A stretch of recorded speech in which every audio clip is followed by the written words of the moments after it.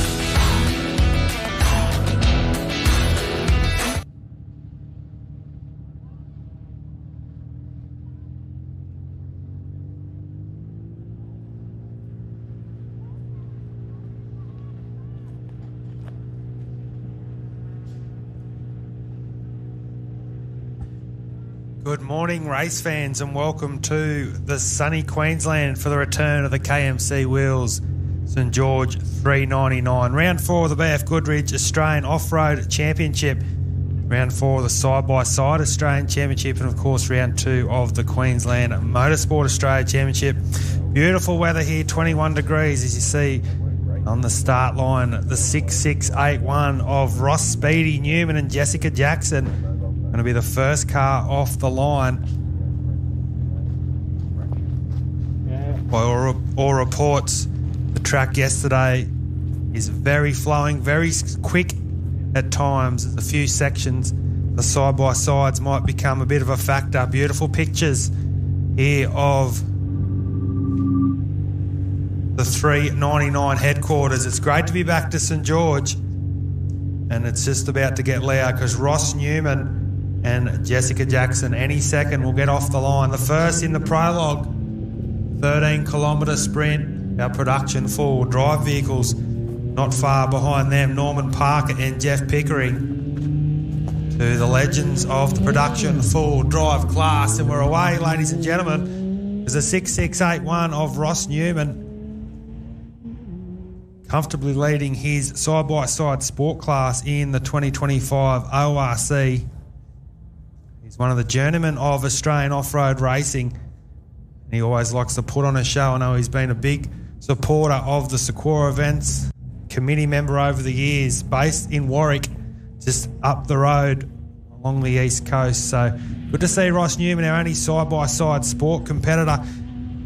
So if you're just joining us, this is the start of the prologue here at beautiful St George. You see these great drone pictures brought to you by our great live stream team here at the 399 for 2025. 49 entries. My name's Toby Cooper, and we're doing our best to bring you all the action over the course of the next 2 days. We had a late withdrawal overnight. Gregory Galliandi in the Polaris, one of our side-by-side pro competitors, leaves us with 49 competitors to do battle here. This is just a 13-kilometre prologue dash to set the tone for the weekend. You'll get a good glimpse of them over the course of the prologue. They sort of head back to the west, back towards the township of St George. We're about 24 kilometres out of the St George township. Brand new location for the StGeorge399 this weekend. They held the Mac 900 here a couple of years ago.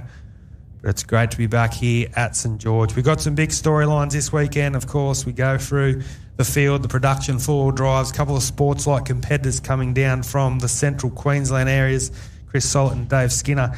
Then we go straight into our side-by-side pro competitors. Geez, they're going to pack a punch this weekend. It's going to be interesting to see how the likes of Lachlan Bailey, Glenn Ackroyd, Zachy Marsh, one of the locals, Greg Campbell, of course, Daniel Challen down from Darwin. And then we'll head to our pro buggies. 9 pro buggies this weekend. Not a huge pro buggy field. A lot of our trophy truck competitors, of course, led by championship leader and back-to-back ORC round victor Travis Robinson. Paul Curry, we see the 6681 working his way over the back of the complex there, over the start-finish line. I'm going to call that the Parker Whoops because Hank's young son, who is a navigator seat here at the 701, Tyson Parker, come out here, I believe, a week or so ago and created them himself. So, yeah, massive amount of work gone into this event. That's without saying. We'll go through, of course, all our sponsors. The SEQORRA Club, proudly hosting this event. Motorsports Australia, bringing you this round. The St George region, of course. The McIntyre Agriculture, proud landowners here for 2025. Brookdale's the name of the property. Ashwood Farm also for providing the equipment for the track. Mark Robinson, Paul McCulloch, Eddie Bowman, long-time helper here of the SEQORRA events in St George. Leslie Tatum, who's in the navigator seat of Robbo, in the trophy truck coming up soon. Justin, of course, Hank Parker and his family for all they do. Kmc Wheels, our naming right sponsor. So our first of our production four-wheel drive vehicles, Norman Hank the Tank Parker, the 701, proudly on the roof of the cruiser. Needs no introduction to the St George region. This bloke is a big part of what this event's all about. The hours on end that he's put out here with a lot of his good mates, Robbo and Paul McCulloch and the likes. But now it's down to game time because he's got a bit of a championship battle on the line here with the 14-time production four-wheel drive ORC and Fink champion Jeff Pickering and Dylan Watson out of Townsville. So Hank Parker, his son Tyson Parker in the navigator seat. Toyota 76 Series Land Cruiser, 4.5 litre diesel turboed engine. Geez, what an effort he did at the last round of the ORC at the Loveday 400 down at the Loveday 4x4 Adventure Park. Completed all laps and it is one hell of a track. He's good. A few words with him yesterday afternoon. It's not going to be as rough as that, of course. You can see a few dams around on the track. That was a bit of a talking point. Talking to young Boston Morgan Horan, the young Kiwi sensation yesterday. And he said there's a few areas, it's not the top speeds he's worried about, it's a few of the runoffs, so there's a bit of water around the corners. So it's a bit of an eye-opener for them. The track out here hasn't had as much rain as a lot of areas around. We see some awesome drone footage of Hank Parker heading around. We'll head back past us here at the headquarters very shortly. That's the 701 and the 702 now on the line. Jeff Pickering, the man all the way from Townsville in North Queensland. Dylan Watson, long-time navigator there.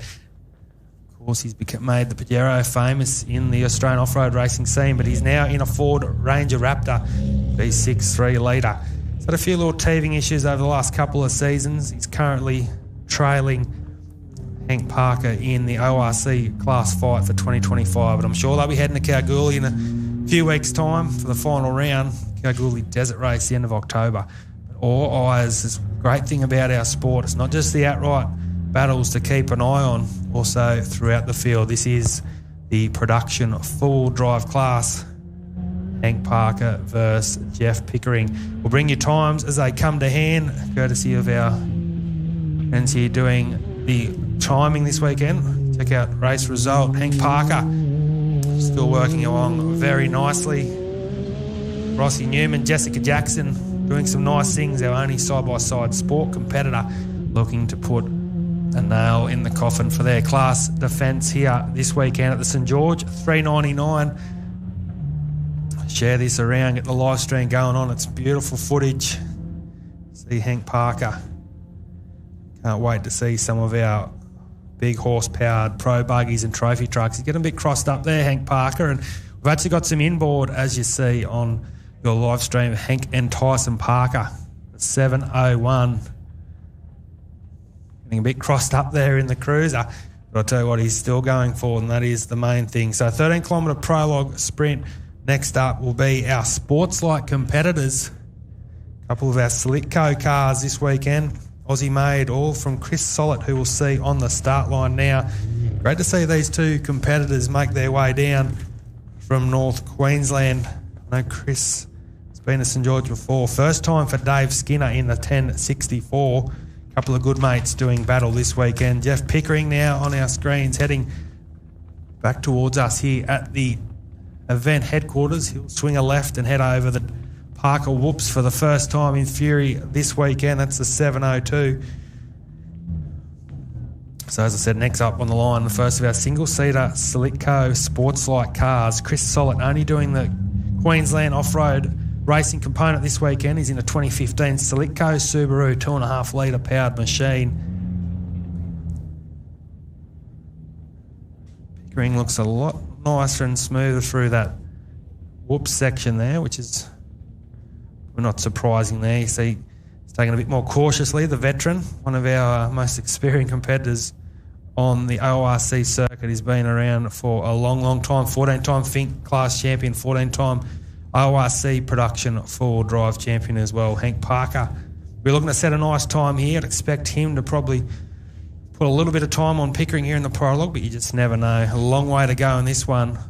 That's 450 kilometres of racing over the next day and a half. We'll go green for the first section. I believe around 1:30 local time here at St George. Chris Sollett should only be a minute or so from getting underway. See the lovely crops here at St George. They've had a nice winter heading into the summer periods.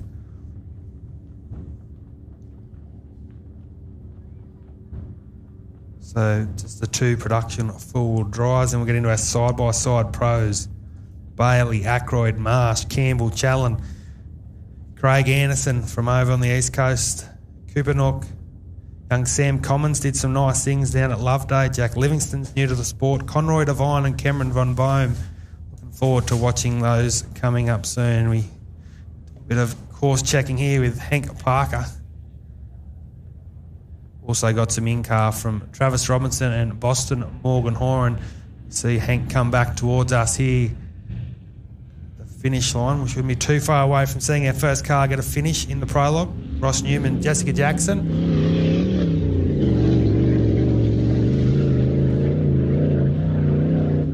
So Hank Parker finished first in class at Pooncarie earlier in the season. Missed the Fink Desert race and then backed it up with another dominant class victory at Loveday recently. So expect him to hopefully put together another strong weekend, and I'm not sure of his plans. I know Kalgoorlie is usually in his busy time here, Hank Parker, with the crops and harvesting, but it'd be good to see him over in the West in a few weeks' time.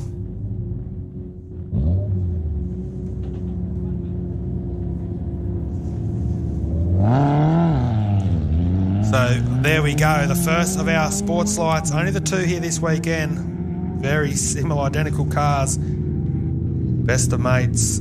Chris Sollett off the line, all the way from Julia Creek in North Queensland, just inland of Mount Isa, second in class and 36 outright at the Fink Desert Race this year. He's a long-time supporter of the Fink, heads over there every year, and great to see he's still getting in the results there. SEQORRA Racing, regular champion of events up there at the North Queensland off-road racing events. Charters Towers, so 12th outright, second in class at the recent Zoom Cup at Inglewood. So that's Chris Sollett, 1063. Jeff Pickering, Dylan Watson, still tracking nicely for a prologue finish. Beautiful pictures. Brought to you by our drone here at the 399. Off the line now is Dave Skinner, second of our sports lights. He's here for the ORC component this weekend. A few tyre issues at the recent Queensland Championship round at Inglewood, the Zooms Cup. Probably the best. Oh, there we go. He missed that first corner. Dave Skinner, he gets excited. Another one that's been around for a number of years. Based in Mackay, so made his way down through Queensland. He's powered by a 2.4 litre Honda K24, which is probably the most common engine in this class. So just the two sports lights this weekend. Dave Skinner running ORC himself. So it'll be a nice little battle. We're going to go the early crowd. I think Chris Sollett might get a little bit of a jump over Dave Skinner over the course of the 2 days, but we'll just have to wait and see. Gritty competitor, Dave Skinner, great supporter of the Queensland off-road circuit. These two blokes always got smiles on their faces, and that is what it's all about. They'll come back in regardless of their result. They know the nature of the beast. So our first competitor across the line, the 6681, Ross Newman. Get you some provisional times as they come to hand, but our first competitor has finished the prologue here at the StGeorge399, brought to you by KMC Wheels, SEQORRA Club, and of course Motorsports Australia. We'll go through the other sponsors. A lot of catering out here at the circuit this weekend. If you're in the St George area, do yourself a favour. There's some great spectating facilities, a nice mound out here, and it's all to play out for. There's lots on the line this weekend. Travis Robinson, a lot hasn't been said about it, but this weekend could go a long way to securing a second Australian Off-Road Racing Championship. Of course, he won the big one this year for him, the Fink Desert Race. So the first time, ladies and gentlemen, of course, all provisionally, it's a 12.04 for Rossi Newman and Jessica Jackson there in the little Yamaha. Dave Skinner doing some nice work on our screens, a second of our sports light competitors.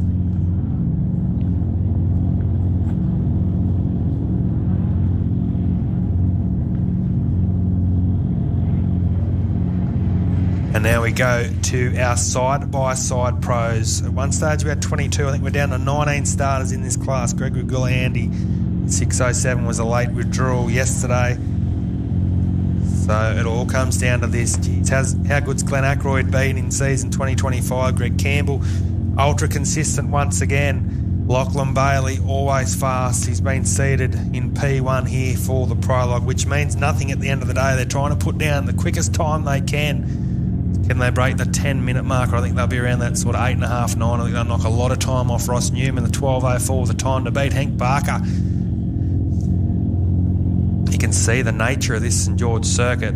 Done a lot of work. They've a lot of slashing there. You can see on the side of the track the grass is quite high. So 89-kilometre circuit this afternoon. They do 2 laps. They'll do 2 in the morning. I think 7:30 will go green, and then the ORC competitors will go out for the final hit out, who will become the 2025 KMC Wheels StGeorge399 champion. You can't win it today, but you can do yourself big harm. This is the day that sets you up nicely for day 2. We've got some quick pro cars. Mackay Young Gun, Kai Camilleris. We'll see Hank Barker, Tyson Parker, the father and son duo across the line in the 701 in the FJ Cruiser. So well done Hank Parker in the Toyota Land Cruiser there. Goes through good time very shortly is Lachlan Bailey.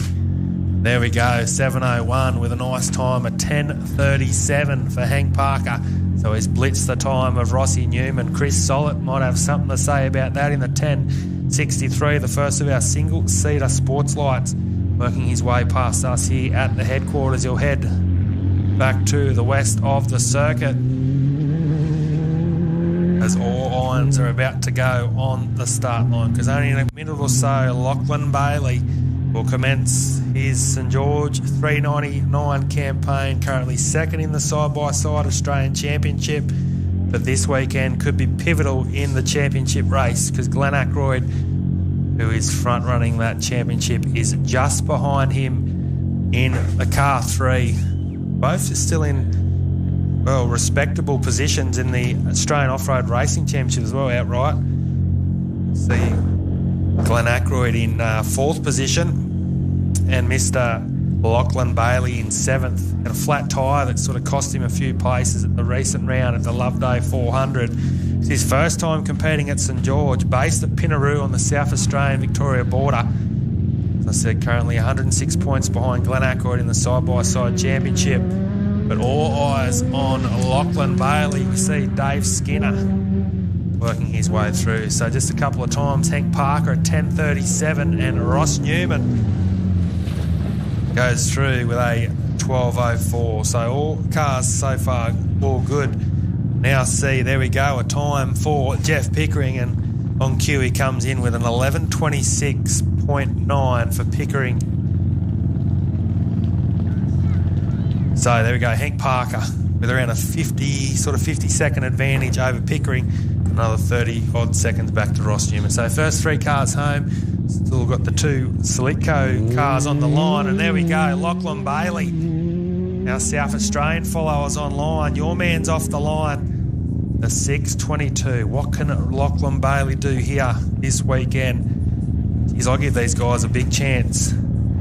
Not so much outright potential, I don't think. It's going to be interesting to see. We just don't know. It's the unknown of a new circuit. How quick can they go? I believe it's a very, very fast circuit. You already see how hard Lachlan Bailey's going to push his Can-Am Maverick R. A lot of these front-running competitors have got the new model, 1000cc turbo. Here's one fierce competitor, Lachlan Bailey. And Jordan Zolo in the navigator seat here for the ORC component this weekend. As I said, off their 7th outright, second in class finish at the Loveday 400. Another car now to the line is the 3. See some more great shots over the line of Chris Sellett heading towards a finish. So there is Glenn Ackroyd and Mickey Price in the 3. The 3 means they're the third best car in the ORC for 2024.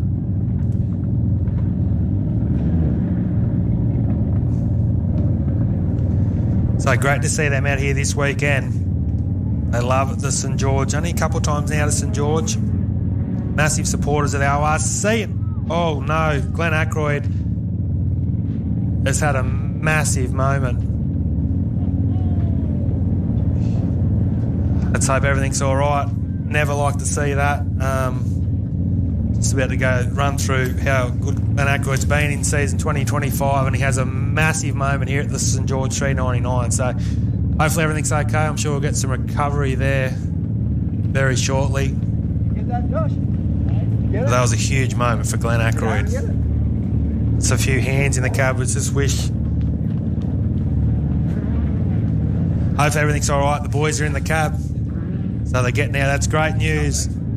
That was a massive moment. Lachlan Bailey working his way. Great news there. We see Mick Price, Glenn Ackroyd. That was a massive moment at St George, ladies and gentlemen. Goosebump stuff there. So it looks like, yeah, everyone's all right. Pats on the back, which is the good thing. The cars can be rebuilt, but that will be the end of the weekend for the car 3. And just like that, the championship opens wide up for the side-by-sides.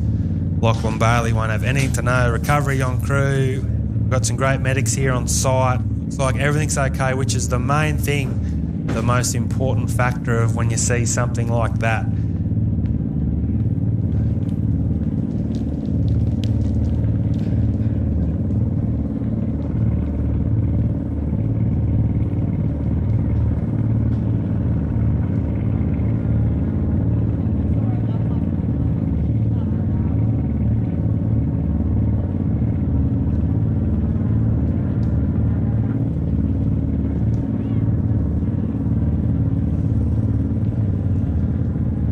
There might be a little bit of a hold up now to our next competitors, Zach Marsh and Richard Tazen in the 6140.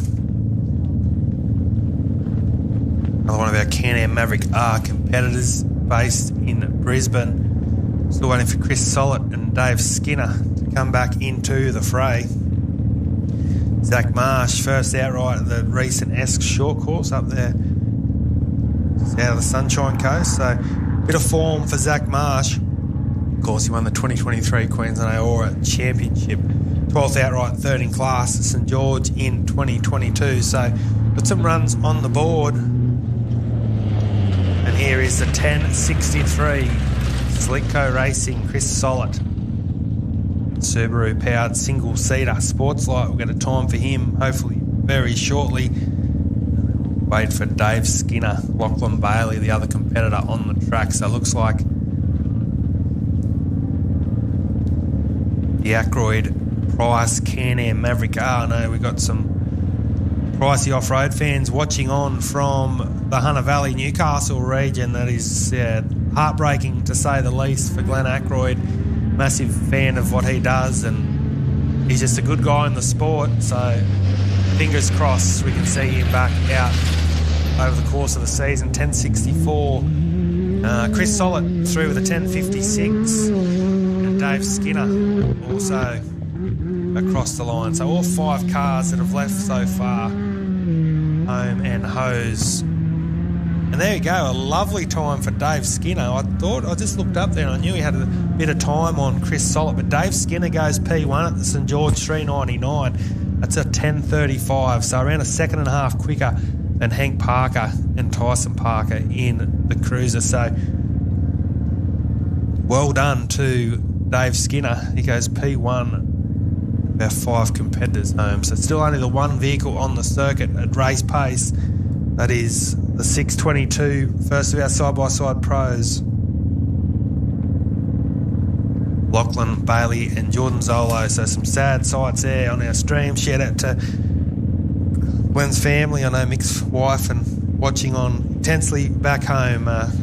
Great news is that they're all okay, and I'm sure the Can-Am will be back on the track as soon as it can be. So yeah, shout out to those guys as we wait our next competitor off the line. As I said, it should be the 6140 of Zach Marsh and Richard Tazen. A couple of the nice guys of the Queensland circuit. Richie Tazen, I'm sure he'll be...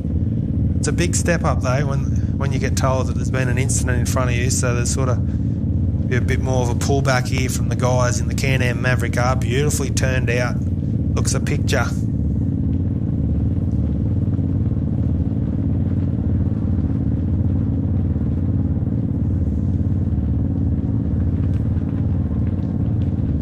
See a huge amount of work. You've got the spectator hill there. The pit areas are splendid here at Brookdale for the KMC Wheels StGeorge399. So the first real sad side of the weekend, Glenn Ackroyd getting towed across towards the pits. That was a huge moment. Probably get some more footage of that over the course of the weekend. So back to business, because we're still waiting for Lachlan Bailey. This is going to be quick. So Dave Skinner's done a 10:35.8. I'm going to put a prediction in. Lachlan Bailey, without dramas, of course, he's going to smash, I reckon, around that low 9s, even maybe break the 9-minute mark. So have to wait and see. But he shouldn't only be moments away. And Zach Marsh, Greg Campbell, at his first DNF in, I think it was 6 years, at the recent Love Day 400 in South Australia. I mean, what a record. He doesn't like talking about it, but facts are facts, stats are stat. It's been a hell of a run for Greg Campbell. He's got his daughter in the navigator's seat this year, the ORC. That's a 6.51 we'll see coming up very shortly. So Skinner, Parker, Chris Sollett, Jeff Pickering and Ross Newman, your top 5 as we head towards the latter early stages of the side-by-side pros. But the story of the morning so far is the huge incident for Glenn Ackroyd and Mick Price.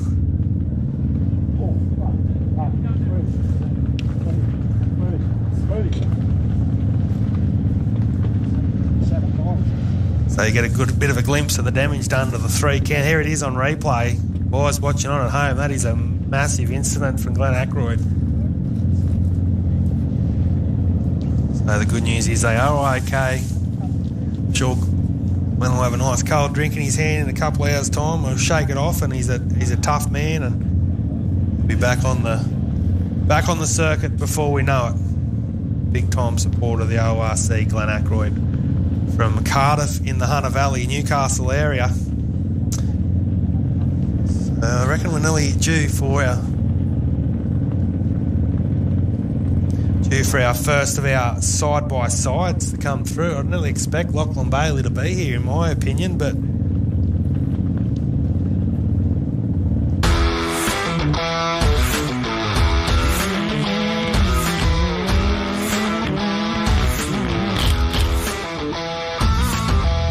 We we've made it down to Fink. We're in a good spot. We're first in class and 19th outright, so we've done what we came here to do. These things are amazing. You know, the bumps are the worst bumps I've ever seen, but they're so much nicer to go over.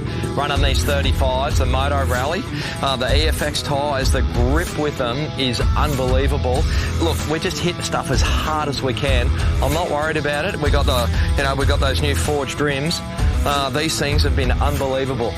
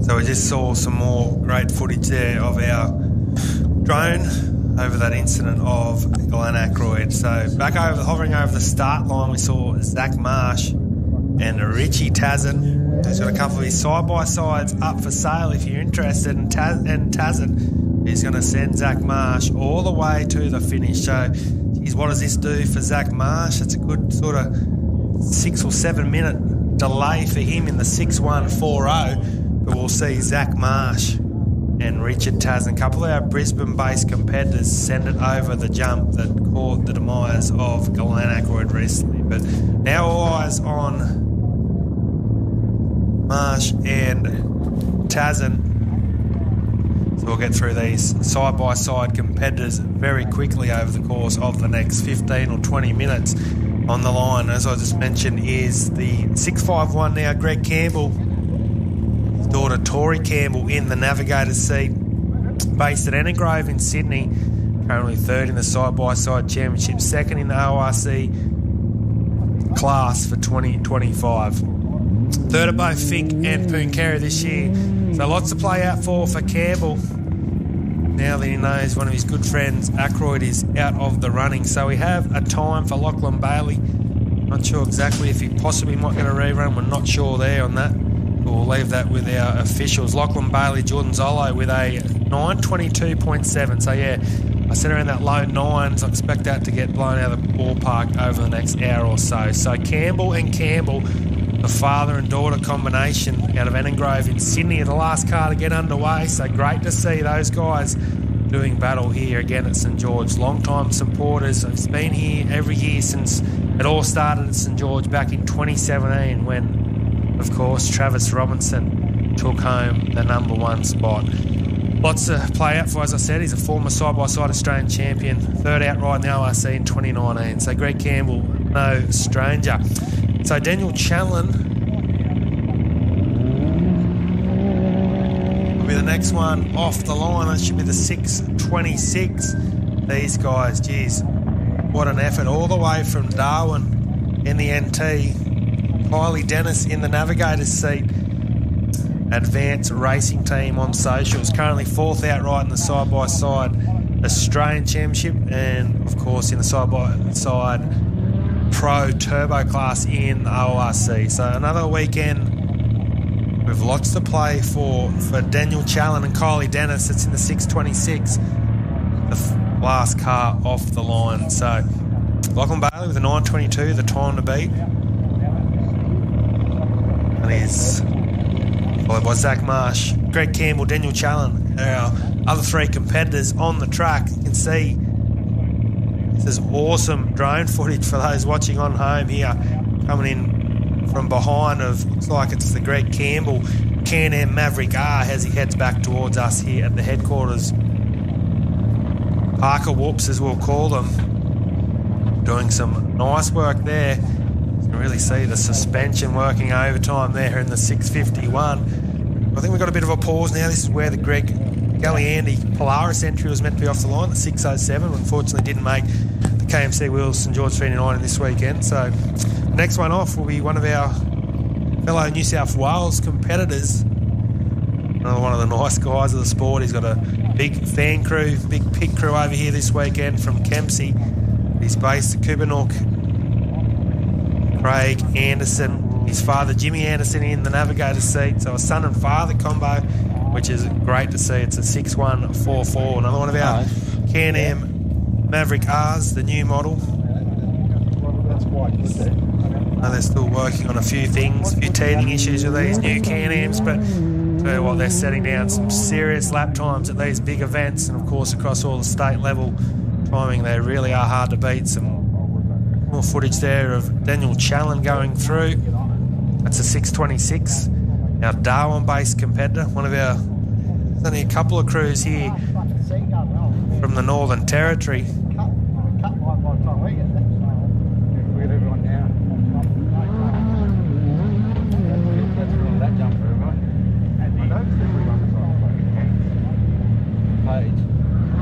So it's great to see Craig and Jim Anderson here at St George. Zach Marsh, Richard Tassin coming through in front of us here at event headquarters. That is the first of our restarters, you could say.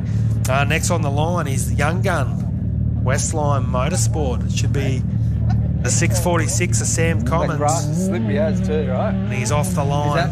Is the that green machine. No good down there. I need to bring it right up here. Lachlan Benny in the navigator seat, just here for the Queensland component of the event. So just to complete 4 of the 5 laps. They won't do the final lap tomorrow. Yeah, I wouldn't even do it. Listening to me at all. Westline Motorsports, based in Orange, Can-Am Maverick R, Rotax 1000cc turbo. He was third outright in the South Australian state round only sort of a month ago. So Sam Commons is only 18 years of age. He's quickly picked it up. He's got his uncle. Sam's the son of Andrew Commons, who we won't see here this weekend. He's got the Westline Geyser. He's had a bit of an operation recently, so we wish him all the best. We'll see him at Kalgoorlie coming up. Greg Campbell now coming through nicely. One of the seasoned competitors. Knows the St George terrain better than anyone. Been coming here since 2017. So 9:22, the time to beat. Next one off the line is looks like it's the Jack Livingston entry. 6138. Another one of our competitors new to the scene. Miguel Aladi in the navigator seat, based in Coolwah down in New South Wales. They're one of the first of our competitors running the X3 900cc turbo. So this is the later model, the older model, I must say. Can-Am, he's working his way over that bit of a jump in front of the spectator mount here, and that is the 6138 of Jack Livingston and Miguel Aladi there going through. He's another one, 5th outright in the side-by-side, 5th in class. So just sort of a bit of perspective. A good weekend here now that unfortunately the top spot sitter in Glenn Ackroyd and Mick Price out of the event very early. It leads an opportunity for some of these other competitors to really strike here on day one. Daniel Challen going through the next of our side-by-sides, and this is another one to keep an eye on. His name's Conroy Devine, based out of Bow Desert, just the hinterland of the Gold Coast, for those that don't know. I think it's only his 6th or 7th race, doing some great things in the world of off-road racing. Robert Rolls in the navigator seat. He's just here for the Queensland off-road component this weekend. But that is Conroy Devine. Keep an eye on him. Another in the Can-Am Maverick X3 900cc turbo. So not packing a punch like the new R's, but second outright at a very wet recent Dong Dingalong off-road challenge over at Kmc, which is the recent round of the New South Wales Motorsport Championship. And he lost to his good friend Cameron Van Boom by just under two seconds over the course of the weekend. He had a 5th outright at Esk earlier in the year, and also the recent Zooms Cup at Inglewood, 2nd outright to Dave Lufton, who we'll see coming up. So off the line, that is his good friend Cameron Von Boom in the 619, the ex-Rich Can-Am, who was seen compete here over the course of the years at StGeorge399. We'll keep an eye on Cameron Von Bohm and Conroy Devine, a couple of our side-by-side pro competitors that are just competing in the Queensland off-road racing component this weekend. So just the 4 laps for them.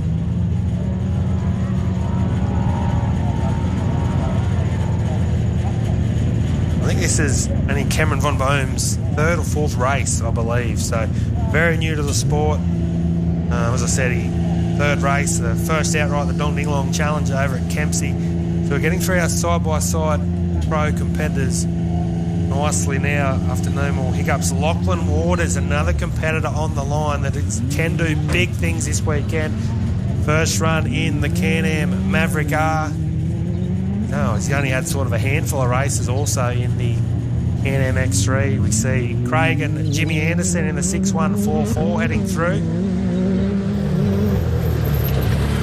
And there is Zach Marsh. So after the restart, the first of our competitors will give you a time when it comes to hand. Some awesome shots of the drone of the 606 of Conroy Devine. Tell you what, he's a bit of a star, this young man. He's going to do some big things, I think, in the side-by-side world here in Australia. Ducks it nice and tight into that corner, the front wheels off the ground. So Conroy Devine looking to put a bit of a gap on his mate, Cameron Von Bohm, who's just in there behind him. Get you some times when they come to hand. Looks like the Commons entry going through there. Young Sam Commons, one of our young guns here this weekend in the 646. But Lachlan Waters could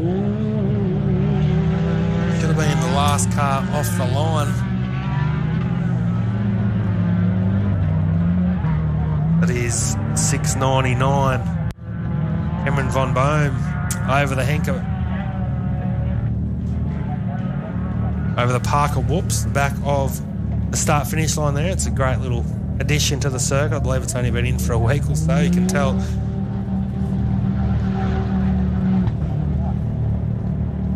there's going to be a bit of untidiness going through there over the course of the next 24 hours or so. You can see Von Bohm, another one that sort of sets it up nicely into that corner.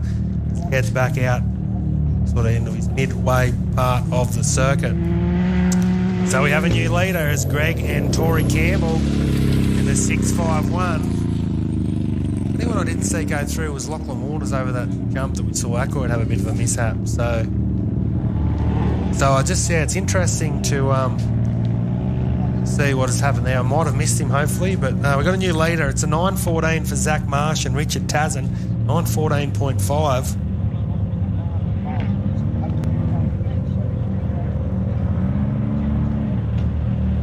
So a nice run there for Zach Marsh. He's always been quick in the X3. It's only his 3rd race start now. He only did 40 or so Ks at the Fink Desert Race this year. So Rob Knight, another one of our Gold Coast crews here this weekend.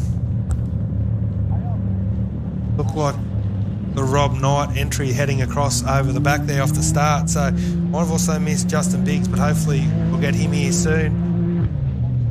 Like the Jack Livingston entry on our screens going through in the 6138. And another one home, Daniel Challen, Kylie Dennis in the 626. Looks like they've had a nice run. So give our side-by-side pro competitors. Conroy Devine on our screens, heading out towards sort of the back 3rd of his prologue run.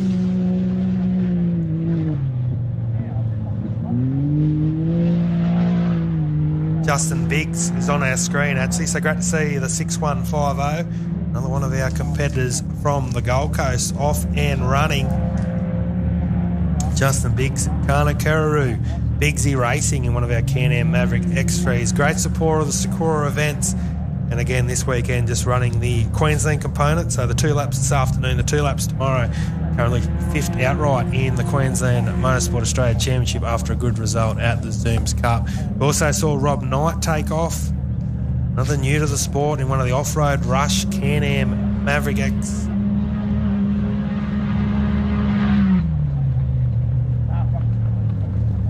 Maverick R's, sorry. So we see the Biggsy Racing on our screens, and it's great to see Cameron Von Bohm in the 619 heading out. So Conroy Devine having a nice little battle there. Good mates out of the Bow Desert. area. Greg Campbell goes P3 with a 9:48 flat. So we're still waiting a time for Daniel Challen, but it's Zach Marsh, Lachlan Bailey. Nice time for Greg Campbell, Dave Skinner, Norman Hank Parker. Your top three.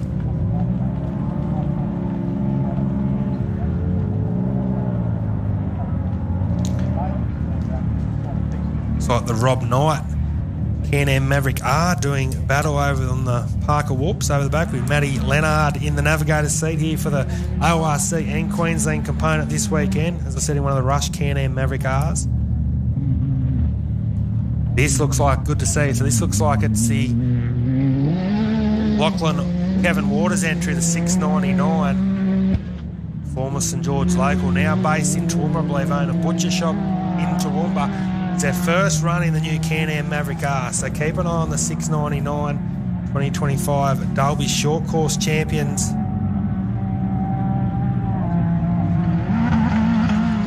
And fifth outright at the 2024 Dam Buster 250. Another one of our competitors across the line.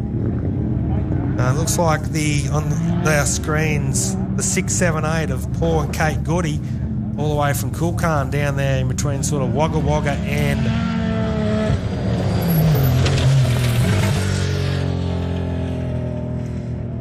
Albury, so down to South New South Wales. Sam Commons across the line. He's doing some nice things. The screens are now on like the Bigsy Racing Can-Am Maverick R. It's Justin Biggs in the 6150. So the goodies are off the line. I saw a local competitor, Paul McCulloch, also off the line with Mal McDonald in the navigator's seat. Another great hands here at the StGeorge399. Massive supporters of what we do out here, and just love what we see. Another one of our first time competitors.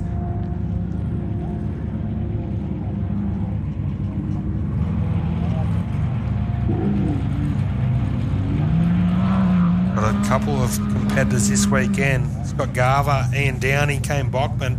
Ian Downey run the Milberdale Mountain Classic recently, so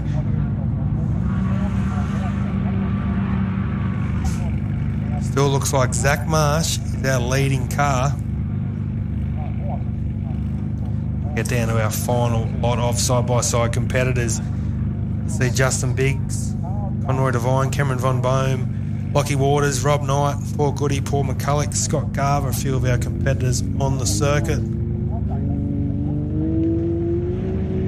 So one of our final, this is Brad Zacher off the line.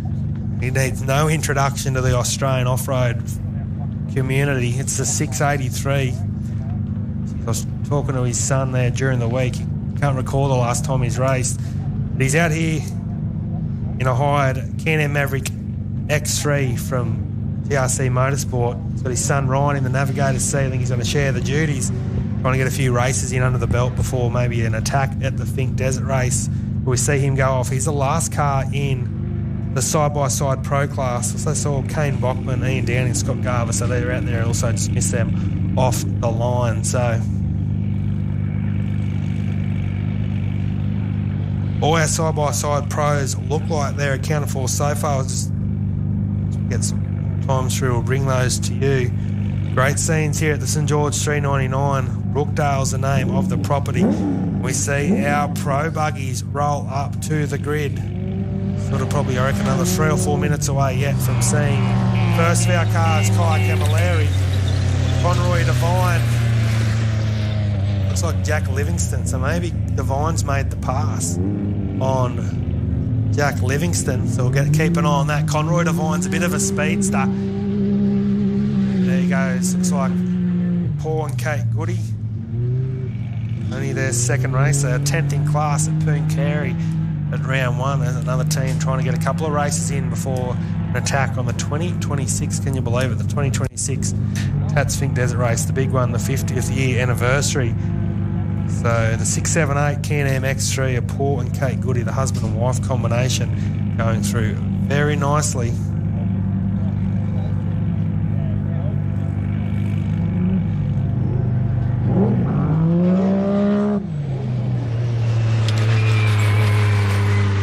So Cameron Von Bohm going through.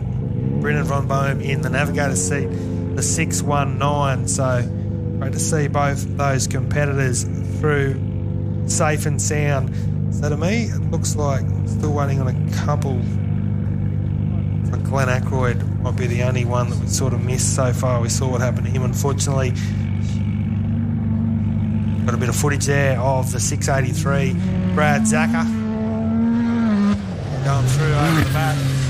He's Lachlan Waters and Kevy Waters, the son and father combination. They're not mucking around. They're in a hurry, so keep an eye on those guys at 647. That's another one of our off-road rush NM Maverick R's. So the Western family have produced another beast here. It's a 647 of Scott Garver.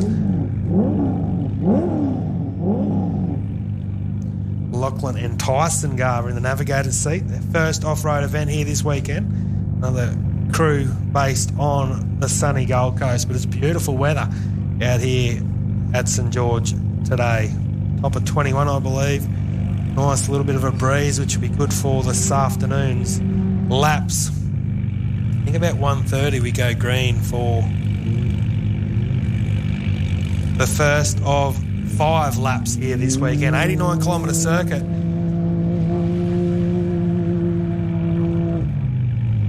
Looks like it's the Ian Downey entry that's just gone through. 696, only his second off-road race here this weekend. Brian McCabe in the navigator's seat, another crew based in Newcastle, sort of down around Sydney, New South Wales. 6 in class, 15th outright at the recent Belvedere Mountain Classic.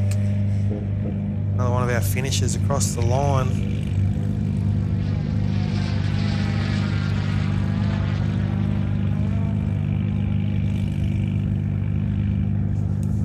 It's like the Justin Biggs X3 in the house, so great run for those guys in the 6150.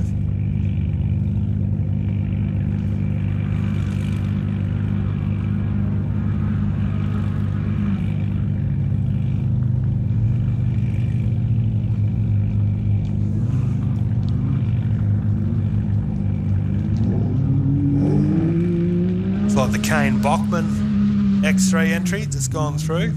He was a penultimate side-by-side pro competitor. But it looks like we're nearly under starters orders, ladies and gentlemen, here on the hill at Brookdale. And, of course, those watching on at home, because we're about to get loud, because Kai Camilleri, the North Queensland young gun, is searching for his first big result in the Jimco. Can it be this weekend? Time will tell. He's done some great things in the side-by-side arena. A couple of time champion up at Moranbah, one of the Queensland rounds. He prologued 8th fastest at the Fink Desert Race this June just gone. He's here for the ORC component. He's one of the nice young guys of the off-road fraternity. He's got a huge band of supporters. I'm sure his family are watching on from Mackay in North Queensland. It's the Jimco Aussie Special. Not many Jimcos here this weekend. We see Method Race Wheels, GRC Can MX3 of Brad and Ryan Zacher going through in front of our screens. Of course, the first of our Chevy V8 6-litre competitors, Rob Knight, going through. So his crew will be happy there in the 655. Robert Rolls in the navigator's seat. And there we go. The first of our Pro Buggies race fans is off the line for the KMC Wheels StGeorge399 Prologue. It's the 34 of Kai Camilleri and Luke Hendry, looking for his breakout performance in his new Jimco.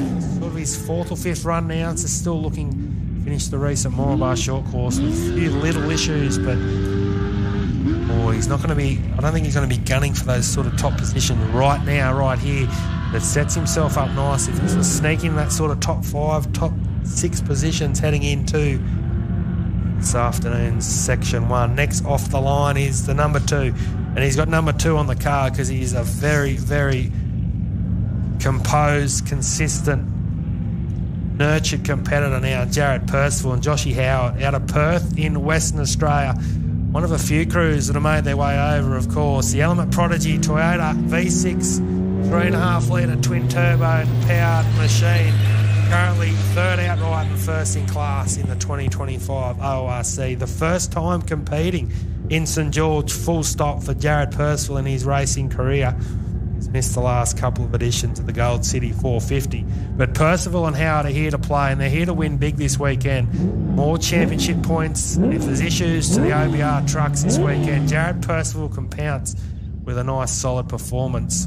He's a 2024 ORC runner-up. That's why he's got that number 2 on the plate of the Element. And I'm sure there's a lot watching on in South Australia where them Element prodigies are made, designed, and all the above. Because it's a big weekend in the world of racing for Jared Percival. Can he bang a big result here? Take the momentum to his home event at Kalgoorlie. We see the Parker whoops. So off the line, Cooper Western. How good is it to see Cooper Western back at the StGeorge399? That's the 61. Oh, one of the great teams in Aussie off-road racing, Coop and Chris Weston. Benny Boland in the navigator's seat. We also see Ethan Perks is going to have a run, I believe, tomorrow morning. So we see, Camilleri getting all nice up, but there is Coop Weston back at St George, a place they love, the off-road rush team. Of course, the off-road rush buggy. LS3 power plan in the back of this one. Currently 4th in the ORC Pro Buggy class, so again, a big weekend for Cooper Weston. He can get himself right up there, but they just pick their races. Great family team. I know grandparents here this weekend. Of course, Chris, the father, completed the grueling Baja 1000. He's over nearly 10 years, I think 2014, I think it was, so 11 years ago now, in an Aussie-built Element. So incredible achievement. Jared Percival on our screens, going nicely. So it's getting pretty busy here at the headquarters for the 399. First time back here in 3 years. Ian Downey across the line. And we just saw Young Cry off the line in the Bat Spec 40 car. I think Young's riding single-seater this weekend. I believe his regular navigator couldn't make it. Young Cry was the 2024 SEQORRA Queensland Championship winner last year in that Bat car, the 40. Massive achievement for him. And I think it's his second race for the season. He was 4th at the 2024 St George Dam Buster event out here last May.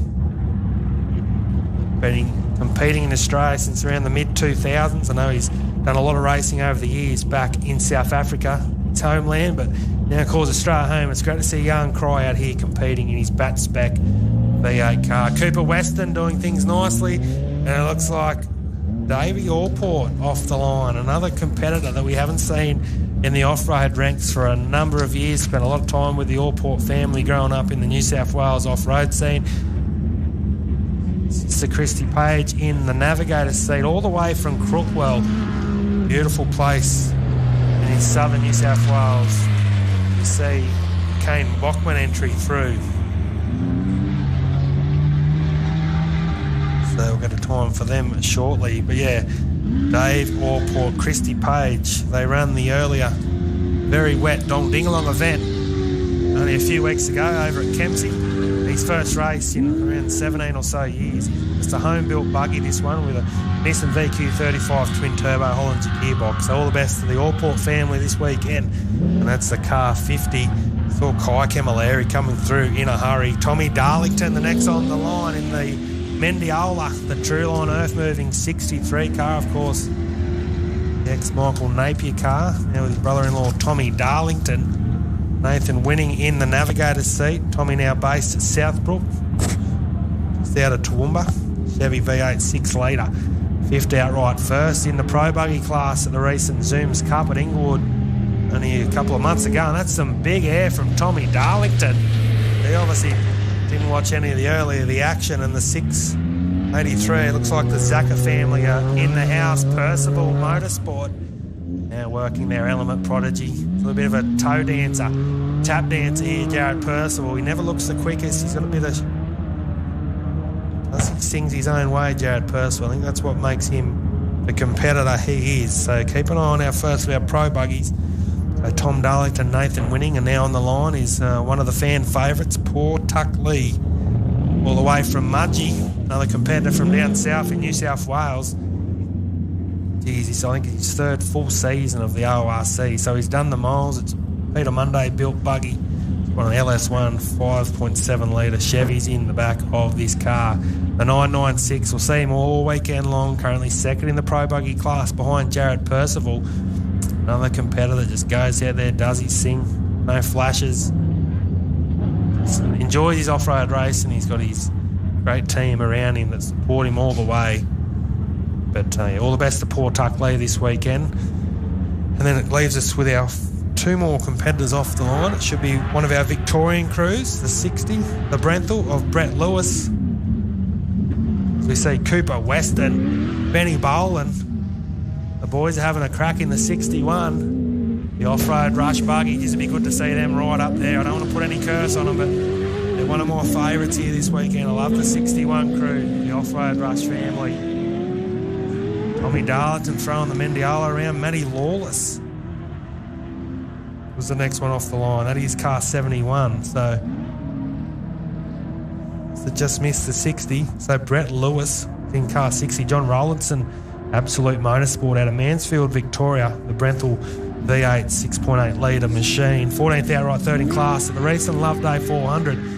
But Matty Lawless, he was the final car off the grid in the Pro Buggies. So all nine away, Matty Lawless, Clayton Callan in the 71. One of the sweet sounding cars here this weekend. It is an absolute picture. It's the Jimco 2000 series of Matty Lawless.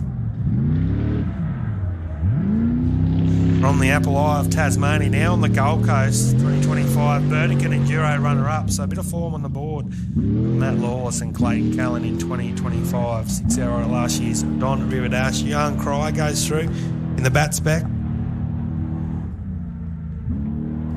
Chopper footage, the drone footage on what the Lawless Jimco.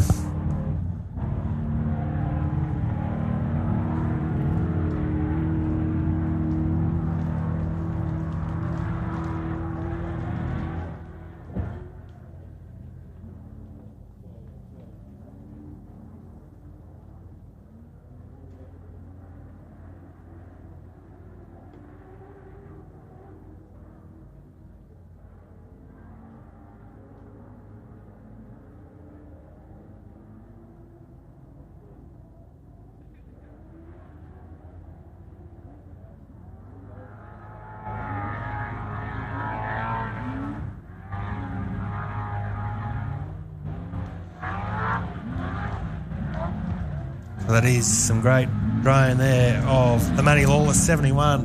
I think it's an interesting class rolling up to the grid very shortly. The Prologue competitors, only three this weekend. Camilleri going in a hustle. That's the 34 Jimco. He sounded a bit croaky as he come through after his reconnaissance about an hour or so ago, but he's that looked pretty quick from Kai Camilleri. This is where the times might start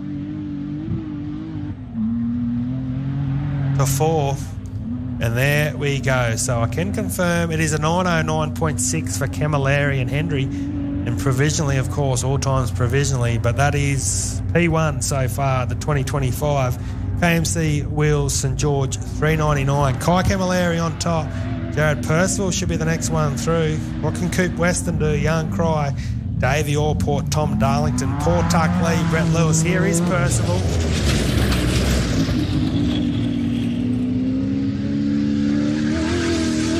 Darlington, you can already see there's a lot of talk during the week how wet St George's going to be. Is it on? Is it off? I'll tell you what, it is dry. It is going to be a dusty weekend out here at Brookdale, my bad. So Percival, ladies and gentlemen, goes P1. He was a bit of a roughie for me, sort of people. He's a notably slow starter, and he'll tell you that himself. He had a shocker prologue, a lot of competitors did, down at the earlier Love Day 400 in very wet conditions. But Percival, the Western Australian Pro Buggy competitor, goes P1 with an 8:53.2, so around 12 seconds on Camilleri and Hendry. So we'll just get these times coming through as they do. But so far, provisionally, Percival, Camilleri, Marsh, Bailey, which is great news. So on the line, we see the 127, Johnny Towers. Gee, didn't he turn heads in Alice Springs a couple of months ago for the 49th Fink Desert Race? What a performance. 5th outright, Brucey Young, his long-time navigator in the silly seat again this weekend. He's here for the ORC component, broken arm at the recent Love Day 400. While in shotgun, he prologued in first position. He ended up around that sort of top 5, top 6 heading into Saturday afternoon before unfortunately breaking a top front arm on that JT Lustrum buggy powered by a Honda 3.5 naturally aspirated engine. So home built Portuck Lee going through on our screens in front of us here, and the next buggy home, Coop West and Benny Boland in the Off-Road Rush Pro buggy. So we'll get a time for him very shortly. Daniel Challen went 6 quickest so far with a 9:48.1. Greg Campbell 5th quickest with a 9:48.0. So just the 3 classes to come, ladies and gentlemen, on the hill and those watching on at home for the prologue here this morning. It's a 13-kilometre dash to set themselves up for that, the big one, the Section 1 this afternoon, 1:30 local time, just over 2 hours' time. John Towers, Bruce Young, John Towers Racing, based at Madawi, another crew down there in the Hunter Valley region. Home-built car, 5th outright, as I mentioned, at the 49th edition of the Tatsfing Desert Race on the June long weekend of this year. So, Tumby Tyres, all there on the side of the car, proudly sponsored by Yokohama, and that's the 127. What can they do this weekend? Some good vibes for Johnny Towers and Bruce Young. Got Tatey Svensson and Dave Luffman, the People's Champion there in the 104 coming up in the Honey Badger.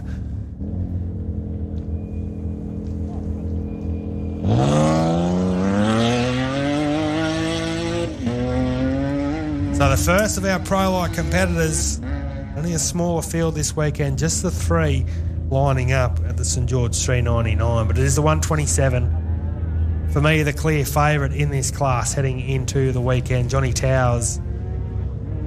Geez, he caught a lot of people, well, not a lot of people, but people that are just new to the sport. They're thinking, how can this naturally aspirated home-built car go so quick? But he proved down as wrong. His life's in-car at the Fink Desert Race was something to be seen. So all the best to him. Then we see the Tate Svensson entry roll up to the line. Malcolm Dunnett in the navigator seat this weekend. Tate, another one, supporter of these MA St George events over the years. It's a stealth predator, the Pro-Light. German Autos Motorsport, based in Brisbane, of course. Laurie Svensson, huge name in the off-road world here in Australia, and his son Tate is doing likewise. He finished 4th outright in the inaugural StGeorge399 that Travis Robinson won back in 2017. So always got the pace. I told him during the week, it's just the big problem for Tate, just a few little things over the last few years that have held him back, and of course he's got that Holden D-Stroke Allotech 3.5 litre in the back of this car. Always looks a picture. But we wish Tate and Malcolm Dunnett all the best. Davey Orport, good to see Christy Page through there in the 50, home-built car. So, for me, I haven't seen the Young Cry, the 40 car, come through yet. So, you can see the JT Lustrum Prologue car at Johnny Towers getting all up and about over the back of the complex, heading over the Parker Whoops. And the last Prologue off the line is Dave Luffman and Darren Barker. John Doran based just west of Toowoomba in the Honey Badger. Lukey Ersedge, baby, down there in Adelaide, South Australia. Tom Darlington off the line, across for a finish in the 63 Mendiola. So Dave Luffman, of course, first outright in the 2024 Motorsports Australia Queensland Championship.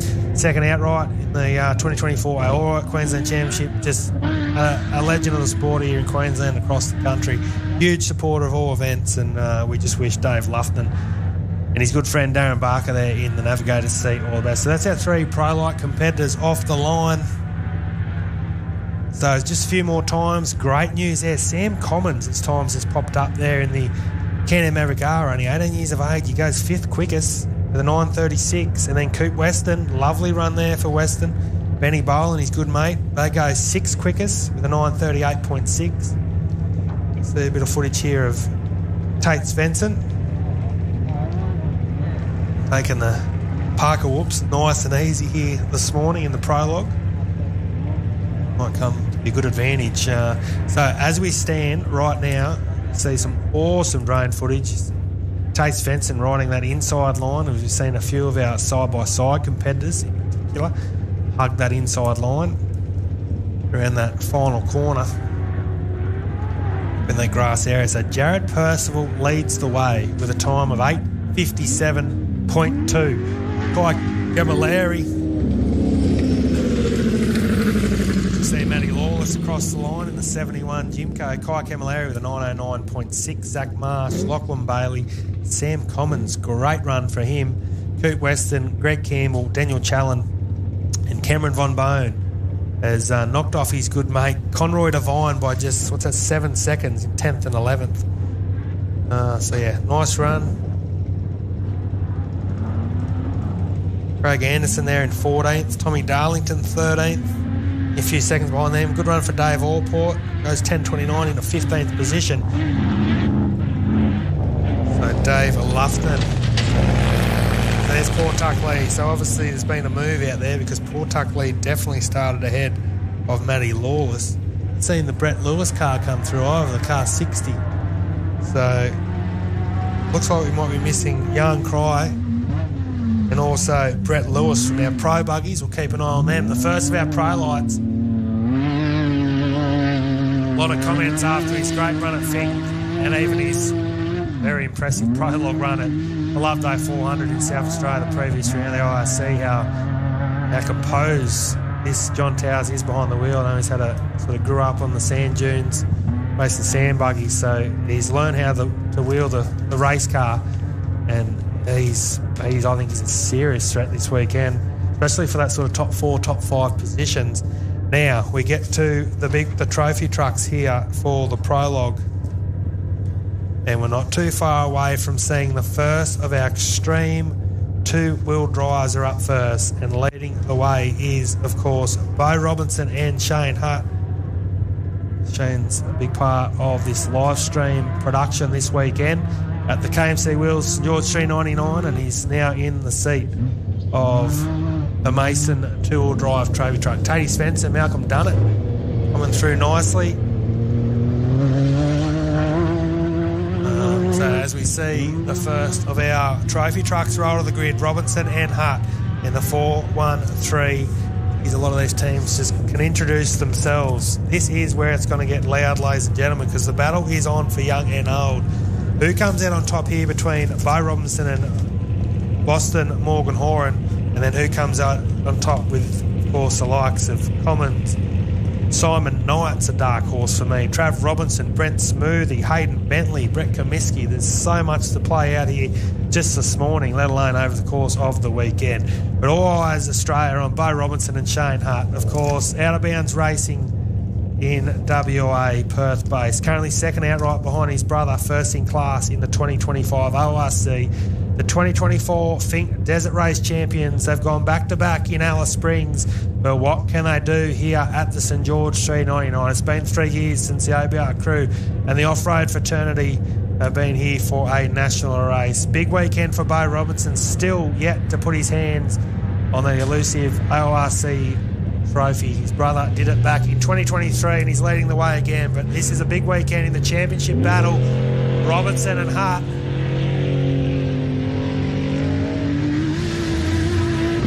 Of course, the V8 7-litre Mosen trophy truck. He's got an all-wheel drive on the way, but this weekend it's the 2-wheel drive machine. Dave Lufton and Darren Barker searing out into the distance. That's in the 104. So we'll see Robinson, the time to beat. There he goes, some couple more new times as we just wait for Boston Morgan Horan, the young Kiwi sensation. Geez, what a talent this guy is. He's turned heads in Australia very quickly. 18 years of age. His good friend Will Haddock in the navigator's seat. Big Black Motorsport, based in Auckland, New Zealand.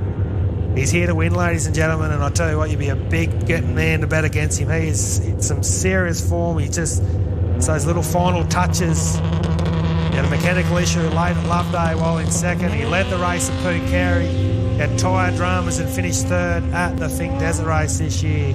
So all eyes on Boston Morgan Horan in the Geyser Brothers twin turboed Nissan VR35 trophy truck, and you see he gets really tidy around that first corner. He'll go over the jump here in front of the Spectator Hill. Just a new time. Lachlan Waters goes 5th quickest, ladies and gentlemen. As you see, Boston Morgan Horan in the Geyser. Next on the line, it's the 479. Only the one of the Westline trucks here this weekend. Ryan Galvin in the navigator's seat. Orange-based team, of course. He's looking to beat his nephew, actually, who's sitting in around 7th spot with a 9.36. That'll be the first step for Nick Commons and Ryan Galvin. In the 7-litre Brenthal trophy truck. Prologue 4th, I think, this year, so that's no slouch effort, which means he's got the Prologue form in the mindset. We see Robinson and Hart working the big Mason two-wheel drive trophy truck over in the background, but all eyes on Cummins and Galvin off the line. Nick Commins, 479 Brenthal, third of our two-wheel drive trophy trucks off the line. Matty Lawless, another one, the times just hit the floor with a 9.36, so 6th spot. So Percival, Camilleri, Marsh, Lachlan Bailey, Lachlan Waters, Matty Lawless, Sam Commons, Cooper Weston, Greg Campbell, Daniel Challoner, your top 10. But Johnny Towers, where do you sit in the equation? Next off the line, it is the Michael Bertonazzi entry, the 451. Another one of our crews based over at Stanford. Medium left, 250. Medium left here. We've got some big car footage of Boston Morgan Horan for those watching on at home. Remember, hard right, hard left at the end. Easy left, 100.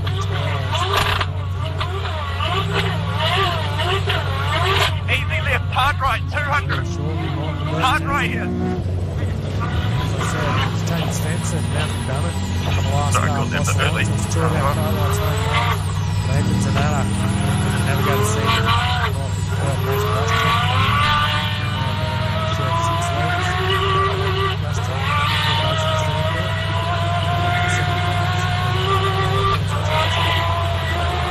Hard left, 250. Hard left, 150. Awesome. Footage here on the stream. Courtesy of Nice. Easy left, 150. 100 easy left. Easy left, 200. 100 easy left.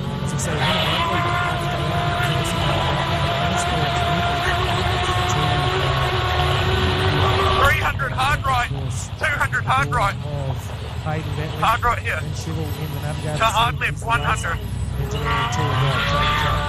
Hard left, 100. Long hard left. Off here. Medium left to hard left, 150. Medium left, hard left. Robinson and Hard left here. first of our trophy trucks.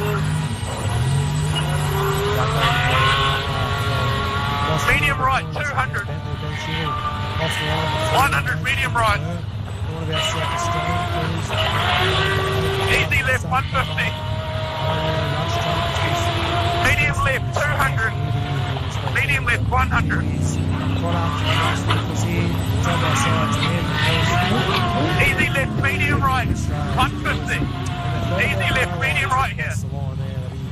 The Honey Badger. Medium left, 150. Nick Alex Brown there, as you see the screens. The LS3 6.2 leader. Hard left, 200. Based in Murray Bridge in South Australia. Boston Morgan Horan. How low can we go here for the prologue? There you go, we've got a new time. Hard right, 150. 100 hard right. Fourth quickest with a 9.78.25, so it's the first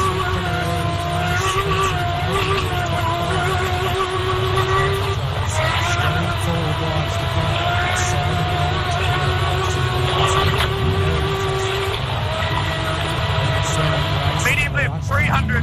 200 medium left, medium right. 100. Medium right after it. 12 months off.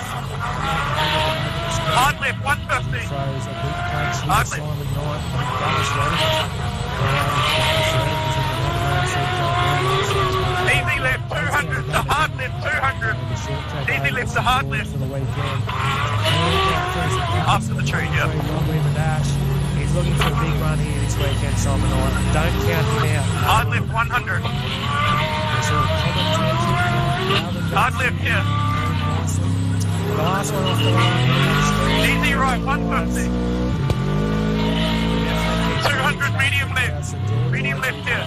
Robbo Robinson, Les Taylor. Medium right, 200. 481. Medium right here. The original Richard Bennett. Medium left to hard right, 150. Incredible. Still running up in the front. It's going to be The hard right. interesting to see how he goes this weekend. He's just looking to have some fun on home soil. It's a 481. I didn't hear that one, sorry. Medium right, 100. 500, fourth outright for Medium right, 250 to hard left. Huge supporter, massive car. 150, hard right. There's a load of work.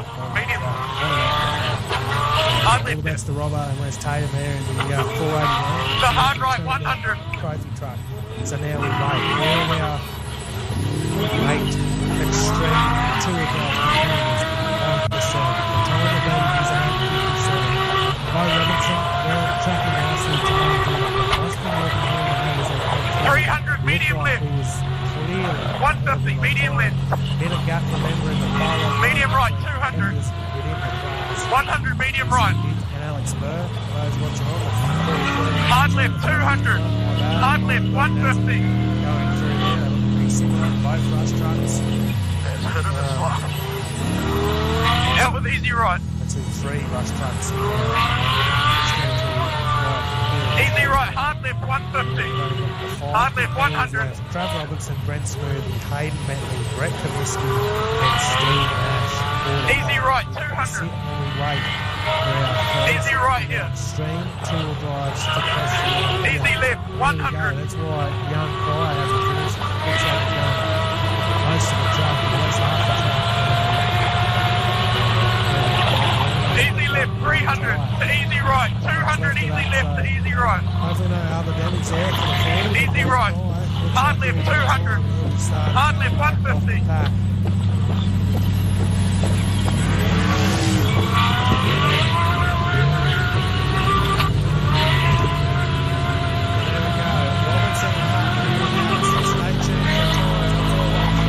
Easy left, 300. 150. Easy left. Easy left, medium right. Medium right here. Out with easy left. Medium right, 150. Medium right here. The thing Desert raced across. Easy left, medium right, 150. Medium right.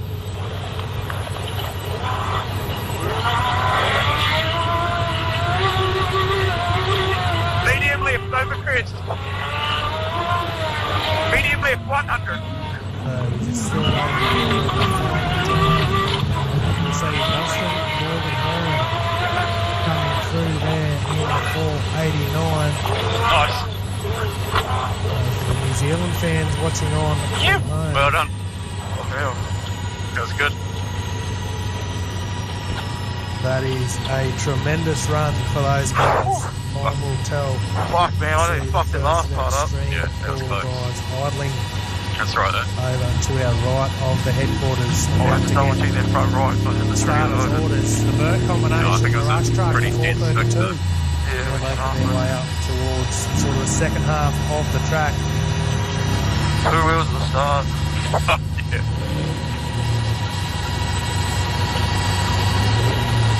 Awesome road footage there. Still at the moment, times have come Percival, Camilleri, Marsh, Spencer, Bailey in top 5. That felt alright other than that. Yeah, no, it's good. It didn't seem as slippery as the first time, though. It was our It's a lot Aussie more 7 rush truck. The Tracks, 475 of Simon Knight and Dallas Redding.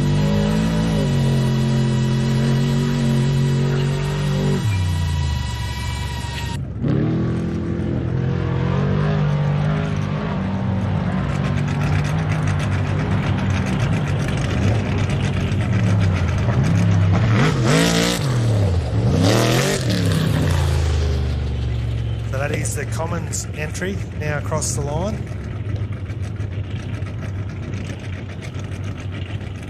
Nick Commons, Brian Galvin.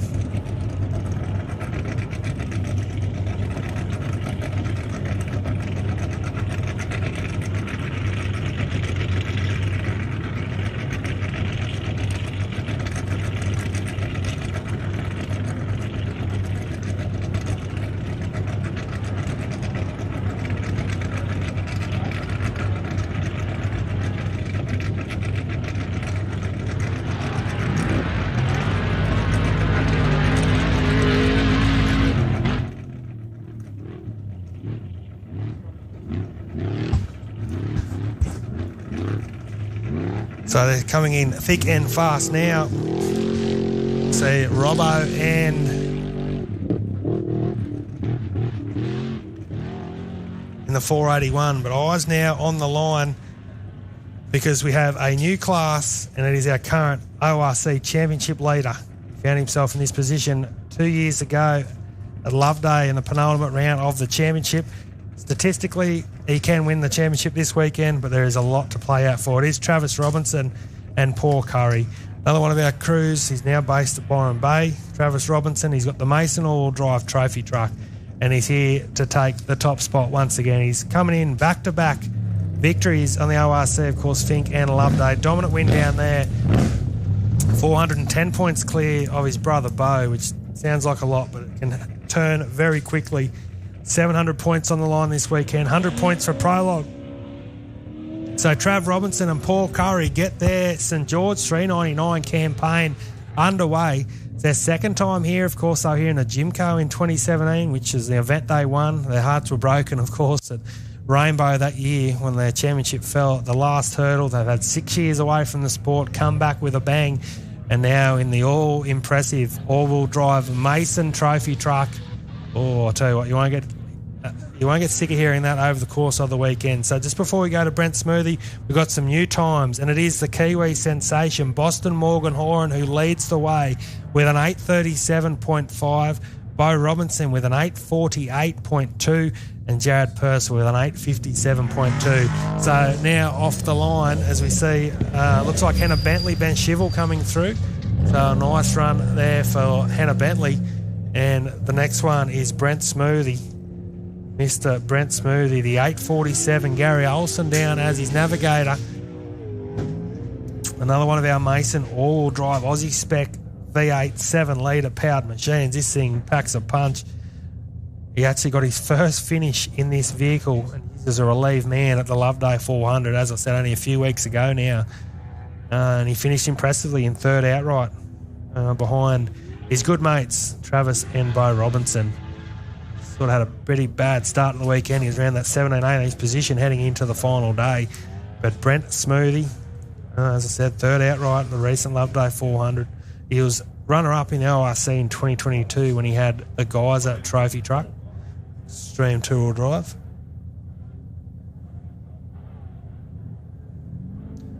But great to see Brent Smoothie back out here at St George. Gary Olsen in the navigator seat. The next one off the line is Hayden Bentley, another man in the Australian off-road fraternity that literally needs no introduction. He's been around since the 1980s. Port Pirie based in South Australia. Bentley Motorsports, that's the Racer Engineering all-drive trophy truck. BR38, 3.5 litre twin-turboed powered. So always on Hayden Bentley this weekend. I expect him not to be maybe a prominent outright position, but if things fall his way over the course of the next couple of days, who knows for Hayden Bentley. It's been a long time since he's stood a dial at the top of an ORC podium. Currently 9th outright, second in class at the ORC for 2025. 9th in Fink, 6th at Loveday. So he's got a couple of strong top 10 results on the board. He's the 2007 ORC champion, of course. His Fink wins in 2007 and 2013. So all the best to Hannah Bentley, his son Sam Bentley in the navigator seat. Great long-time supporters of the ORC. Now Brett Comiskey is the next one off the line. The 8:34 DGI Australia proudly presented. One of our crews now based on the Gold Coast. He's a huge supporter. He's a sponsor of this event. Loves the SEQORRA. Him and Billy Geddes teamed up with Navigators to win the inaugural Mac 900 just over 2 years ago now, right here, right now. So it's literally the only competitor to reign supreme here at Brookdale. He's got a lot of work to do to get to that top spot this weekend. CMS Racing, it is an all-wheel drive Brenthal trophy truck, another packing a 7-litre Chev. So all the best to Brett Kmc and his navigator Corey Cooper. Of course, second outright again alongside Billy Geddes at the 2024 Fink Desert Race. He finished third outright in the 2022 ORC in a Geyser Brothers trophy truck. So Kmc and Corey Cooper, another team. Maybe not a selection for an outright win. However, if things fall their way, 49 car field, you never know. So final car, as we see, Robbo Tatum across the line in the 481. Off the line for the prologue here for the Kmc Wheels StGeorge399. It's Stephen Deborah Ash in the 862 short wheel base Pajero.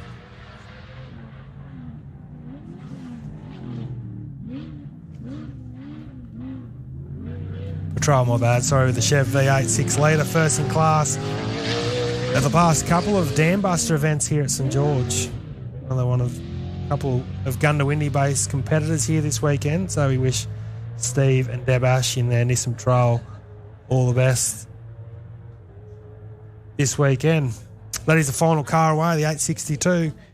So we did have the 49 starters.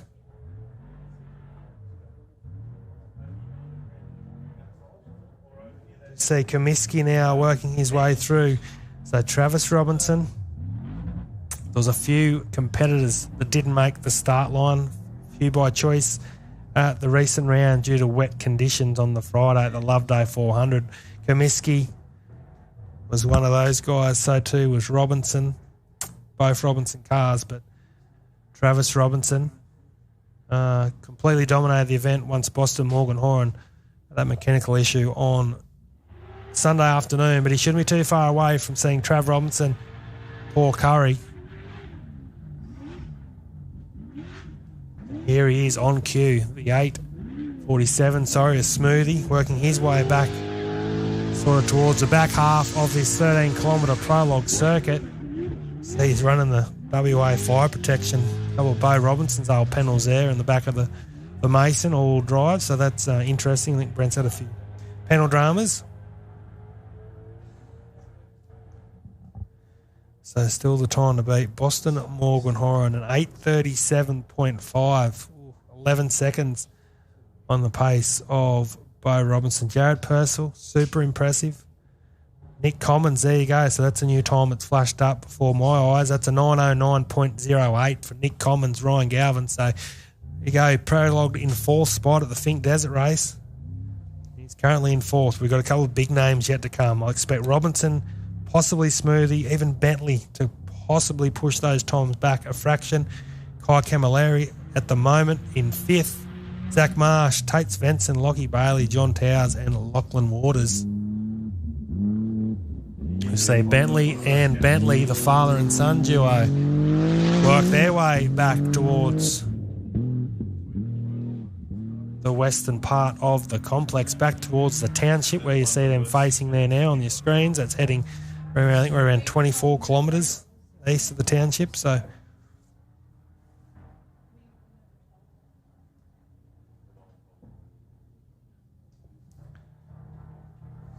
far on mine, we have around that 39 finish.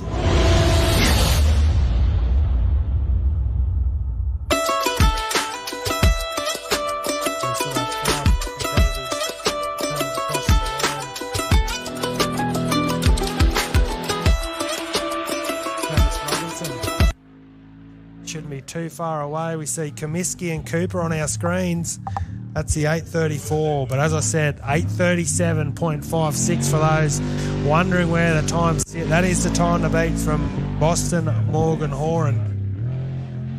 And of course, a good friend Will Haddock there in the Big Black Motorsport Geyser Brothers Trophy Truck. Awesome footage here on the drone. A few of our sponsors this weekend, of course, BFGoodrich for the ORC Motorsports Australia Off-Road Championship for 2025. This is round 4, the penultimate round before we head to charters to Kalgoorlie around 6 weeks' time, at the end of October, for the final round. Of course, round 2 of the 2025 SEQORRA Club Championship. Round 2 of the Queensland Off-Road Championship, of course, brought to you by Motorsports Australia as well. McIntyre Agriculture, for all their support. The proud landowners here at the StGeorge399. CMS Racing, Brett Kmc, huge supporter. And here we go. Looks like we got our first of our extreme four-wheel drives across the line. Trav Robinson, Paul Curry. Due time very shortly. Of course, the St George region, Queensland's Southern Outback, for all their support, what they do for this event and other events within the region. UTV Surgery, Black Diamond Powder Coating, RDO Equipment in town, St George Freight Lines, of course, Marona Tyres. So we'll try and get a time there for Robinson and Curry in the 813. Boston Morgan Horan is still provisionally on pole for Section 1. Stephen and Deborah Ash in the 862.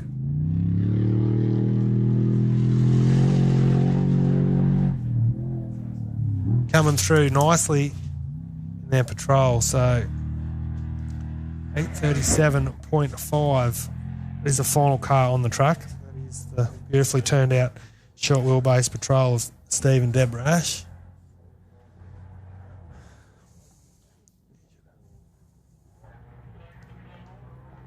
So still waiting on that final time for Robinson and Curry. It's 489. Boston Morgan Horan 837. He's Smoothie. Gary Olsen across the line.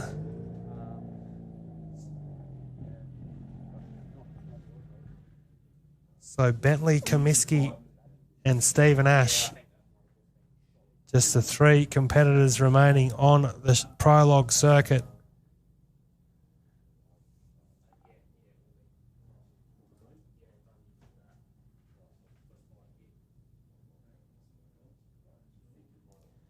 We see some great drone footage there.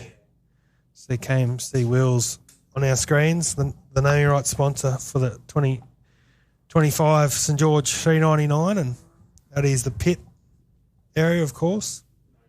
A lot of work done out here. The spectator hill to the right, all spectators sort of the top of your picture.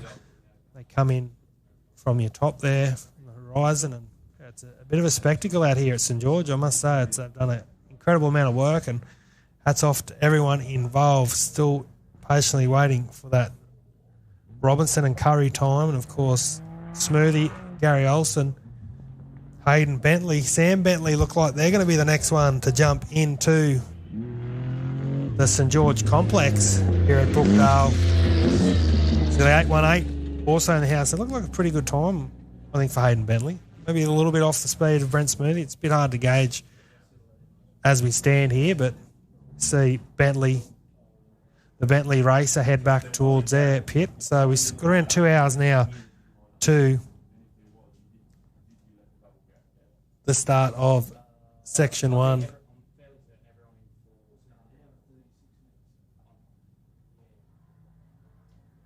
So we're in an hour and a half since we started our Prologue competition. McIntyre Agriculture, without them, this event just would not be possible. Proud landowners of all our St George events, the Dam Busters, of course, which I believe is happening again in October here at St George. Comiskey, the 834, across the line. Brett Comiskey, Corey Cooper. Our Brenthal trophy trucks here this weekend, of course. Brett's had the Tisco trophy truck in the stable as well, of course, finishing second both Loveday and Fink last year in that machine. A bit of an off at Fink this year, but I'm sure we'll see that back on the circuit very shortly. So that leaves us with just the one competitor on the circuit, Steve and Deborah Ash in the 862. So here we go. We might have some times through, ladies and gentlemen, and when we do, on cue, So Travis Robinson goes P3, ladies and gentlemen, with an 8:51.42. So there is nothing in it, absolutely nothing in it. What's that, around just under 14 seconds between Boston Morgan Horan and Travis Robinson, 1, 2 and 3. So provisionally at 1:30 local time for the first of 2 laps, it'll be Boston Morgan Horan off the line, Bo Robinson in second, Travis Robinson in third, Jared Percival, nice run for him. Nick Commons will be charging in fifth, Kai Camilleri. Brent Smoothie goes 8th quickest with a 9:16. Brett Comiskey in 11th. He'll be happy with that. A notoriously slow starter. Probably won't mind me saying that. That's Brett Comiskey, Corey Cooper in the 8:34. And Hayden Bentley, a solid run for him in 13th position. So we're just still waiting on the one car to come through, Steve and Deb Rash. One more competitor to come across the line, and we'll be back very shortly with more from the 2025 KMC Wheels StGeorge399. That's the prologue nearly done and dusted. Just the one competitor to come home. That is the Gundawindi son and mother combination. So the big news of this morning, Boston Morgan Horan has just continued to shine in the ORC, basically. The results possibly maybe haven't come to his shine, but we'll be right back with more from the StGeorge399 very shortly.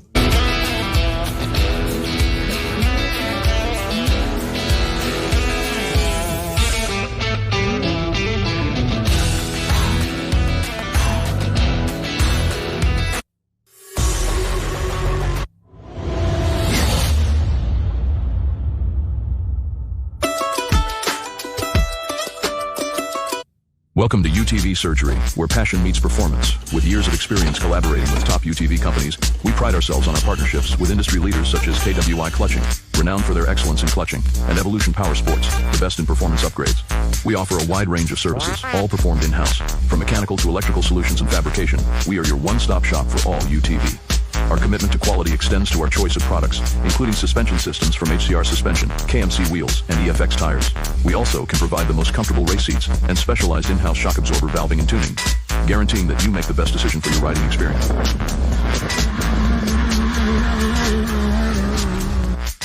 We look forward to serving you soon. Please visit our website for more information about our offerings and how we can enhance your UTV experience.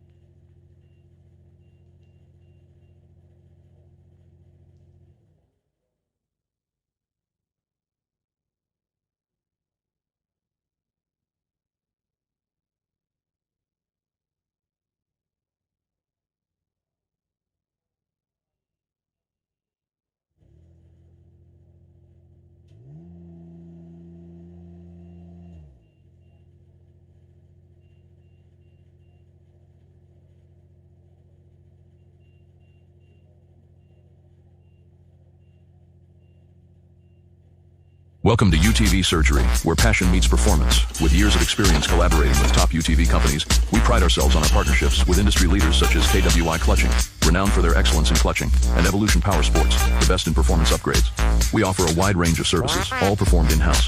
From mechanical to electrical solutions and fabrication, we are your one-stop shop for all UTV. Our commitment to quality extends to our choice of products, including suspension systems from HCR Suspension, Kmc Wheels, and EFX Tires. We also can provide the most comfortable race seats and specialized in-house shock absorber valving and tuning, guaranteeing that you make the best decision for your riding experience.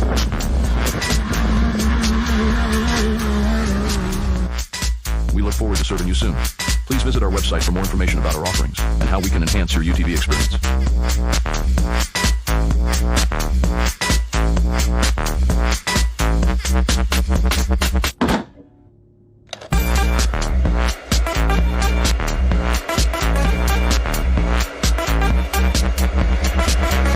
Welcome to UTV Surgery, where passion meets performance. With years of experience collaborating with top UTV companies, we pride ourselves on our partnerships with industry leaders such as KWI Clutching, renowned for their excellence in clutching, and Evolution Power Sports, the best in performance upgrades. We offer a wide range of services, all performed in-house. From mechanical to electrical solutions and fabrication, we are your one-stop shop for all UTV. Our commitment to quality extends to our choice of products, including suspension systems from HCR Suspension, Kmc Wheels, and EFX Tires. We also can provide the most comfortable race seats and specialized in-house shock absorber valving and tuning, guaranteeing that you make the best decision for your riding experience.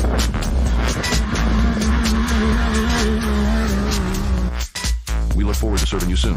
Please visit our website for more information about our offerings and how we can enhance your UTV experience.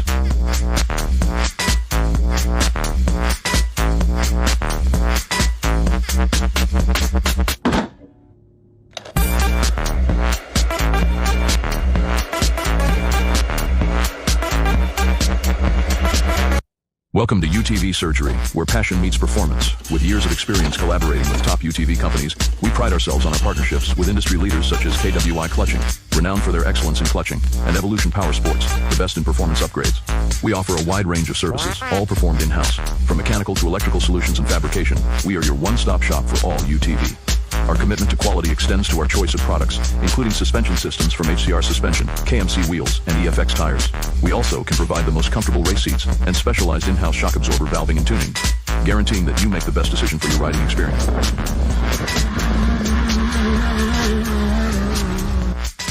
We look forward to serving you soon.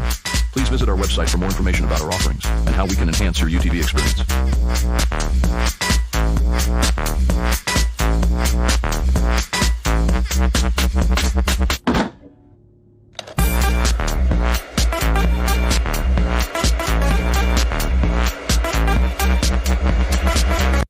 Welcome to UTV Surgery, where passion meets performance. With years of experience collaborating with top UTV companies, we pride ourselves on our partnerships with industry leaders such as KWI Clutching, renowned for their excellence in clutching, and Evolution Power Sports, the best in performance upgrades.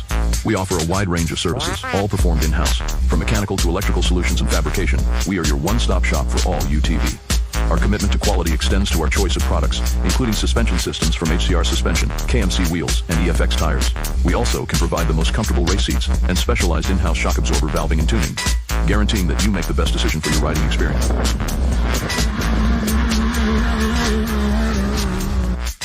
We look forward to serving you soon. Please visit our website for more information about our offerings and how we can enhance your UTV experience.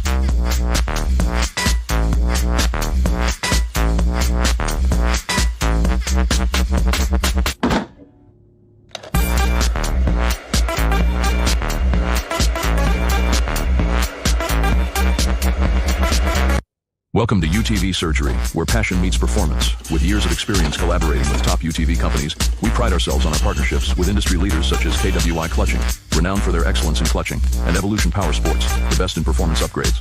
We offer a wide range of services, all performed in-house. From mechanical to electrical solutions and fabrication, we are your one-stop shop for all UTV. Our commitment to quality extends to our choice of products, including suspension systems from HCR Suspension, Kmc Wheels, and EFX Tires. We also can provide the most comfortable race seats and specialized in-house shock absorber valving and tuning, guaranteeing that you make the best decision for your riding experience.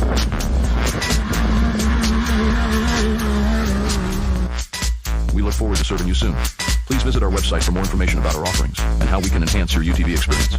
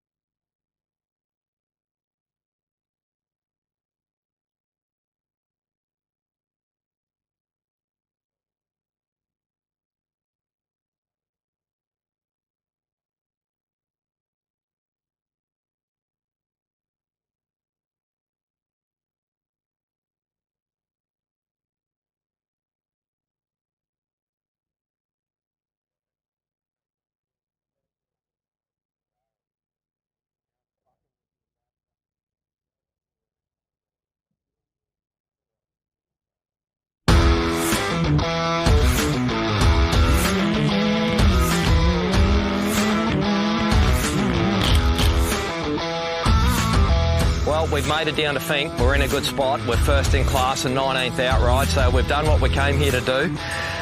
These things are amazing. You know, the bumps are the worst bumps I've ever seen, but they're so much nicer to go over. Running these 35s, the Moto Rally, the EFX tyres, the grip with them is unbelievable. Look, we're just hitting stuff as hard as we can. I'm not worried about it. We got we got those new forged rims. These things have been unbelievable.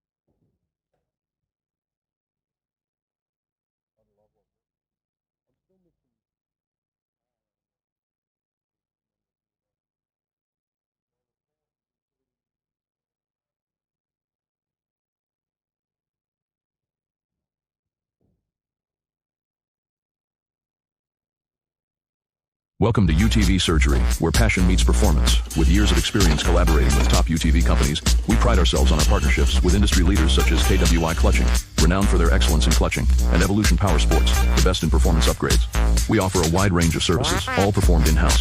From mechanical to electrical solutions and fabrication, we are your one-stop shop for all UTV. Our commitment to quality extends to our choice of products, including suspension systems from HCR Suspension, Kmc Wheels, and EFX Tires.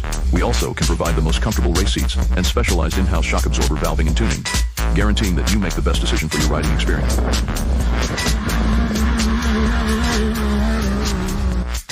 We look forward to serving you soon. Please visit our website for more information about our offerings and how we can enhance your UTV experience.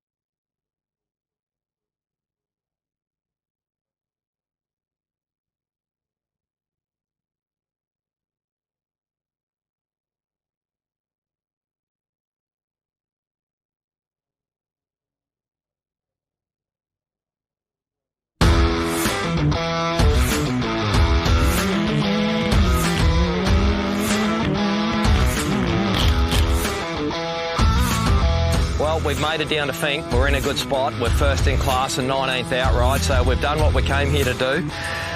These things are amazing. You know, the bumps are the worst bumps I've ever seen, but they're so much nicer to go over.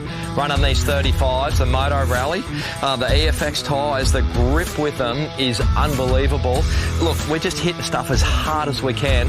I'm not worried about it. We got we got those new forged rims. These things have been unbelievable.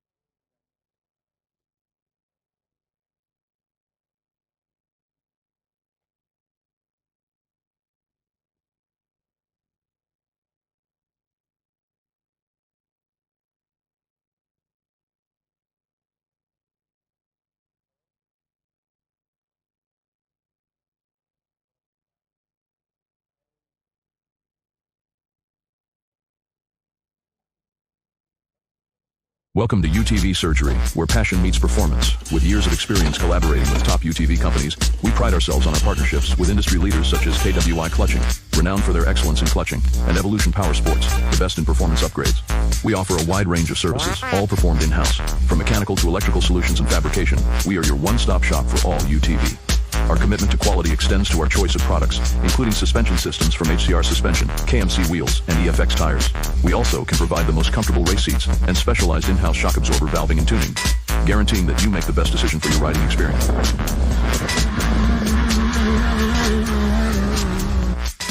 We look forward to serving you soon. Please visit our website for more information about our offerings and how we can enhance your UTV experience.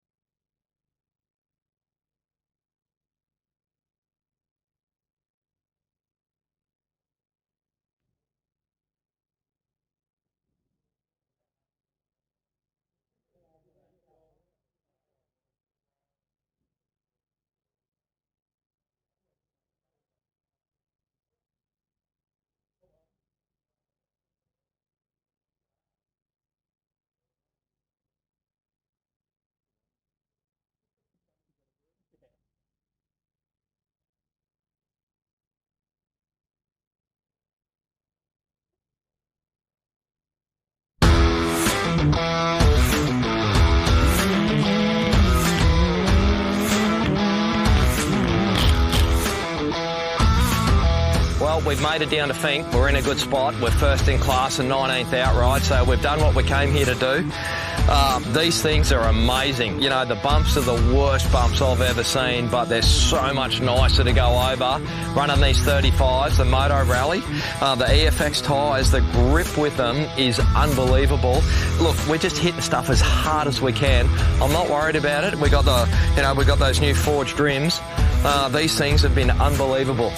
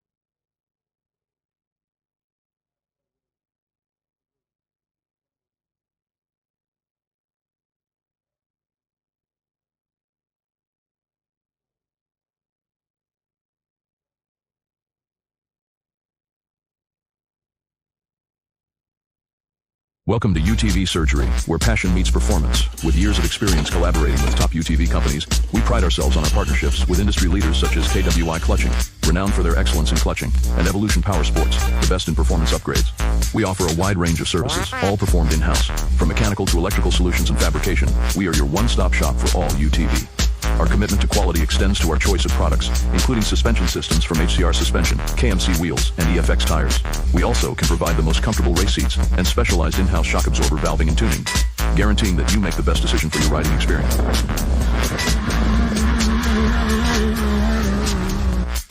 We look forward to serving you soon. Please visit our website for more information about our offerings and how we can enhance your UTV experience.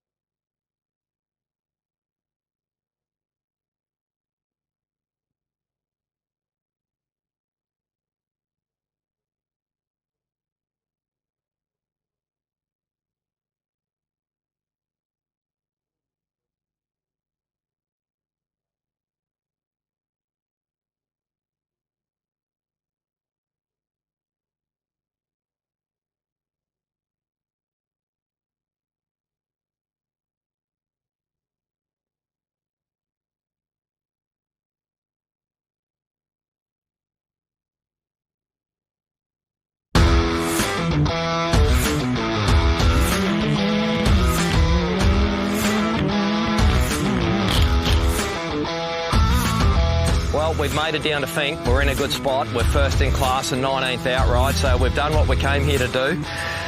These things are amazing. You know, the bumps are the worst bumps I've ever seen, but they're so much nicer to go over. Running these 35s, the Moto Rally, the EFX tyres, the grip with them is unbelievable. Look, we're just hitting stuff as hard as we can. I'm not worried about it. We got we got those new forged rims. These things have been unbelievable.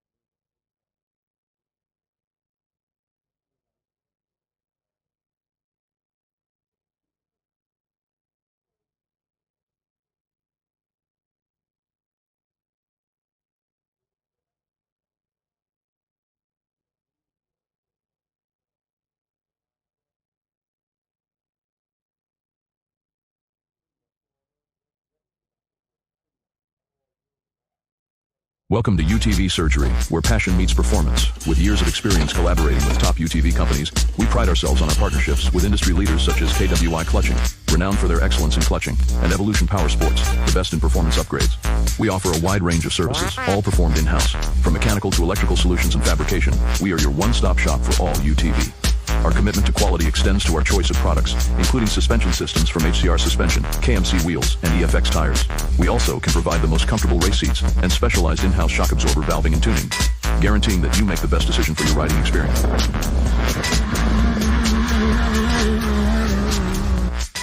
We look forward to serving you soon. Please visit our website for more information about our offerings and how we can enhance your UTV experience.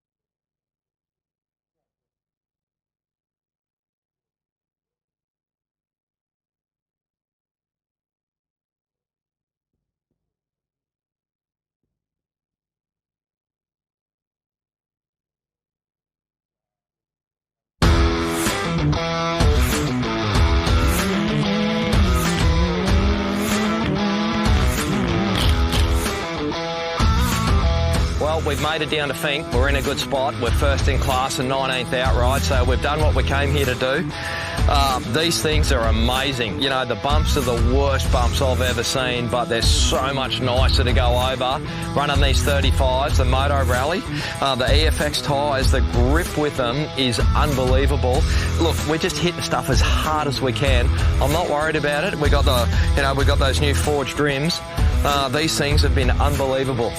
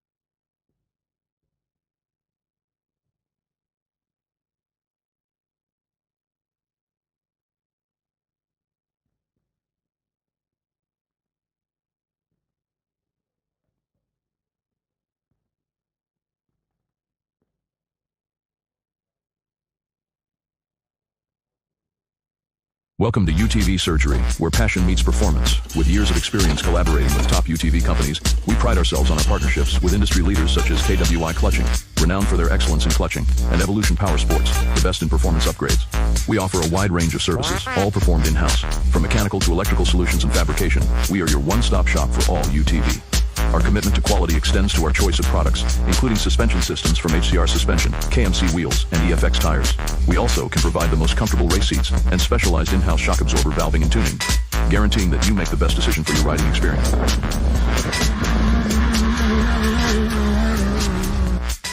We look forward to serving you soon.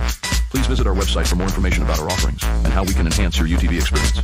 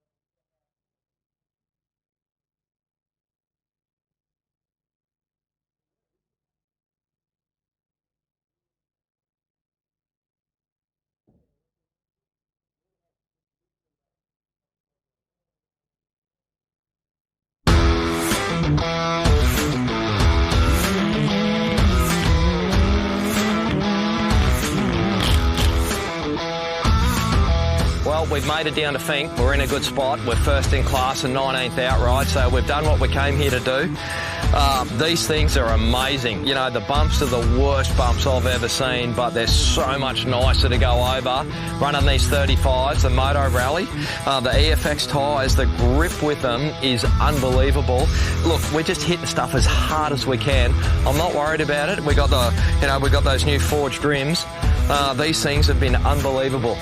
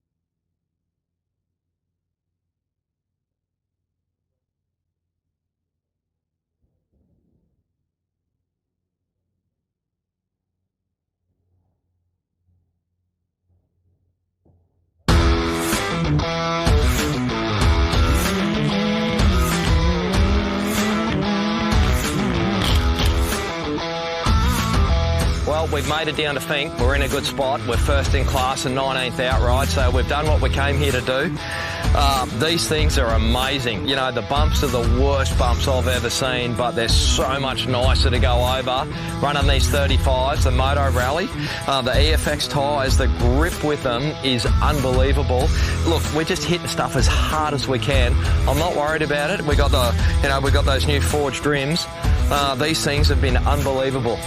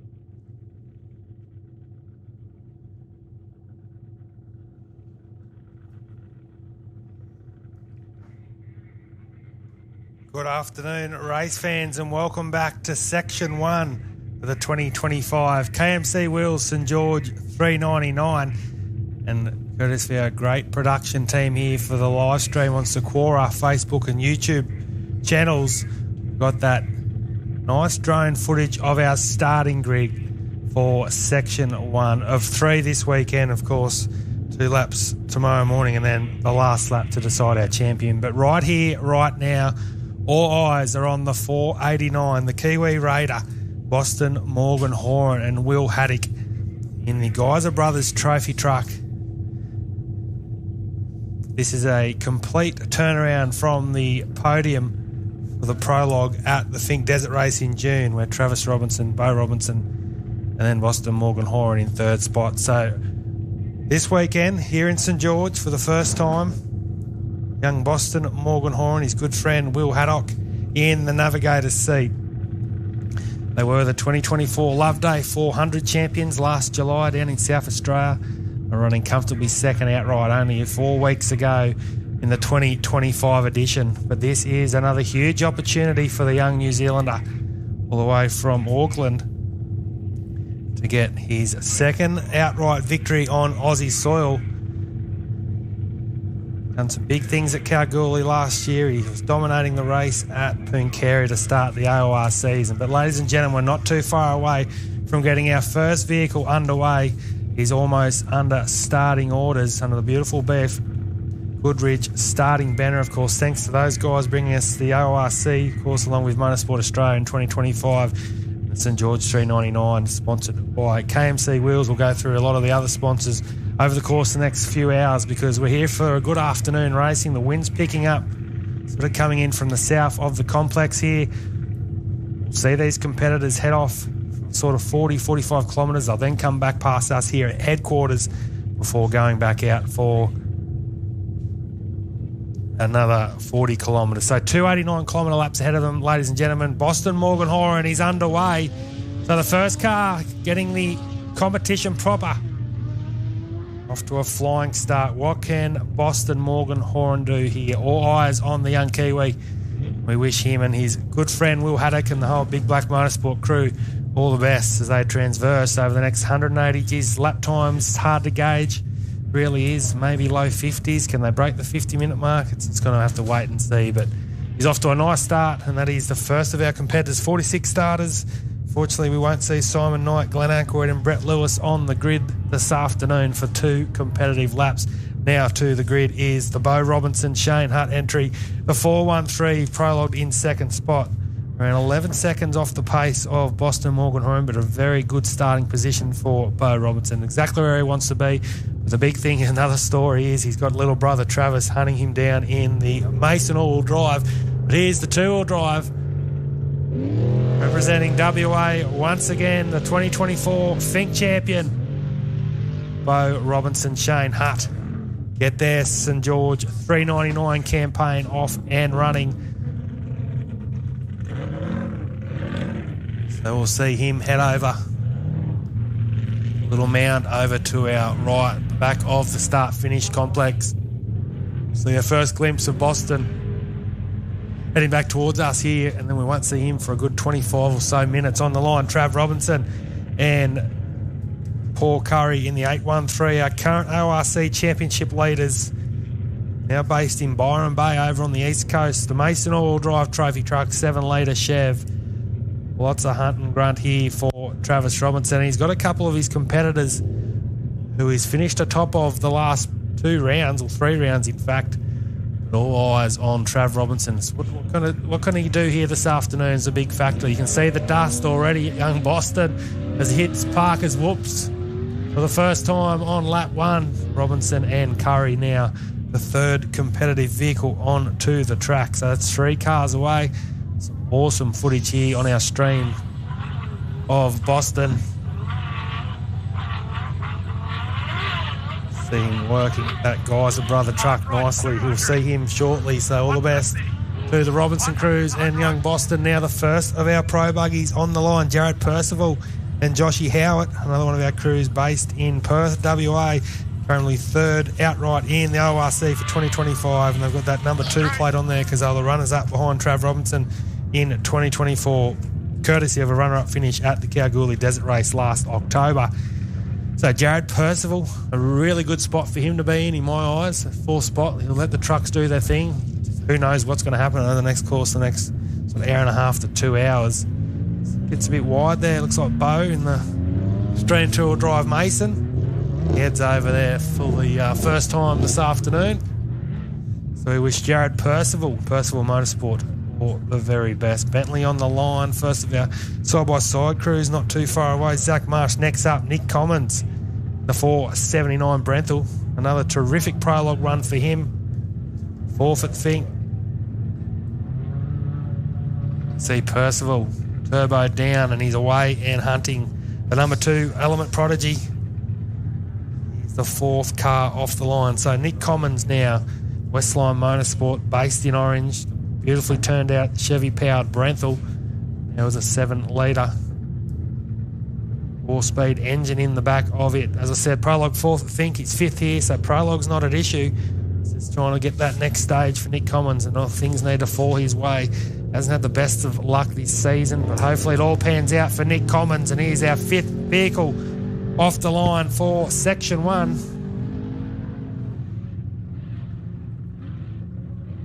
See the all-wheel drive Mason of Robinson and Curry working nicely through the Parker Whoops.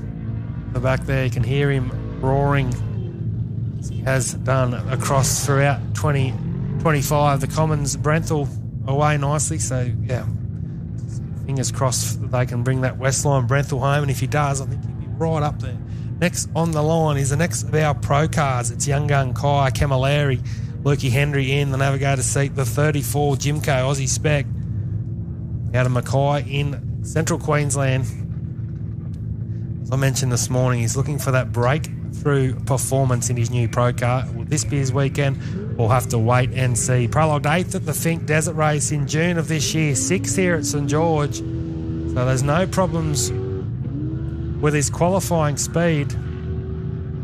I think a couple of conservative laps. Had a few words with Brendan yesterday. He's hoping to get this car to the finish line, and a couple more races to round out their season before full tilt at the 2026 silverware, and he takes off. So that is now 6 of our competitors off the line. As I said, we'll get through 46 cars here this afternoon. We've just gone past 1:30 local time.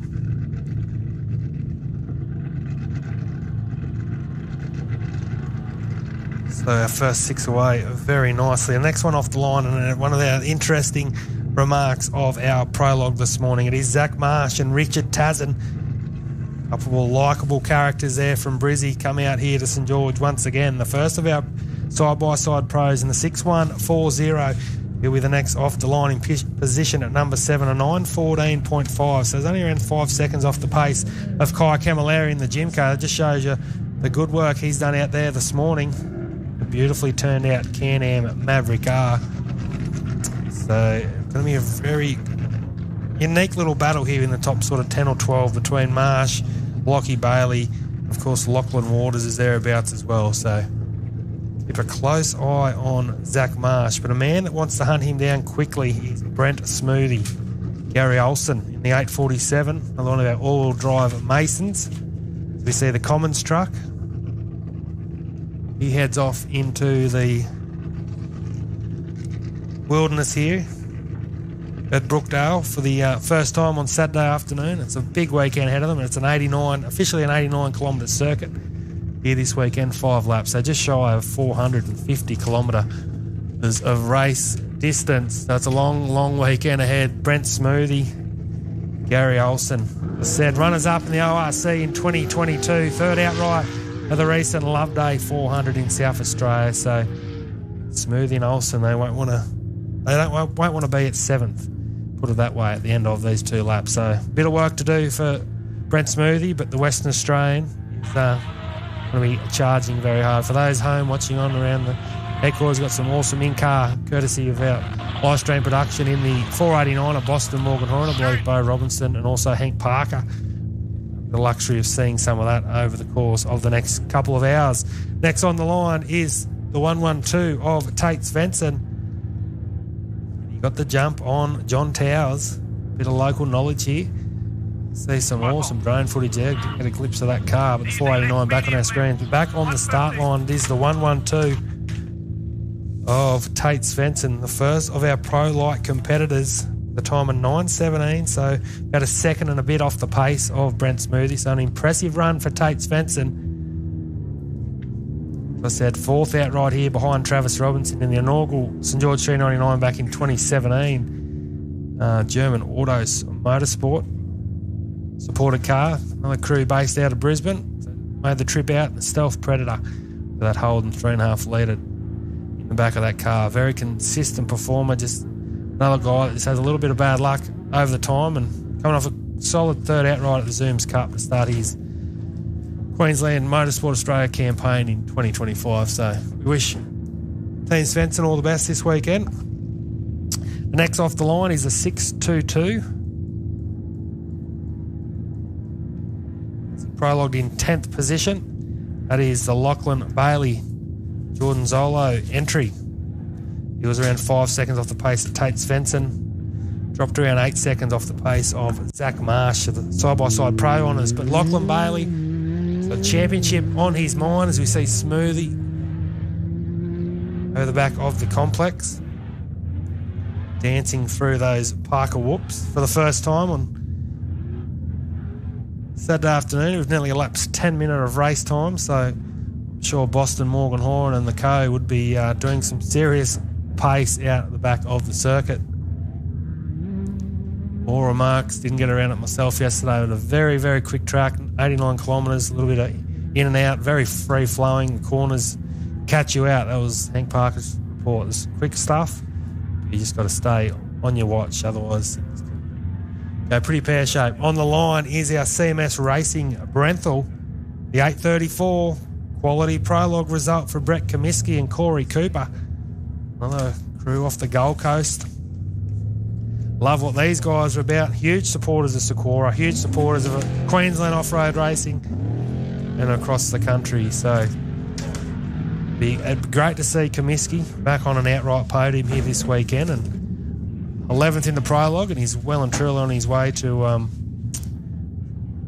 adding another accolade to his strong resume after that runner-up at Fink last year, a second also at the Loveday 400 12 months ago. So all the best to Kmc and Corey Cooper, who are off the line out of P11.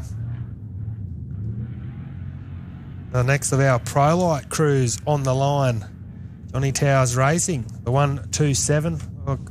Could be one of the storylines of 2025, his performance at the Fink Desert Race. It was superb from go to woe. Prologue 12th here.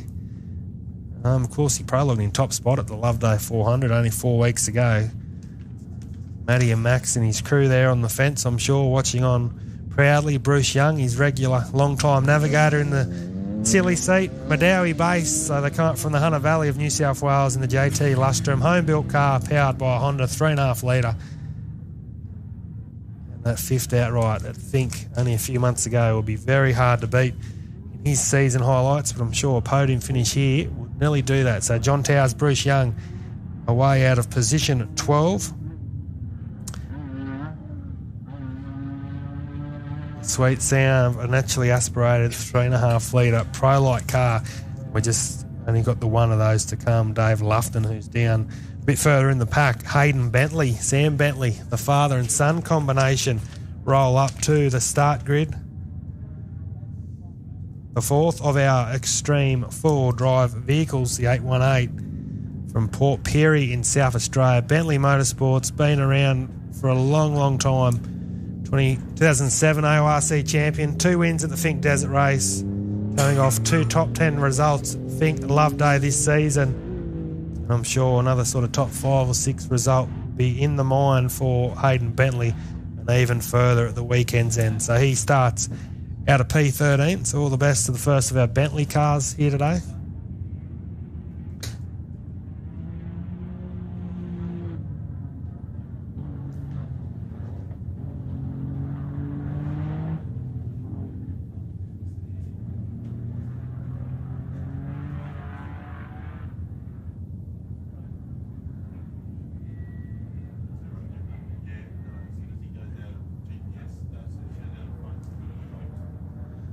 So in 14th position off the grid is a third of our side-by-side pros, former or local St George Junior, Lachlan Waters. His father, Kevin Waters, in the navigator's seat. We see Johnny Towers and Bruce Young working through the back of the complex through Parker's Whoops, and the 699 now off the line in 14th position. Lockie Waters, his first run, impressively, in this new Can-Am Maverick R here this weekend. Only his second or third season in the side-by-side field, and he's had some great results, no better than his win at the Derby Short Course early in the season, but he's looking to put that to bed here in his new vehicle. Looks a picture. He's got Kevy Knott, Stewie Bishop, a few of those guys here helping him out this weekend. So currently third in the side-by-side class, and we wish young Lockie and his father all the best. So 15th position is the 71 off the grid. Prologue time of 9:36. Matty Lawless, Clayton Callan. Mentioned before, Matty Lawless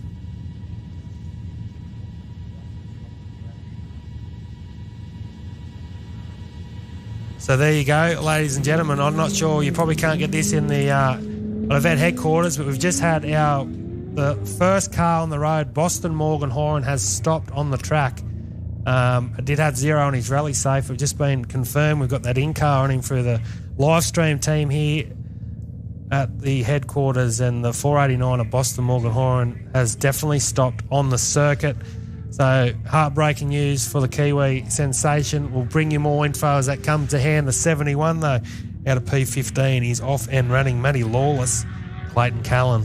They sounded very, very strong in that prologue run. He's only doing the Queensland component of this weekend. We'll keep an eye on Matty Lawless. Next about pro cars off the line. Here's a young 18-year-old Sam Commons who did a great run in the prologue. That's the 646. Lachlan Benny in the navigator's seat. Another crew only doing the Queensland component. He was third outright in the South Australian, actually component of the Loveday 400. I think it was only might have been his first run actually in the new Can-Am Maverick R. But Sam Commons, second of our Westline vehicles this weekend, starting out in position 16. So only the Westline crew back home in Orange and Parks watching on.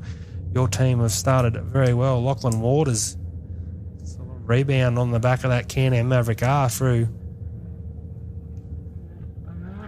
Parker's Whoops. See young Commons head out over the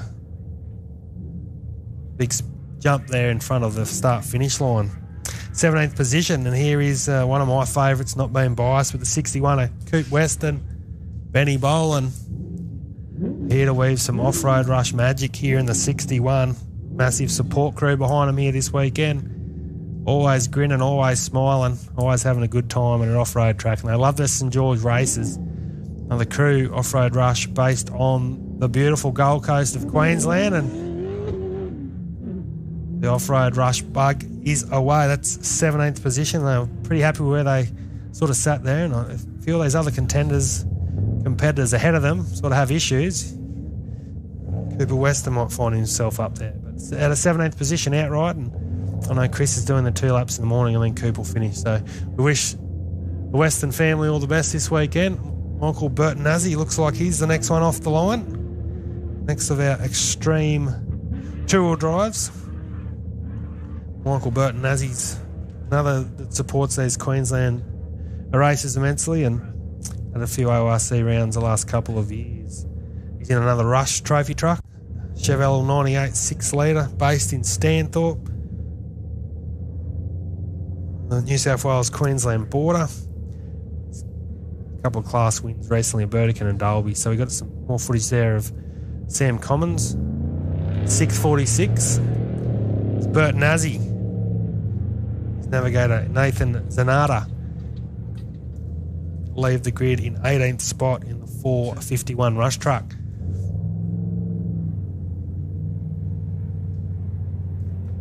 Very impressed with the prologue run of Sam Commons. Did not expect him to be that high up, but fourth in the side-by-side category.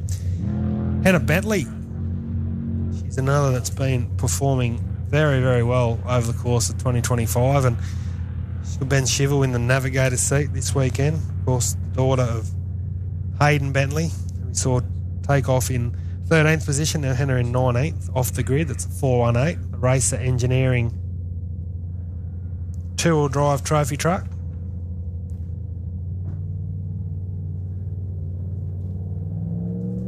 Couple of 11th outright finish at the Fink this year, and 8th at Loveday.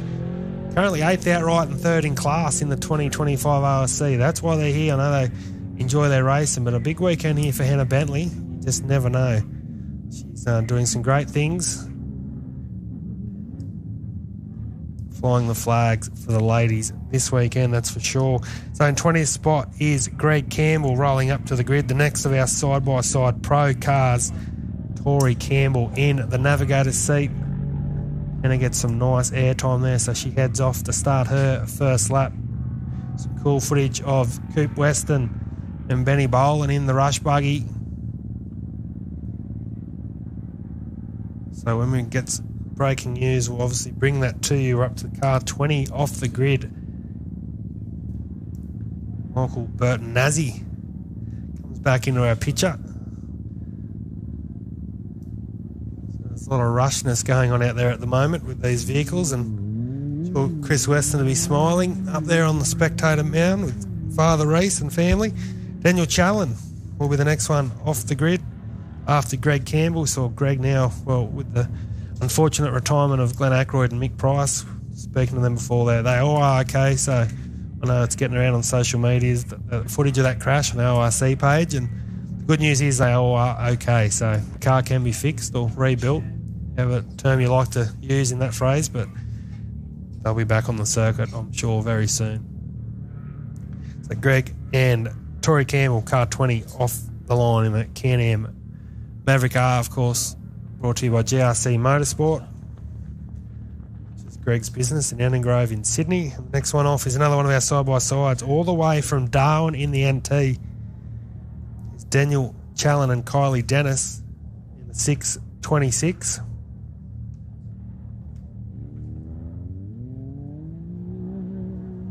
Advanced Racing Team, and doing some really nice things in season 2025. We see Hannah Bentley over the back of that sort of start-finish line area. One up to the grid now. It looks like Justin Biggs, just in the Queensland component of the event here this weekend. Karnakura in the navigator's seat. Biggsy Racing, yet another team from the Gold Coast. So it's great to see all these Gold Coast and Brisbane competitors coming out to our events.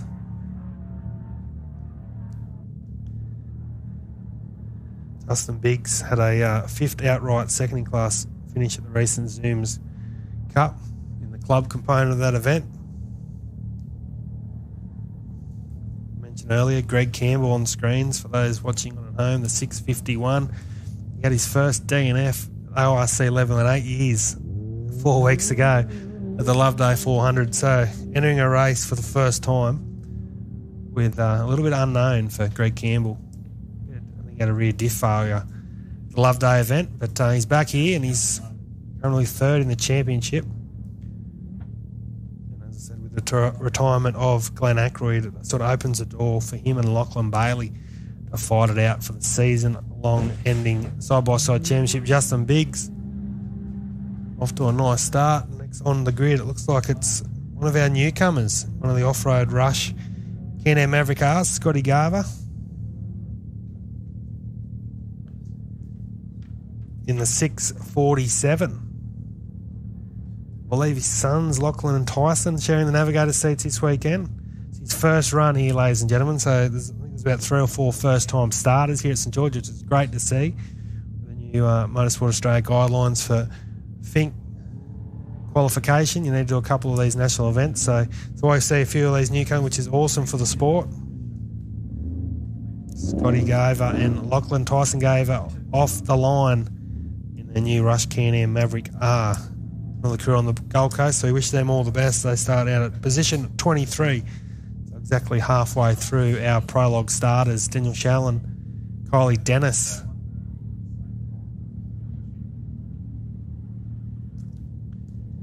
Moving nicely through the back of the complex.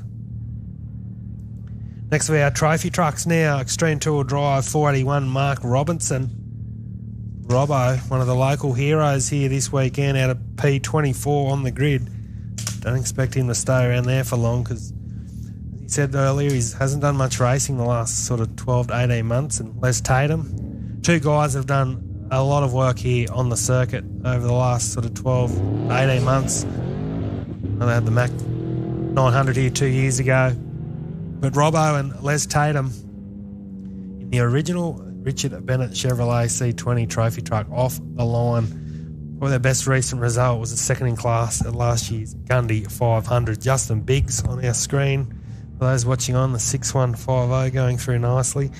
So far, all 24 have been off the line. The only news we can bring you is the latest we saw was Boston Morgan Horan had stopped on the circuit in the 489. So it's bad luck there for the Kiwi sensation, but hopefully might be able to see him back on the track. Next on the line, Cameron and Brennan Van Boom in the 619.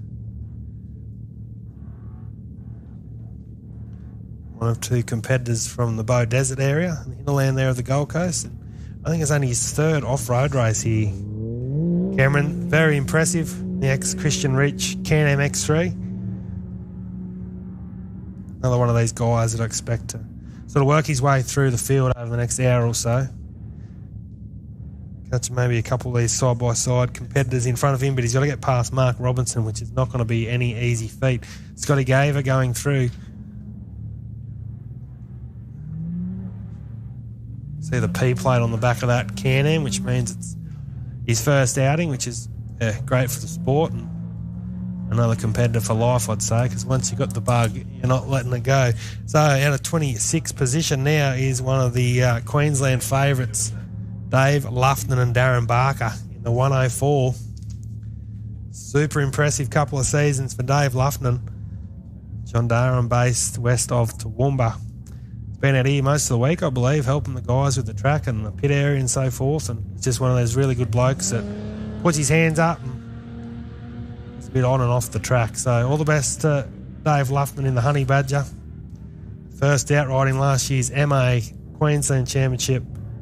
He come off a first outright Zooms Cup at Inglewood, which is a state round had over at Inglewood, between Inglewood and Texels, about a month or so ago. I was over there on the first day, and Dave Lufton, my eyes, in career best form here in the Honey Badger and never one to back off. So the 104, third and final one of our pro lights off the line.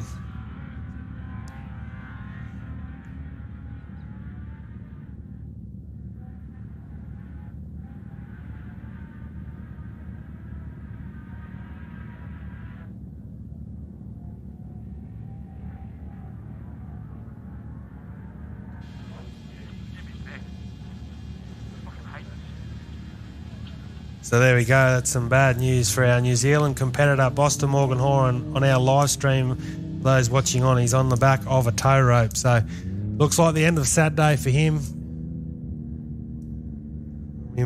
Possibly might be able to see him tomorrow. Just depends. Damage. So the 696 was our last car off the line. We just saw him sneak off under the BFGoodrich start line banner.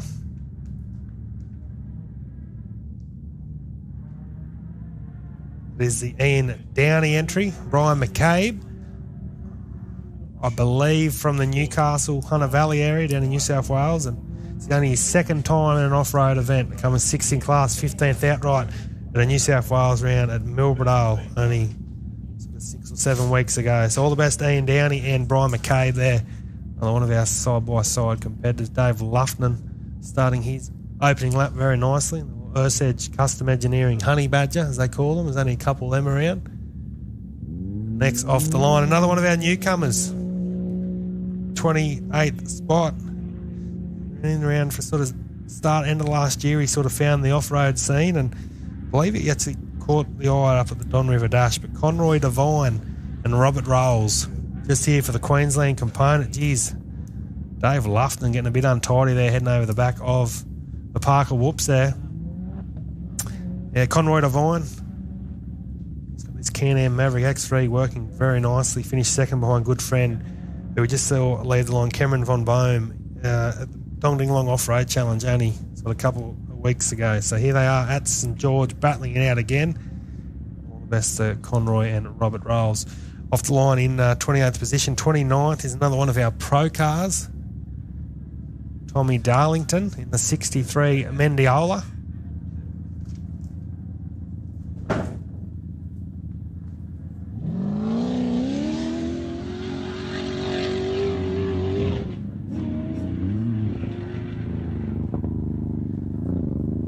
So Tommy Darlington and Nathan Winning off and running. That's the 63. As I said, just Southbrook out of Toowoomba.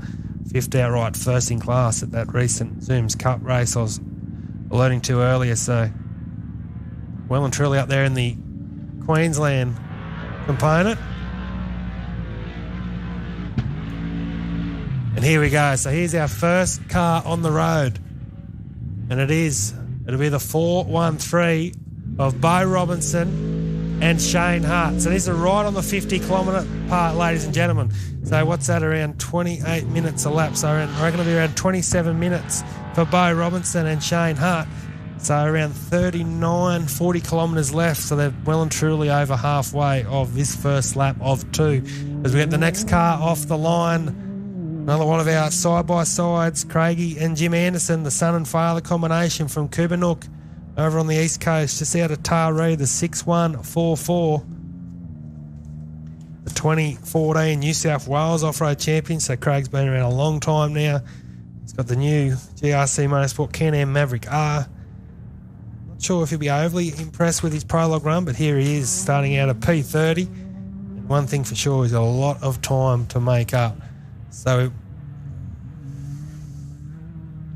that is the 30th car away. So we've seen Bo go through, and we shouldn't be. Here he is. He's our second of our Robinson truck. So OBR once again find themselves in first and second on the road early on, though. That's what we have to alert to. It is Travis and Paul Curry. Still sounding very nice. So 50 kilometres down for those guys. And the next one off the line, another one of our side-by-side newcomers, Kane Bachman in the 688. Whoa, where you going?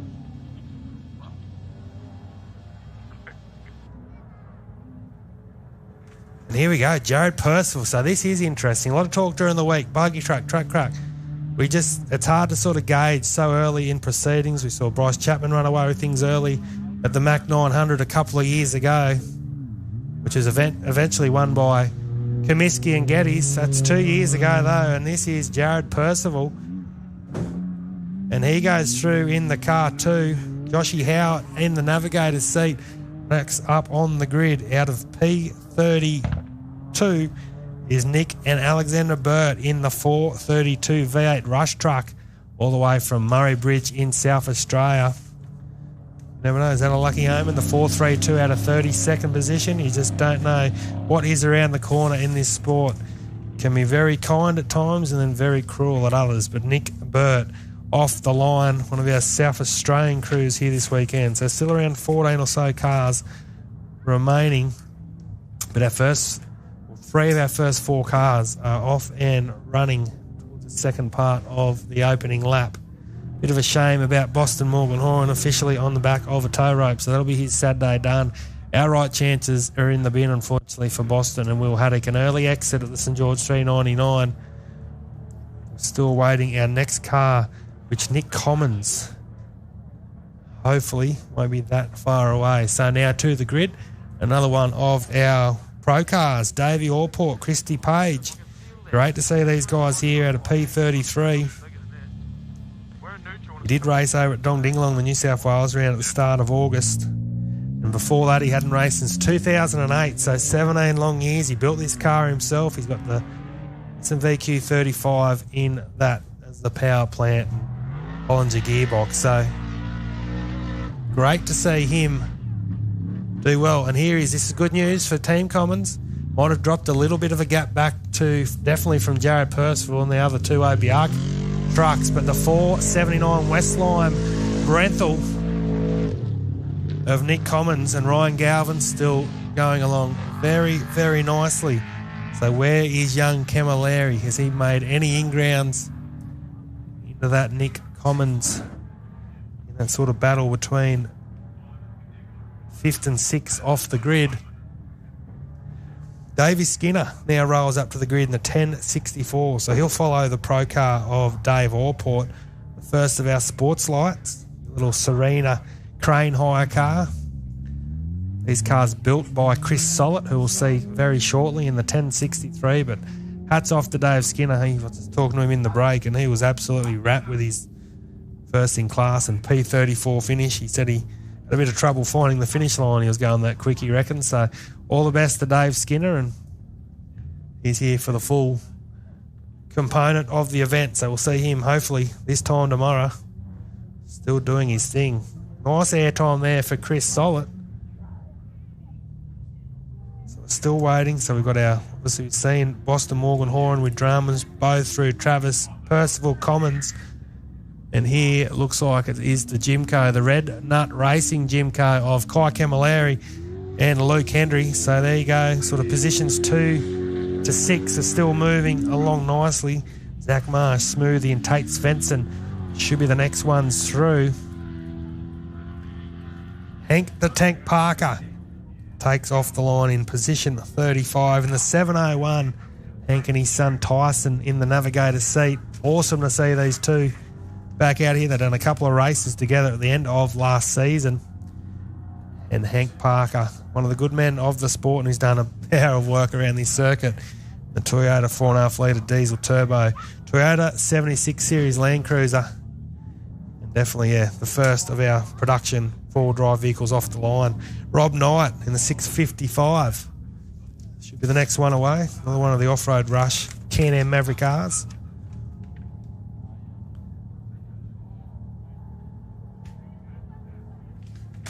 Rob Knight. Matty Leonard in the navigator's seat. Done all the rounds of the ORC so far in 2025, with the highlight being a 6th in class at the Loveday 400. Currently 8th in the 2025 side-by-side championship, so a big result here. Here is Zach Marsh. So on cue, took off behind Camilleri. Might have dropped a little bit of time, but Camilleri definitely has lost some time on Nick Commons. Likewise, Commons on Percival. So that's another interesting battle, but I can hear an angry V8 7-litre of Brent Smoothie. You can see he's made some serious inroads here on Zach Marsh and Richard Tasman. So Smoothie, the first big move on the track, but you can already tell the dust, a lot of talk during the week, is it going to be too wet to run the race?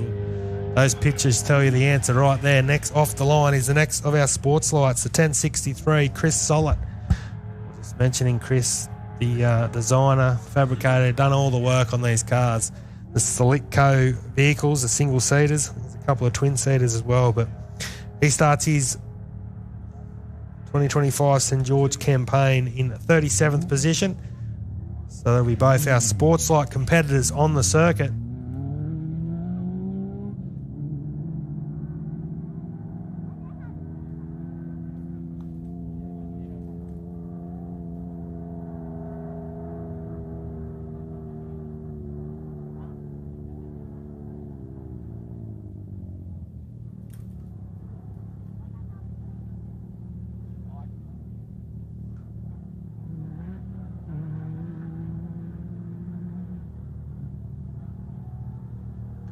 So great start there for Chris Sollett. Gets a bit loose in that. You can see the ground's getting a bit loose underground there for the 1063. Hank Parker. We're giving his son a bit of a nudge there in the Land Cruiser as they head over the Parker Whoops for the first time on Saturday afternoons. We go past 2 o'clock local time here at St George, the beautiful Blown Shire, of course, brought to you by the KMC Wheels, naming right sponsor, SEQORRA Club, Motorsports Australia, and we'll go through some sponsors very shortly. Paul and Kate Goody, all the way from Coolcarn down a little town between Wagga Wagga and Albury, sort of south bottom half of New South Wales. Their second off-road race, I think they finished 9th or 10th in class at Pooncarie in April, which would have been a nice close one for them.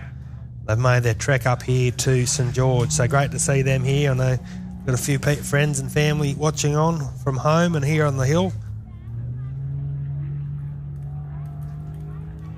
So Paul and Kate Goody, the husband and wife combination, they start their campaign out of 38.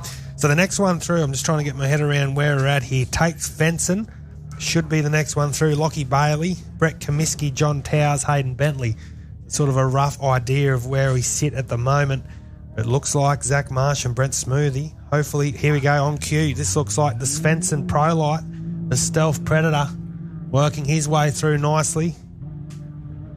It is the 1-1-2 of Tatey Svensson. Another great supporter of these events here.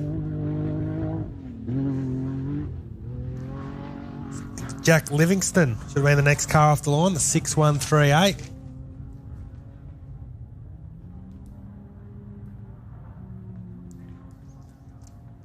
Jack Livingston, a newcomer to the sport. Miguel Alardi in the navigator seat, based down in Curlwar in New South Wales.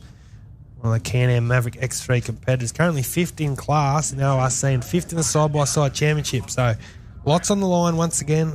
I've alluded to it a couple of times, but with the withdrawal of our side-by-side championship leader, Glenn Ackroyd, here this morning in the prologue, a dramatic turn of events, can confirm that they are okay, which is the best of news. Poor Tuck Lee, many fans' favourite. I know. Shout out to Russ Cullen watching on from over in the west. Poor Tuck Lee, one of his favourite drivers, and he'll be watching on intently.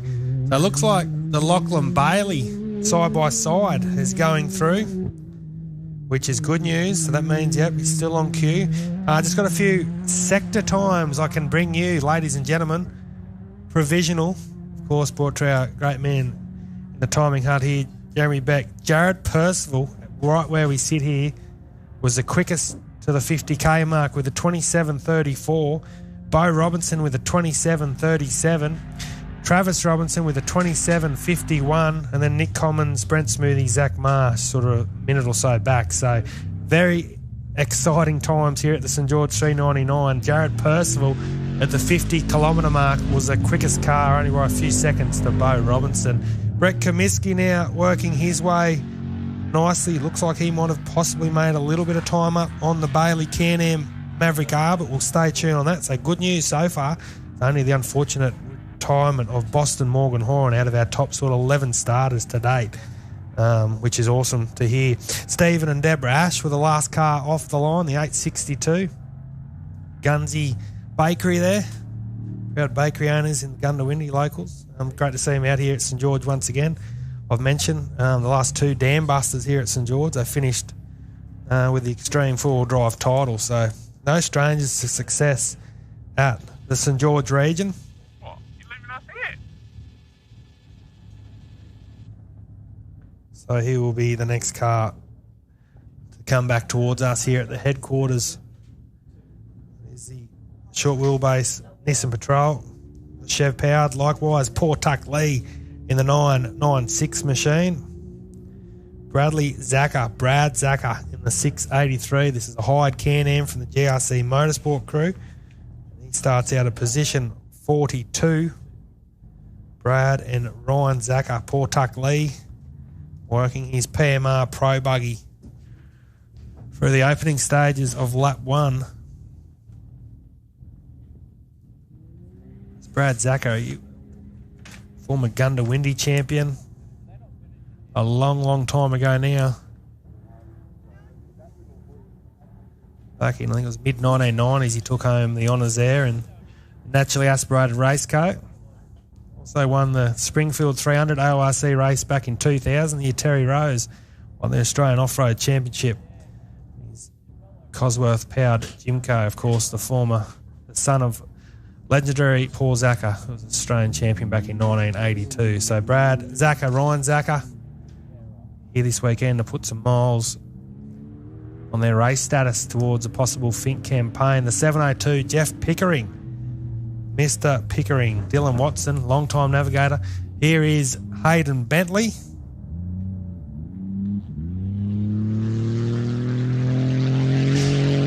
So the only one I could be missing, the 127. Hopefully I've missed him in all the other things going on, but that was Bentley, and he definitely started behind John Towers. So we'll stay tuned on that. Jeff Pickering was our 43rd car off the line. Dylan Watson, second of our production full drive cars. It looks like it's a 699 of Lachlan Waters. So definitely made a bit of an inroad there on Hayden Bentley, who he started behind off the grid.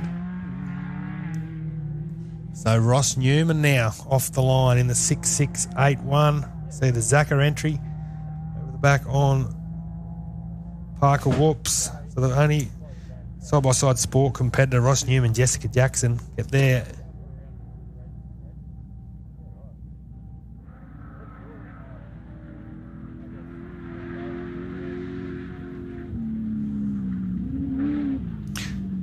So here's the next of our pro bugs. Look, Matty Lawless doing some things nicely as he heads over and says g'day to Rossi Newman, who will be the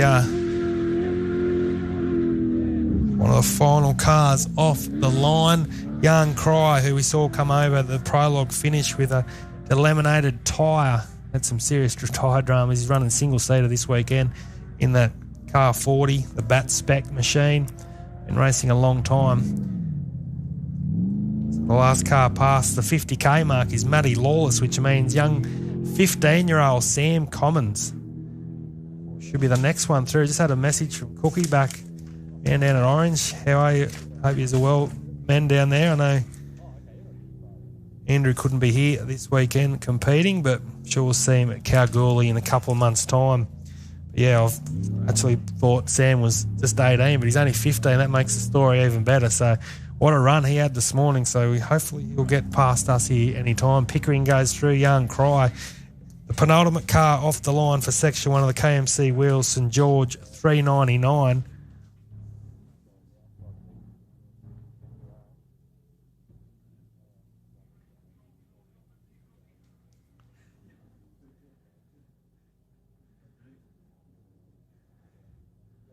How good's that? The Raptor of Pickering, the 702. Hunting down Hank Parker. Got a few minutes to make up. As these sections work, the prologue means nothing. It's just your starting order for Section 1. This is where it counts. So expect Mr. Pickering to do what he does best. So the final car away, ladies and gentlemen, for those on the hill and watching at home, is the 629, the local Paul McCulloch. His young Sam Commons now works his way through in front of us. Great news, a 15-year-old from Orange, the West Lime Motorsport. I don't reckon we're that far away from seeing our first. Here's young Cooper Weston, the 61. It's about to push the go past me button on young Sam Commons. Benny Boland will be busy there very shortly. So the 629, the final car off and running.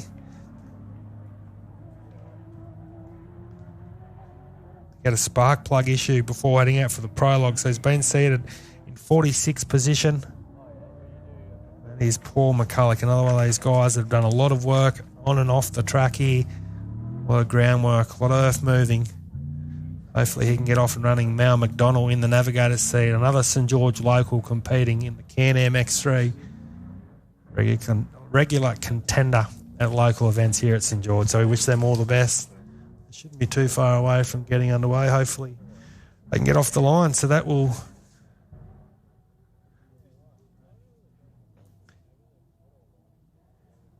a great, long distance drone shot there of one of our competitors heading up to the eastern part of the complex. It's like the tyre power rush truck of Michael Burton Nazzy coming back into the fray. This does not look good for Paul McCulloch. He's on the start line, I believe, and he hasn't taken. So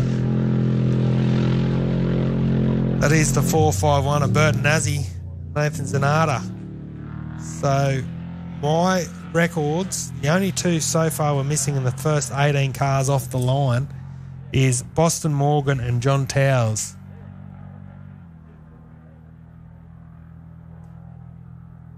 So obviously an issue out there for John Towers somewhere. We saw Boston Morgan Horn on the back of the tow rope. Hopefully, not sure what's going on the start line, but it looks like our final car, one of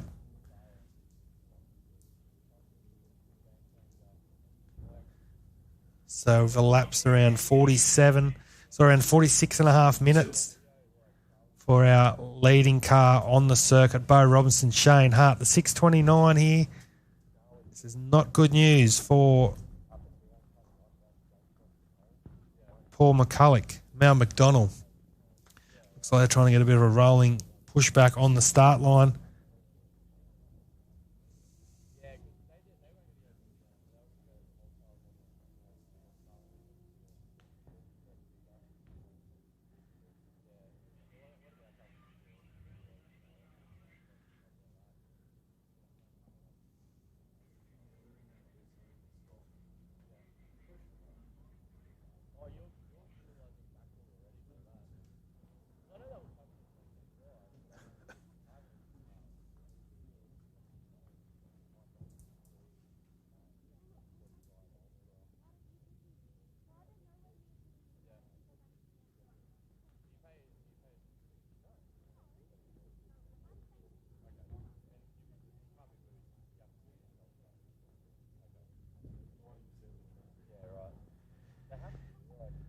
So we see some awesome drone footage there of our competitors from Kulkarn.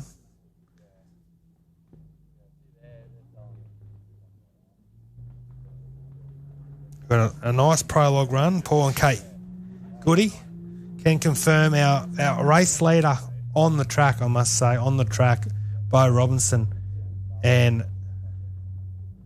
Shane Hutt around the 81 kilometre mark as we speak. So still working through nicely.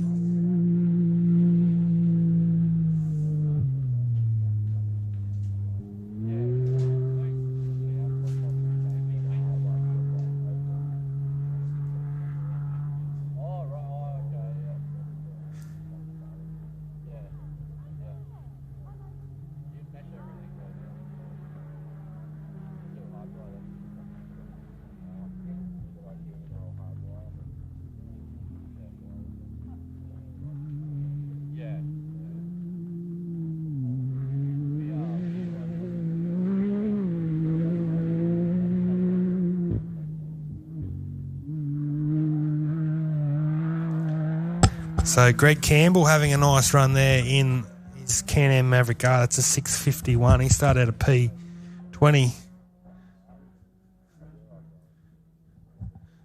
Hannah Bentley's another one that we haven't had a glimpse of past us here. So just while we've got a bit of a pause in the action, it was probably only a few minutes away from seeing our first car come through. Once again, a special acknowledgement to St George region for all their support, including the Boulogne Shire. McIntyre Agriculture for securing this land. McIntyre family have done huge things for off-road racing here in St George, especially this track here at Brookdale. We see the next one of our side-by-sides come through. It looks like it is 6:26. Daniel Challen. So he's sort of maintained that 1 minute gap back to Greg Campbell. Also Ashwood Farm for providing the equipment for the track. Another mention to Stickman's Construction in town for supplying the scissor lifts and so forth.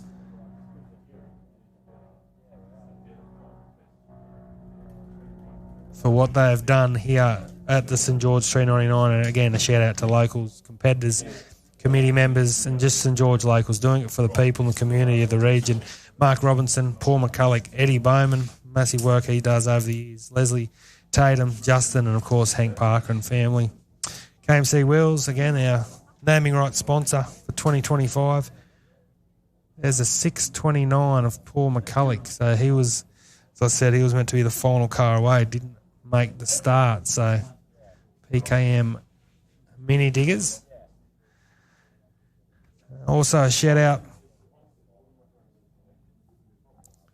to UTV Surgery, RDO Equipment, Black Diamond Powder Coating, Rush Trucks, of course, for all their support, the St George Freight Lines in town, Maronia Tyres in St George, CMS Racing for all their support, another sponsor of this event. Can't hold these events without the Boulogne Shire, the local councils way to attract visitors nationwide, the Australian Outback. So, what a dramatic opening stanza. See a nice drone shot there of our pit area, the venue, the big marquee down to the right where you get all your yummy food and your cold drinks. And headquarters basically the bottom of the picture. A mad spectator mound. There's a lot to like about the StGeorge399 in 2025. We've dropped a few cars, unfortunately. Just remember, it's an 89-kilometre circuit, and we shouldn't be very far away at all from seeing our first car, Bo Robinson. You can probably hear him coming over the left. Can't get a glimpse from where we're sitting here in the media headquarters, but here he comes. Great drone footage. Your first car, ladies and gentlemen. He's got one lap remaining.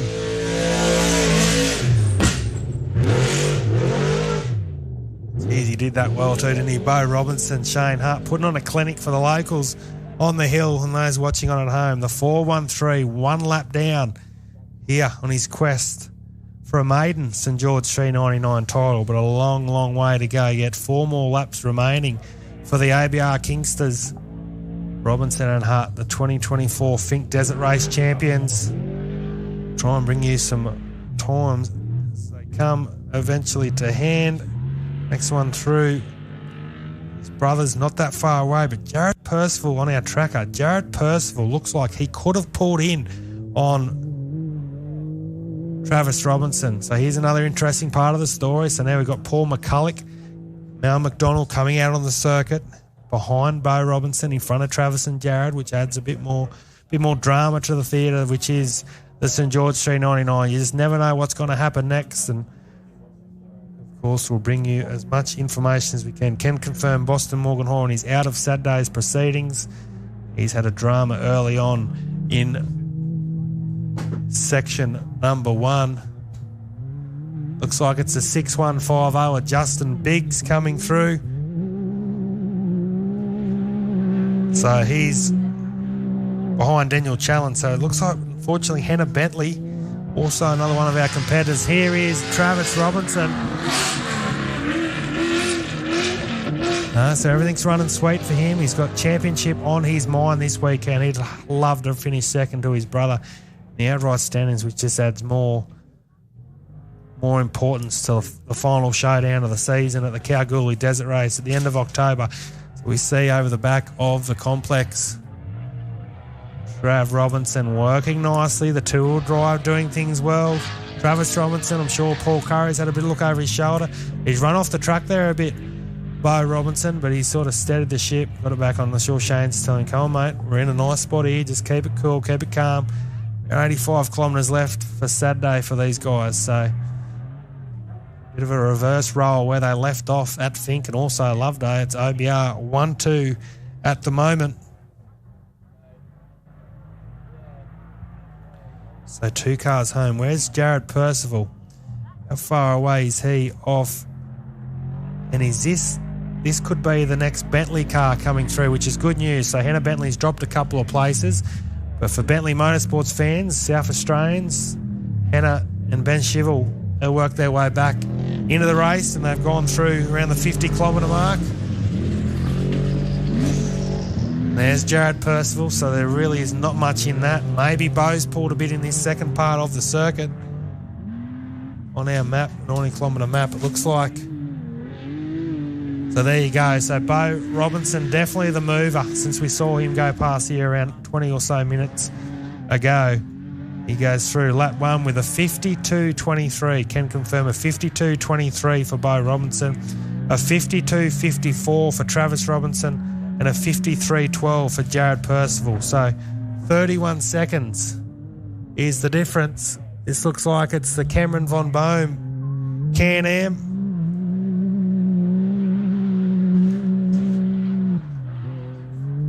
It's a 619. It's all the Mason all drive. Trav Robinson. Suspension is extraordinary in these things. 40-inch tyres, BFGs. The back of this all drive Mason. You've got to be deep in that final corner as he heads back. We'll see him come through in in around 24, 25 minutes time. They come through here around 27 minutes before, so basically just on halfway mark of the track. So the first 3 vehicles are through, Robinson, and Percival. So now we wait for cars 4 and 5. Is it Cummins, Nick Cummins, Kai Camilleri, Zach Marsh? Did Brent Smoothie make the pass? That's an awesome long drone shot here of some of the action. We see Percival, the bottom of our picture, as they run up the inside of that beautiful crop here at Brookdale, at St George. More eyes on Percival. So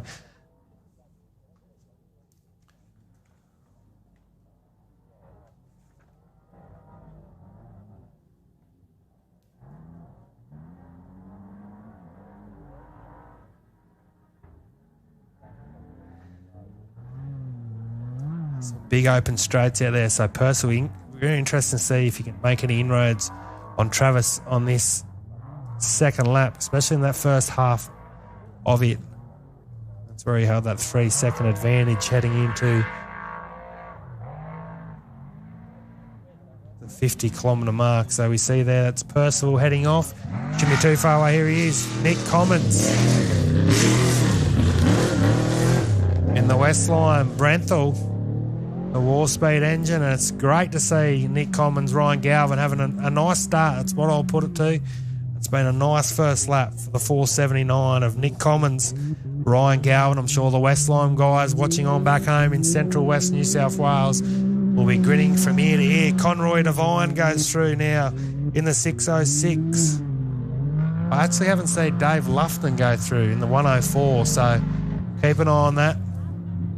Also missed the 696 of Ian Downey. Mark Robinson also. Looks like Conroy Devine might have been a bit of a mover at the midway mark of the first lap. So that's our first 4 vehicles through. And there we go. First side of someone stopped. That looks like it's a 6. My eyesight's not the finest, but it looks like it could be the 647 of Scotty Gaver that has stopped. Definitely looks like it's a Can-Am Maverick R. It's like one of the new Rush Can-Ams of Scotty Gaver. It looks like Craig Anderson might be coming through here nicely. There's the 6144.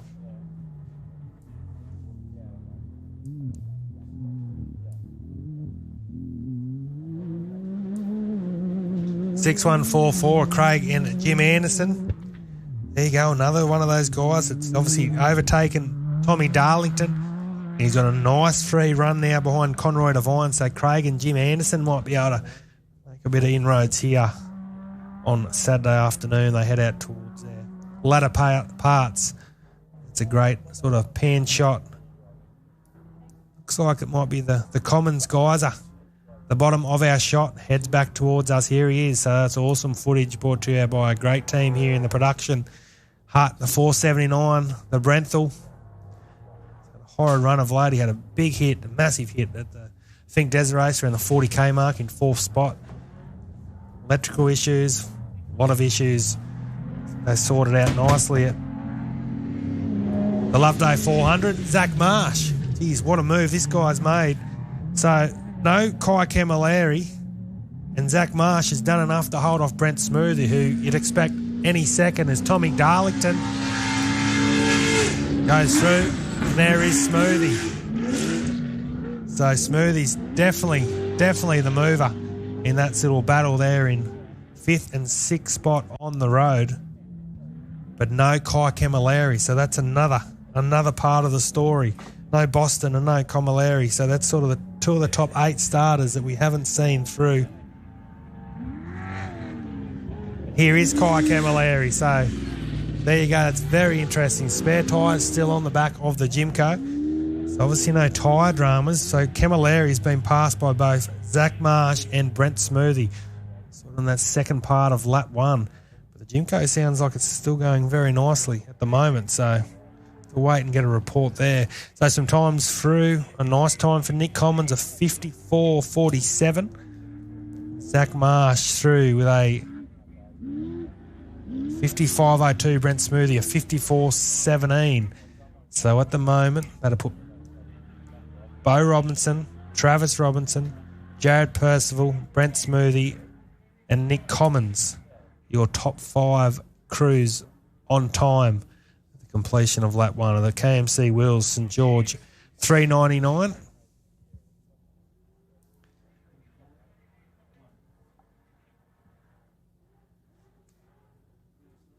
It's got Gaver there now. It's like he's put the loud pedal down and he's off and running again. Definitely looks like the 647.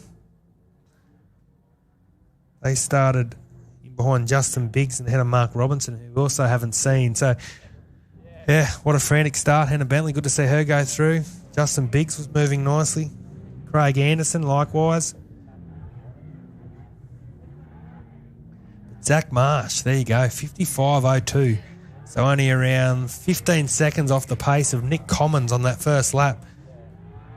Marsh, where he's been all weekend long, riding that inside corner, and look at Brent Smoothie right on his hammer. This will be some good footage, watching these two battle out over the next 85 or so kilometres. So Marsh gets to that final corner before we see him chicane out to the back of the complex. Motorsports Australia photographers there to get the shots. There goes the Burt Rush truck, the 432. Nick and Alex Burt, the 50k mark. Kai Camilleri, seen a couple of competitors sort of move out to that right-hand side where we just saw them in picture. So getting a bit loose in areas, parts of the track. You can see the dust. A big factor moving forward in this one. Looks like it might be the 696. It just goes through. That might be the Ian Downey entry. Nick Burt.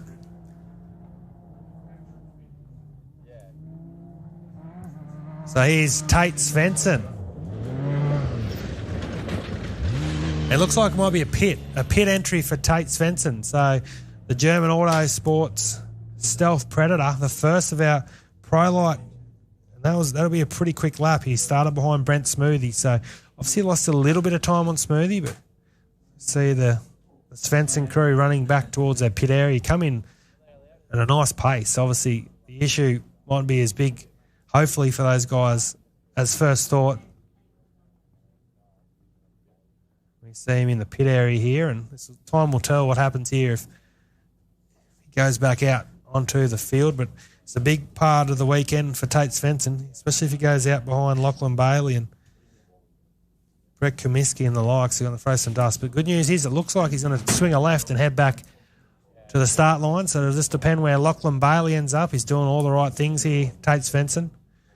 He knows the rules better than many, and speeding in the pit area, there's no point of whacking yourself with a pit offence, a fine, heading out for your second lap. And the good thing, he's lost no track position, so he should be able to get back on the circuit.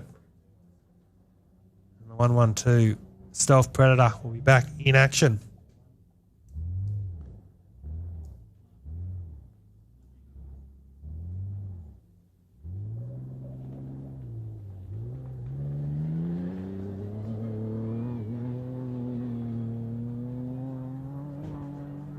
So there we go. Svensson is back on the track.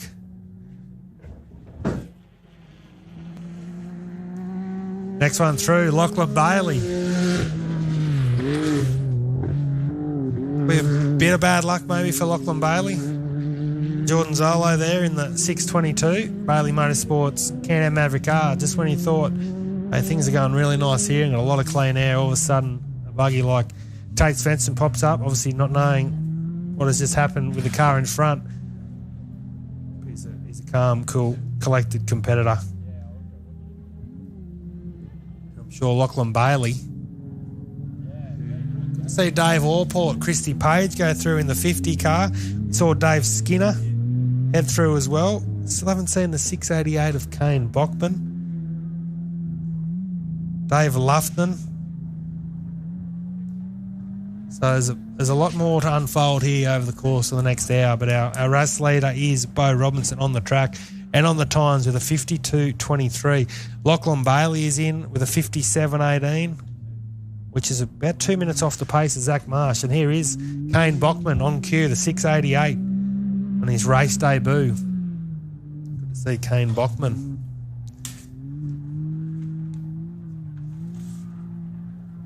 Work his way up through the field. He's got Luke Mitchell in the navigator seat, one of the Victorian competitors, the ex-Justin Ryder Can-Am.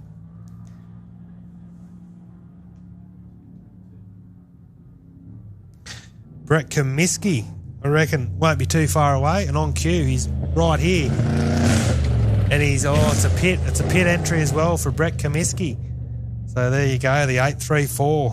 He's in the house, but he's in the pits very quickly. So Bailey and Kmc on cue. Johnny Towers, it looks like there's been some dramas for him. What a run here for Hank Parker. Great stuff. Hank and Tyson Parker. They've made 50 kilometres. Svensson goes through. So the 701. Bring you some times shortly. But so Kmc, unfortunately, he's in the pit area. We'll bring you some news as it comes to hand. He's the last car across the line. He's the 10th car, so the 10th car to finish the opening lap. The Kmc Wheels StGeorge399.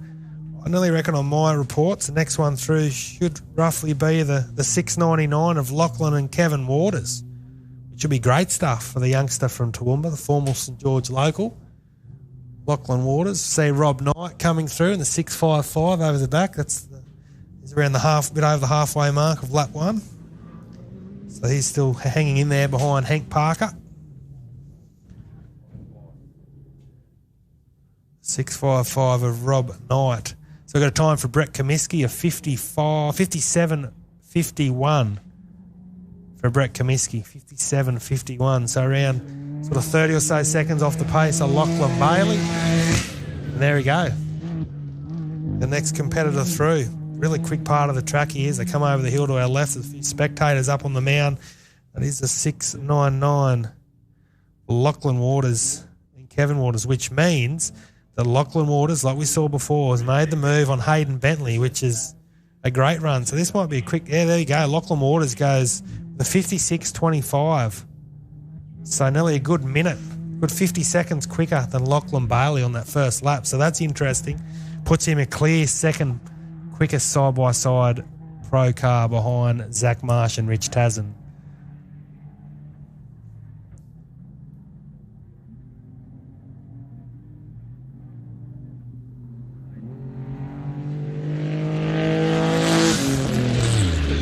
So Hayden Bentley, the 818, is the next one through. So there you go. So expect this to be a good minute, 2 minutes or so off the pace of Lachlan Waters, considering that Lachlan started a minute behind.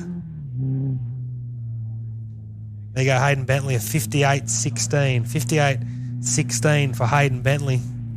Good minute 50 off the pace, but he's still in the hunt, Hayden Bentley, and I'm sure if you give him this position around that 12th on the track, he'll take that. So he's work his way into the weekend. The next one through, Matty Lawless, shouldn't be too far away. Michael Burton-Nazzie's going well.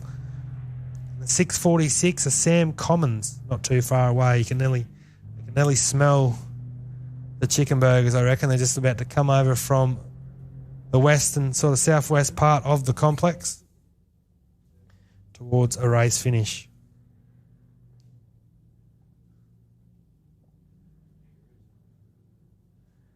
Looks like on our screens the 699 of Lachlan Waters. Nice start to his St George 399 campaign. Of course, he grew up here at St George. 56.25. That's a really, really good opening lap for Lachlan and Kevin Waters.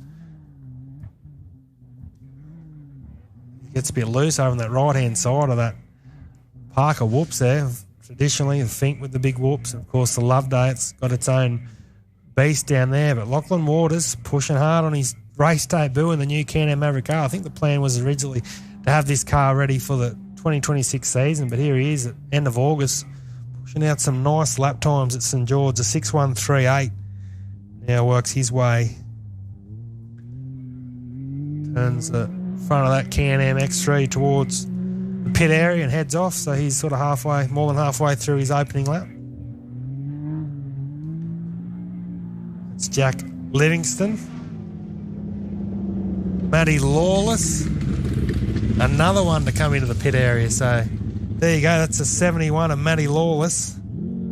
So it's all happening, ladies and gentlemen. So that's a pit for Lawless. We saw Brett Kmc still in the pit area. We saw, of course, the in and out of Tate Svensson. Not great news for Matt Lawless. Kmc there on the left, so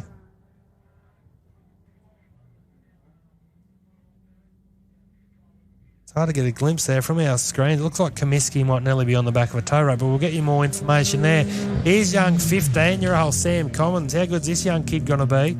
He goes through and he finds himself running around sort of 12th, 13th on the track, which is an extraordinary achievement. Young Sam Commons. Try and get a time for him very shortly. Matty Lawless went through 58.23. Michael Bertinazzi. Sam Commons, there you go. So he goes in with a 58.02. Kmc a 57.51 though in the pit area. So Sam Commons finds himself running around that 10th, 11th outright. So see him on our screens. Michael Bertinazzi. Another one that we'd be pretty happy with where he is. The big news is Cooper Weston. Where is he?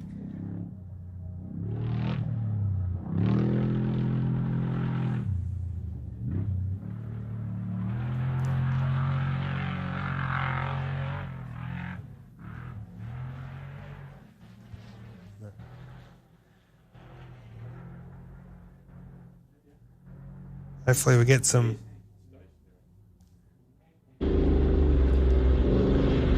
like Cooper Weston. We've got some in-car here of Hank Parker.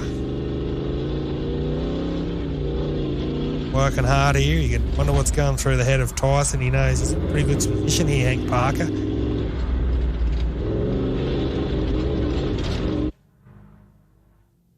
The last car through is Michael Bertinazzi.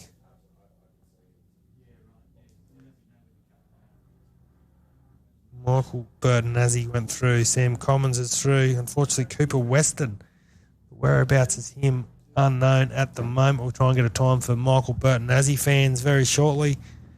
Matty Lawless and Brett Kmc, both in the pit area.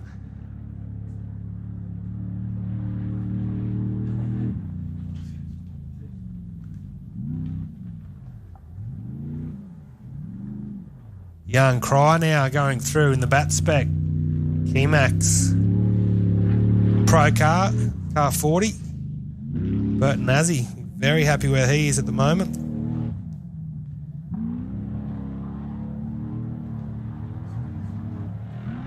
So Young Cry has passed Ross Newman, Jeff Pickering, Brad Zackett, Steve Ash and Paul Tuck Lee. The opening 50 kilometres of that lap. Still waiting for the Goody combination. Paul and Kate, Chris Sollett. We haven't seen the eyes of Chris Sollett. Dave Skinner go through. More in car of the 701 on our stream with Norman the Hank Parker.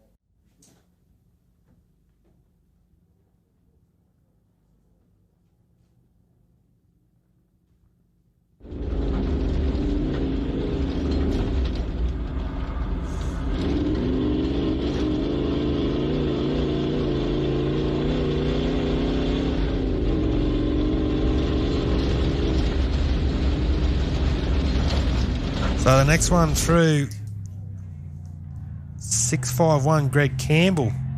Shouldn't be that too far away. Here is Paul Tuck Lee. Those watching on from Mudgee. A 996 going through. And then the Ash combination. Here goes Greg Campbell. So he's through for a lap finish. Stephen Ash.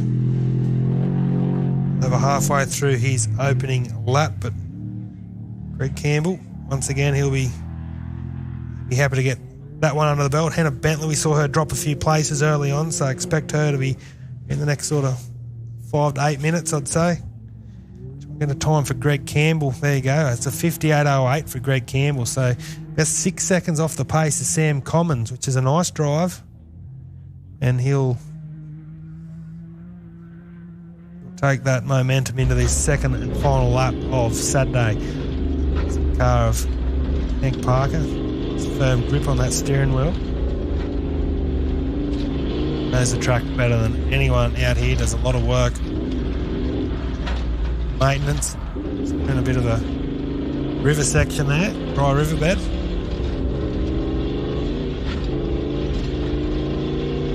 So this is the track they sort of designed for the Mac 900, Mac 1000 now. We'll get that off the line in coming years.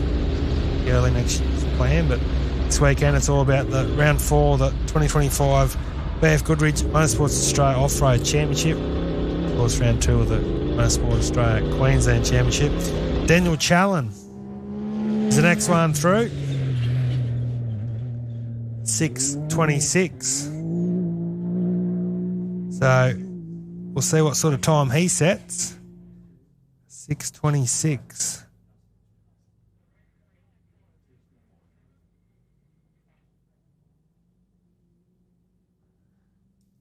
All the way from Darwin in Alice Springs. Hats off to these guys. A huge rollover at Kalgoorlie a couple of years ago and regrouped and rebuilt, and they're back on the scene. I think they finished 4th in side-by-side last year, by memory, over at Kalgoorlie. And, well, they're well and truly on track this year to go a couple better. Who knows? Possibly even stand atop the dial. And one guy that would like to do that is this man, Greg Campbell, for his second time. 6.51. His daughter, Tori, holding on tight. Daniel Challen through with a 58.36. 58.36 for Dan Challen.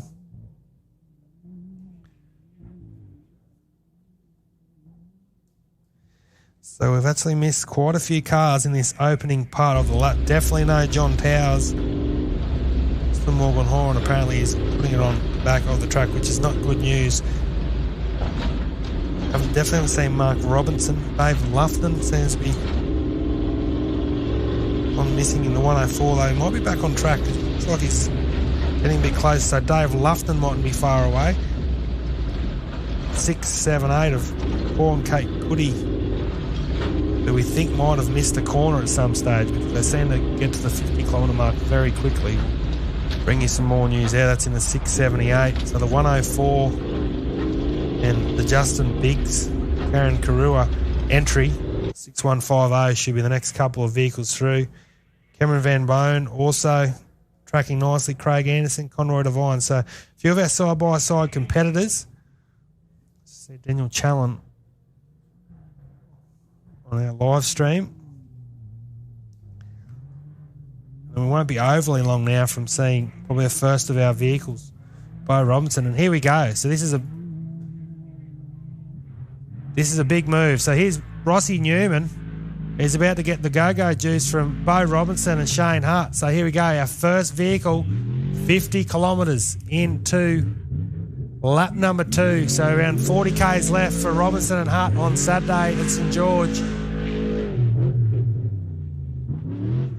Having a good old crack here on day 1. Bo Robinson, he knows he needs a win. He knows for the championship status, needs to put a lot of pressure on his brother Rossi Newman there in the 6.681 going through. He's in core caught up in the dust, and he's just about to cop a bit more, I think, because Travis Robinson and Jared Percival, Nick Commons won't be that far away. But good to see Ross Newman. Still haven't seen Jeff Pickering.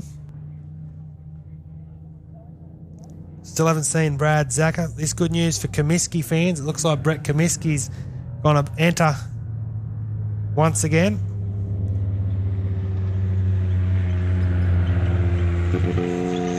So that's the Goody car that we think may have missed the corner at some stage because they found themselves at the halfway mark very, very quickly. Here is the second of our Masons. It's the current ORC Championship leader, Travis Robinson. Paul Curry steady the ship for one more push here on Saturday afternoon. So our first two cars, the first two Masons, the brothers, Trav and Bo, putting down some serious lap times here on Saturday afternoon. And here's Jeff Pickering, so he's the veteran. He's just got a gas bomb, a dust bomb from the Robinsons, and I'm sure he'd be... Well, it looks like he might be coming into the pits here, so this is interesting. Jeff Pickering straight across the track. So Pickering enters the pits, 50-kilometre mark, 7:02, which opens the gap immensely for Hank Parker. He's going to complete all laps to get section points in the class for the ORC. Kaminsky's off and running again. Still Matty Lawless, I think, is in the pit area.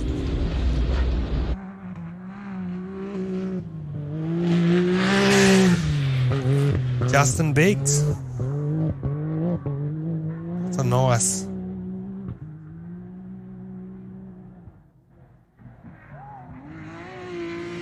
Nice run from Justin Biggs. Dave Lufton. Man on a... Oh, Dave Lufton has had a big moment. Just way too quick into that corner. He's taken out quite a bit of carnage here at the StGeorge399. Dave Lufton, he was just... I told you, he doesn't hold back, Dave Lufton. I'm sure they're both okay, but they've ripped the front wheel off this car. And there's a bit of carnage at the 399 because the start-finish banner is completely over the middle of the track. So, probably get some officials out here, I'd say, and clean up this. But the BFGoodrich start-finish banner has been lowered to the surface from Dave Lufton. So I have to slow up some of these cars, I'd imagine.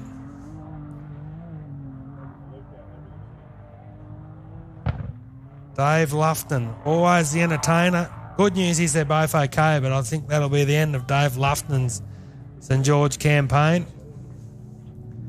Going in way too hot there.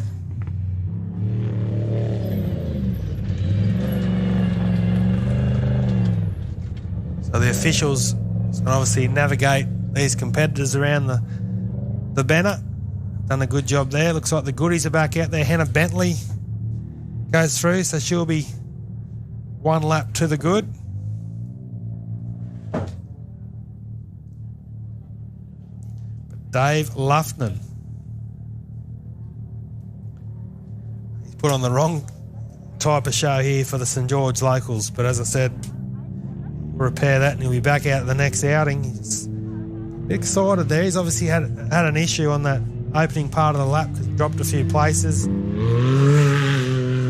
Cameron Von Bone going through the 619. So he gets past the little incident there on our left.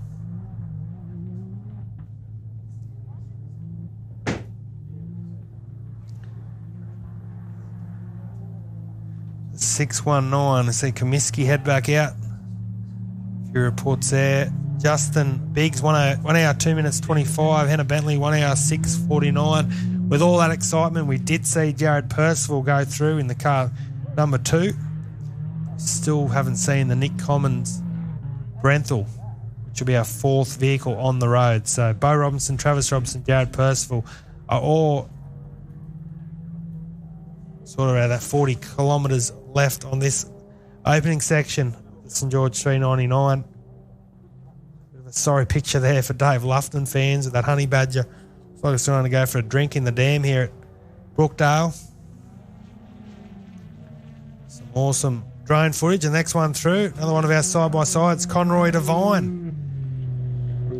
Geez, he's made up a lot of time, I think, on his mate Cameron Von Bohm here in the 6:06. So it'll be interesting to see what sort of times here. Hannah Bentley, clearly issues for Hannah. 1 hour 6:49, but she's still in the hunt. Haven't seen Matty Lawless go back out. We'll try and give you some times for Conroy Devine, Cameron Von Bohm here very shortly.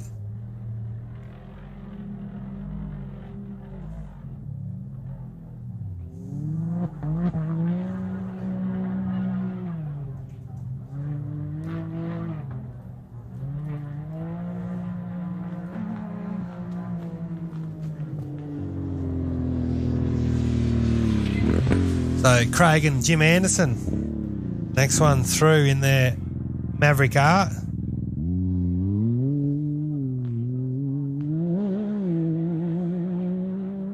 A bit of a hold up there for Craig, but not to worry. He's gone through nicely. Still waiting for what Dave Lufton did. Ian Downey, Mark Robinson. Unfortunately, looks like he's had some issues out there on the circuit. Likewise, Johnny Towers and Cooper Weston. Scott Gaver. Also, not sure an issue there. We saw him stop just before the 50-kilometre mark, but haven't seen him since then. Back out there running. Boston Morgan Horan has had drums as well. So, it's all happening.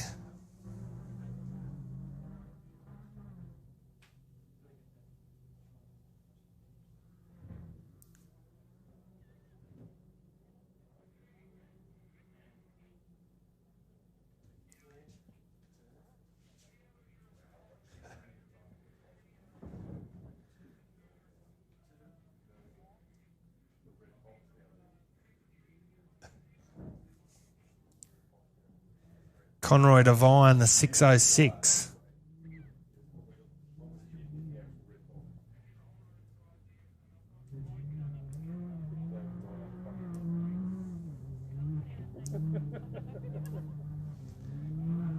Through there. Still no time for...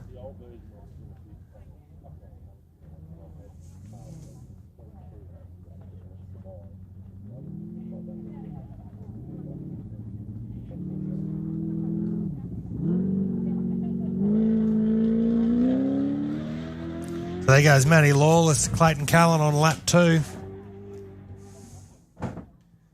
So Conroy Devine just breaks the hour mark of 59.47. Good mate Cameron Von Boehm with a 1 hour 1:31. So around just under 2 minutes quicker there for Conroy Devine. Matty Lawless, clear issue obviously with the Jimco 2000 series. He's gone in there and he's done the repairs. Roaming pit reporter. Some great stories happening here at the StGeorge399 and some hard luck, which is always going to be the case in this great sport. But the great thing, I like the storylines. Like you look at someone like Michael Bertinazzi. Like what a first lap for Michael Bertinazzi. We see Zach Marsh. Tom Darlington goes through. Zach Marsh still on a tear. So Nick Commons.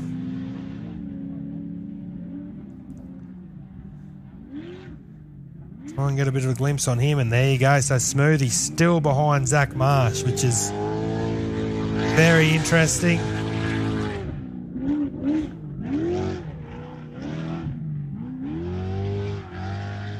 Smoothie, he just cannot make the pass at the moment.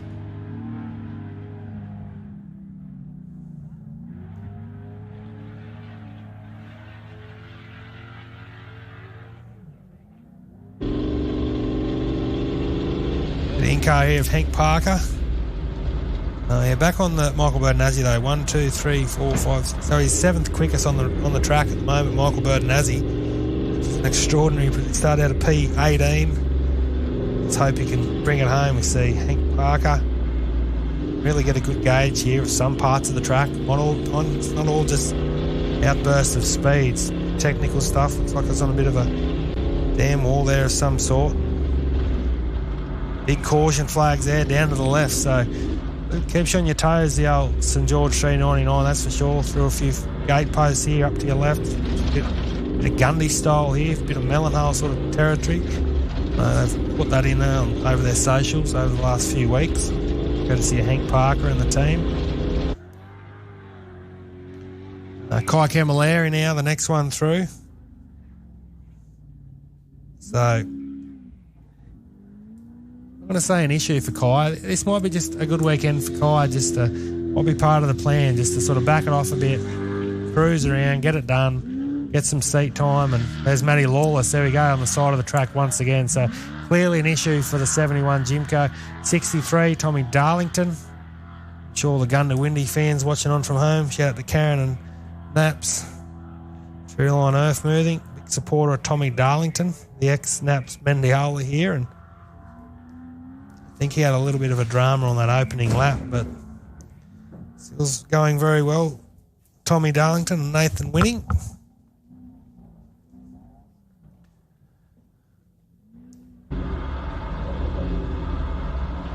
So just while we've got a bit of time here, we'll just go through our top 10 from lap 1. Bo Robinson, Trav Robinson, Jared Percival, Brent Smoothie.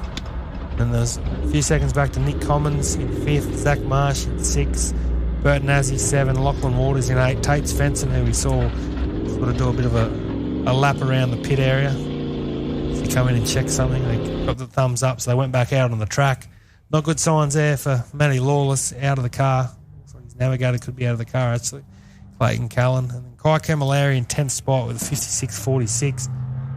So, what's going on here? We look like Nick Commons. Something going on with the back of this Brenthal. Definitely some rear panel damage there on that right-hand side. So, maybe a big hit here for Nick Commons, but that's all provisional information just from a bit of a glance. Looks like that back rear panel over that back rear tyre had been hit. So here's a 696 of Ian Downey come through. Nick and Alexander Burt went through as well. So another one into the pits, Ian Downey. Saw Nick Burt have a nice run. Going through there in the BC 4x4 V8 Rush truck. We'll get a time for... So Darlington with a 1 hour 2:23. Nick Burt, 1 hour 2:44. And Downey, 1 hour 7:59, and goes into the pits. And Downey, only his second run in the off-road world. So having a nice run. Hank Parker. Solo bins there to the right, and he's working his way off the crop mound there, and shouldn't be too far away from a finish there, Hank Parker. To see this in-car.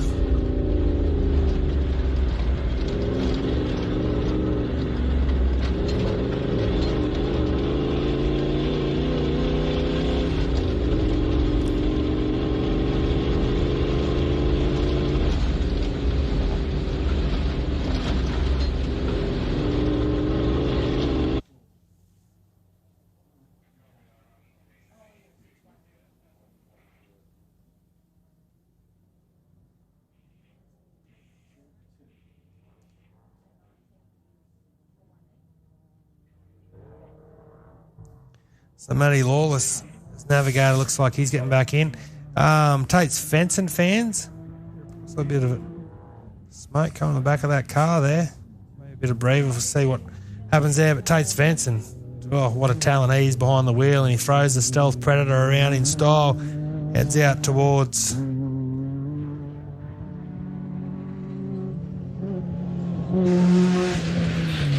back of that Dave Skinner.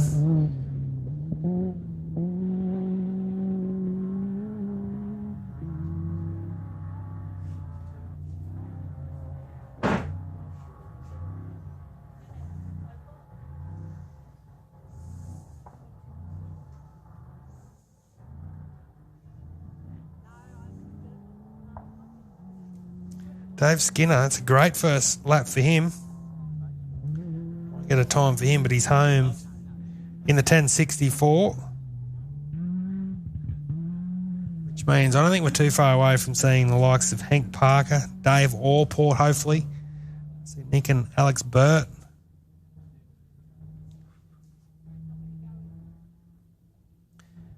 Should be a couple coming through.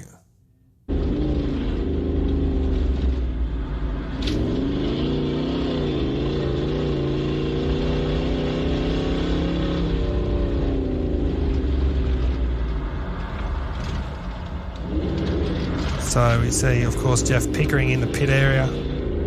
Svensson was the last car through the kilometre mark. So far we've had Robinson, Bo Robinson, Trav Robinson, Jared Percival, Zach Marsh, Brent Smoothie, Nick Commons and Tate Svensson.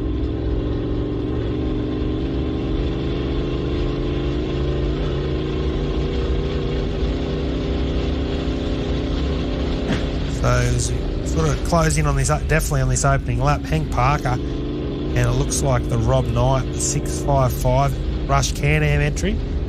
A couple of our next crews through. 688 at Kane Bockman. Chris Sollett, Jack Livingston. Paul Orport still looks like he's just moving there, so he's a little bit back. Hopefully everything's okay there.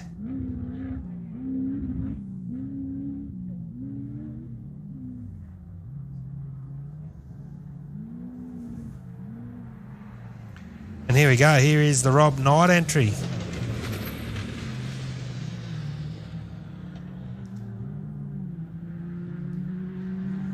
He might have come into the pit area, and Hank Parker hot on his heels. So a nice little battle here between Hank Parker and Rob Knight. Next of our lap 2 cars heads over at the 50 kilometre mark. Looks like Lachlan Bailey and the 622 car. Second of our side-by-side vehicles. He's got the championship on his mind this weekend, Lachlan Bailey. So that's a 622 going through. It looks like it's a 699, so there's been a big move here, race fans. Lachlan and Kevin Waters have pulled a big margin back on Lachlan Bailey. Started 4 minutes behind him, so will Lachlan Waters be the big mover on Sunday afternoon? Some more drone footage there of Hank the Tank, the Silver Bullet. See a bit of Silver Bullet merch across the paddock here over the weekend. Craig Anderson, as I said, with a 58.31. He'll be happy with that time. Craig and Jim Anderson.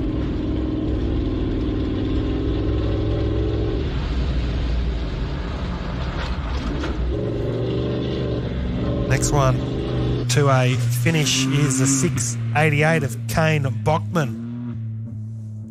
It's got Luke Mitchell in the navigator's seat, one of our Victorian competitors. So that'll be lap 1 in the books for those guys.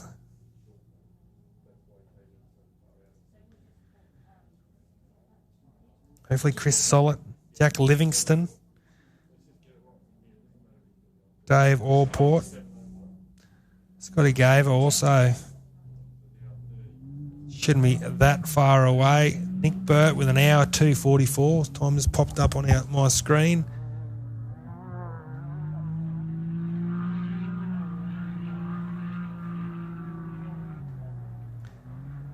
So as we see more awesome drone shots of Hank Parker.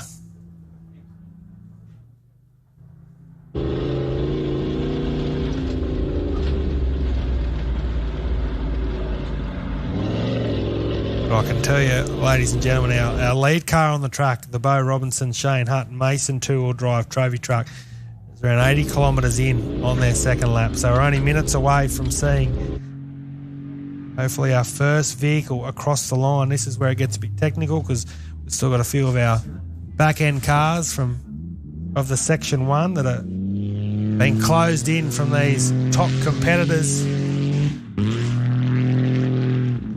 It sounded like the Stream full drive racer, Baden Bentley, Sam Bentley, all in car, thanks to the live stream of Hank Parker and Tyson Parker.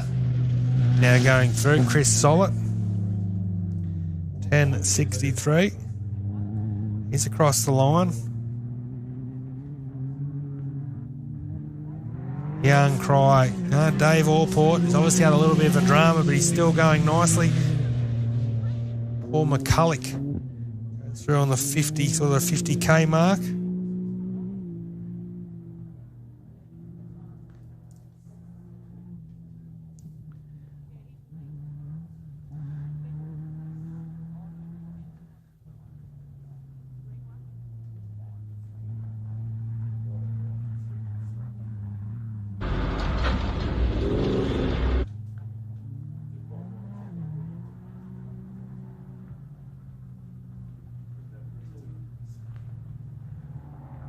We see the 688 on our screens. Kane Bockman, more of our side-by-sides, just hunted through. Once you get a glimpse of that last car across the line. The Young Cry Bat spec car is in the house. It's a penultimate car off the line. Paul McCulloch. It was the one that come through in front of us. So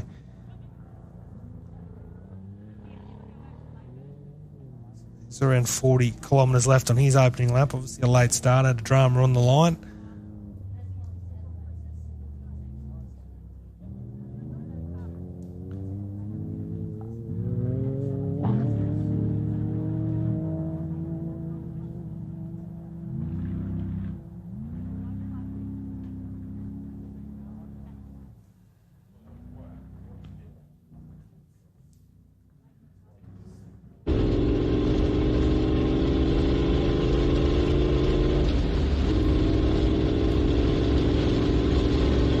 An awesome shot here on our live stream of the in-car of Hank, the camera facing back towards the cab.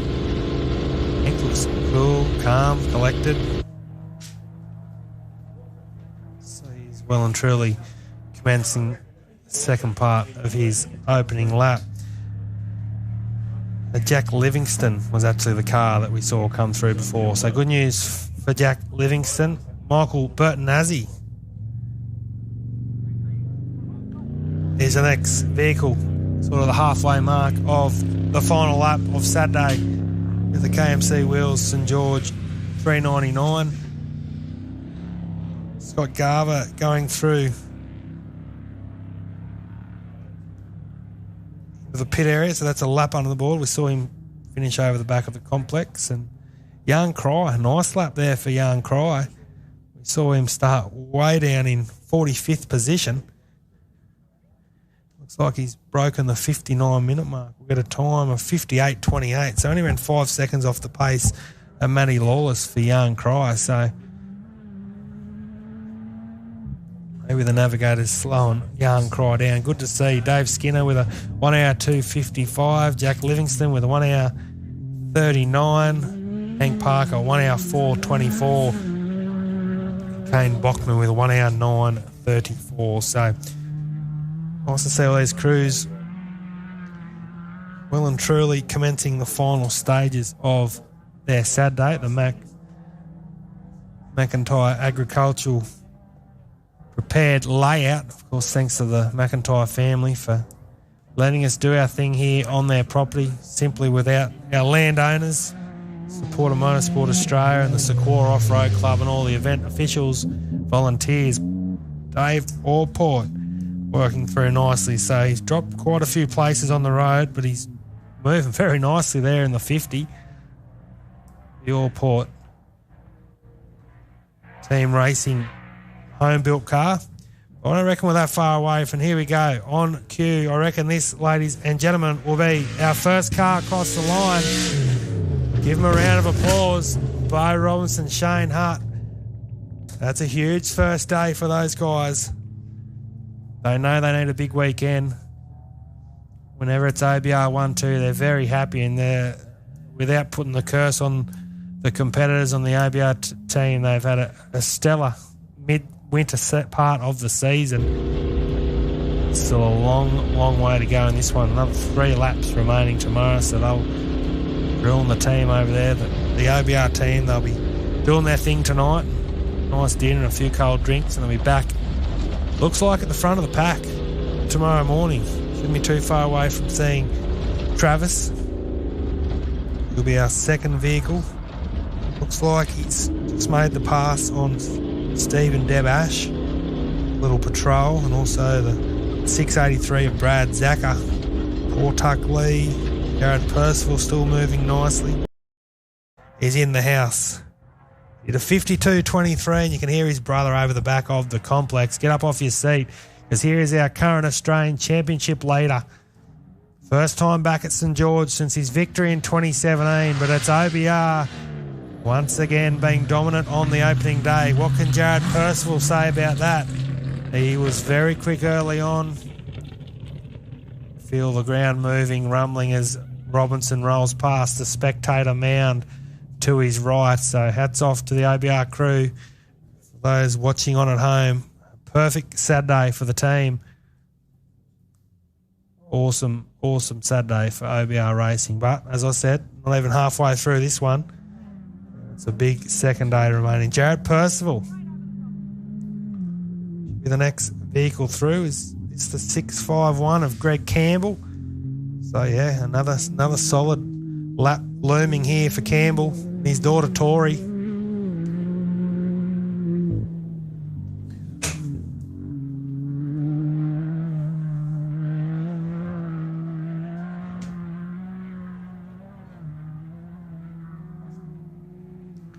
So that's our first two vehicles home. Greg Campbell goes across. That's the Zacher entry. Brad and Ryan Zacher going across in front of us here at the headquarters. So one of the final cars to commence their second and final lap here on Saturday. Again, thanks to the Stickman's Construction for all their help and support, providing the scissor lifts and other things here at the event headquarters for the weekend to be delivered. It's a 683 of the Zacher on our screens. There is the short wheelbase patrol, the Gundawindi crew of Steve and Deborah Ash going through nicely. So hats off to those guys, still punching along at a good speed.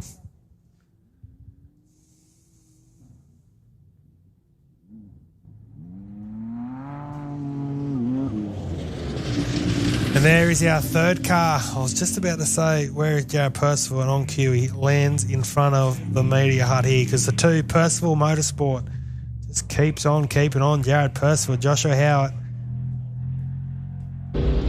He'd like to trade Travis Robinson in the points right now, but he's set himself up nicely for another big points haul at St George. 3 laps remaining. Remember, it's his first time competing not only at St George but in Queensland, full stop. Missed the last 2 editions of the Gold City 450 in Charters Towers.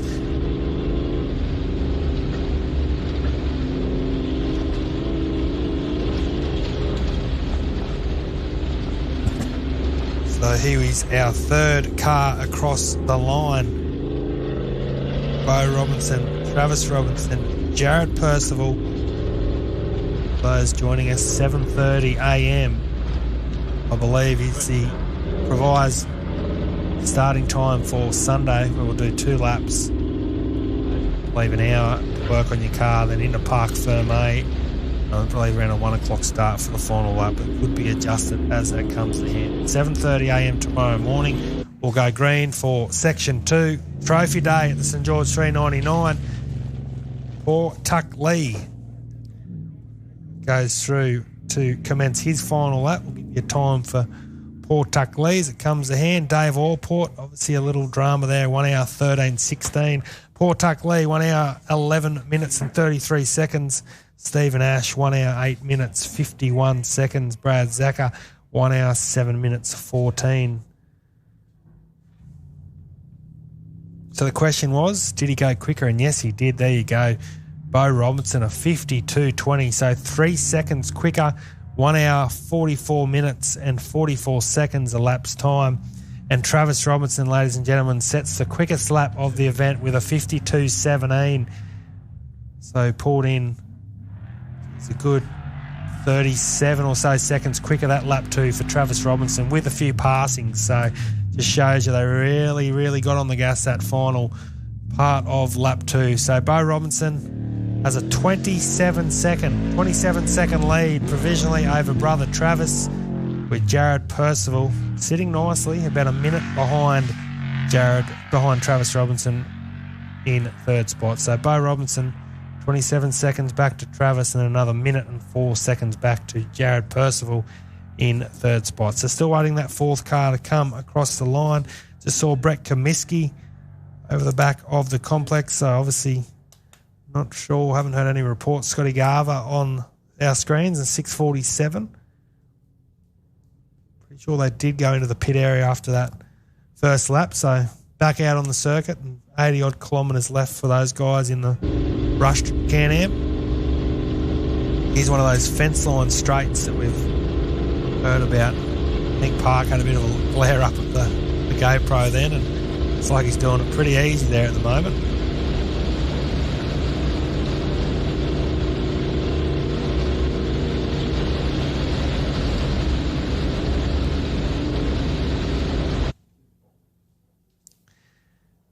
that Brett Kmc possibly might have been worried about his fuel situation. So he's entered the pits after that first lap to top her up to make sure he gets around, which at the end of the day could be a very sensible idea for Brett Kmc and Corey Cooper. That is the nature of our sport. Poor Tuck Lee, another competitor, get caught there from that sort of approaching corner to Parker's whoops over the back of the start-finish line. And the most dramatic part of this opening section was Dave the Flyer Lufton as he come in over the finish line on lap 1 and caused chaos, taking out the BFGoodrich start-finish banner. But once again, Dave Lufton walked away from the carnage with a smile on his face and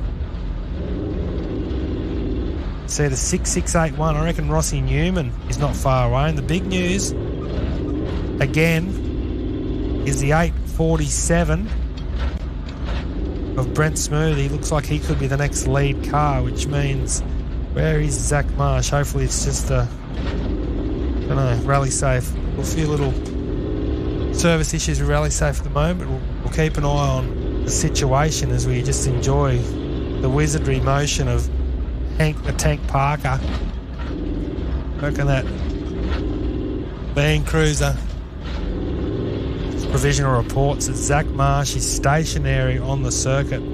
That's the 6140. That's our leading side-by-side pro competitor, Zach Marsh and Richard Tasman. Provisionally stopped on the circuit. We saw them go past here and around 5th spot and then 4th spot on the road, Zach Marsh. So that means Brent Smoothie, Kai Camilleri, Nick Commons, Tate Svensson. You can really see it's sort of opened up. It has opened up to be a sort of a 3-horse race at the moment. I say that in the nicest way to our other competitors, just the way the racing works. You get in a bit of a bad situation, a bit of luck, but at the moment, Bo Robinson, Travis Robinson, Jared Percival, the WA, a bit of the theme of the 2025 ORC so far. And here is Ross Speedy Newman, full steam towards the BFGoodrich start-finish line banner, and the 6681, he's not backing off. He still has 89 kilometres to go. We'll try and get a lap time there for Ross Newman. 1 hour 12 exactly for Ross Newman. And here is the next of our leading vehicles, I reckon, on cue. It should be the Brent Smoothie.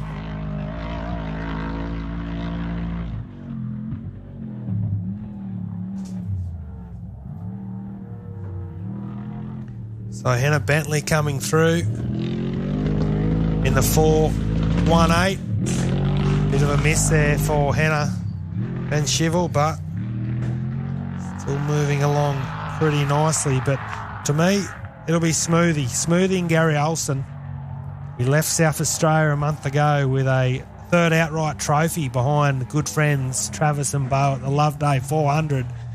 And he's starting off with a nice little Saturday's work, as you could say here at the StGeorge399. So Smoothie's in the house, pulls the hammers on the Mason. Saw another one of our competitors over the back of the complex. Smoothie's in the house, and Smoothie with a 55.06 for Brent Smoothie and Gary Olsen. So he goes with a 1 hour 49.24. So overall, roughly around that 4.5 minutes off the outright pace for Brent Smoothie.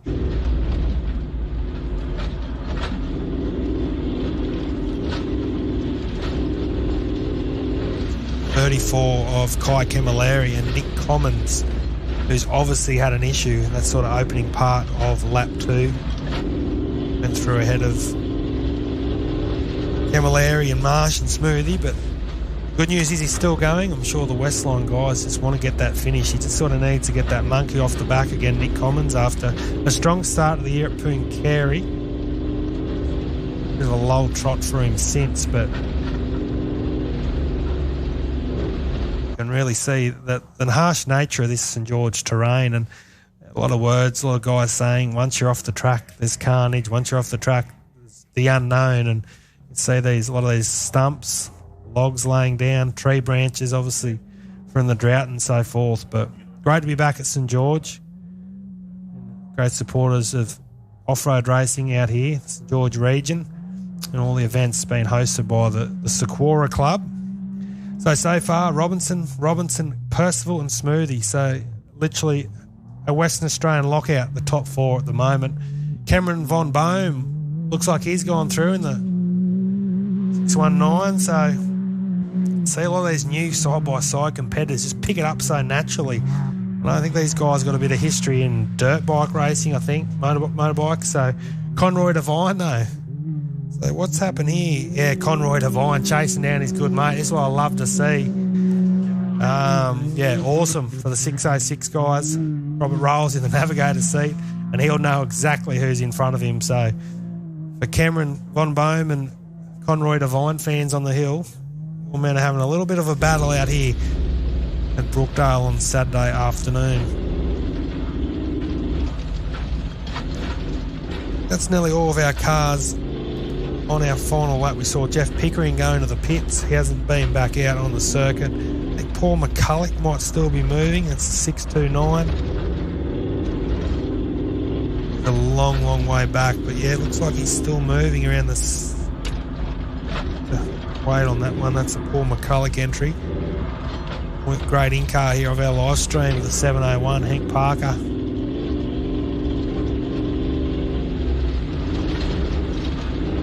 So a couple coming in pretty quickly to our left. It's hard to gauge, but could be the 34 Camilleri or the 479 of Nick Commons. They'll be home in 5th and 6th position. So obviously an issue for Zach Marsh fans, which means that Lachlan and Kevin Waters, if they bring it home, will have a nice advantage heading into, looks like it's the Jimco, the next car home. Ladies and gentlemen, the second of our pro buggies. Interesting to get a few words with young Kai. But the good thing is he's home and hosed, and he's got 2 laps on the board in the Aussie spec Jimco, the 34.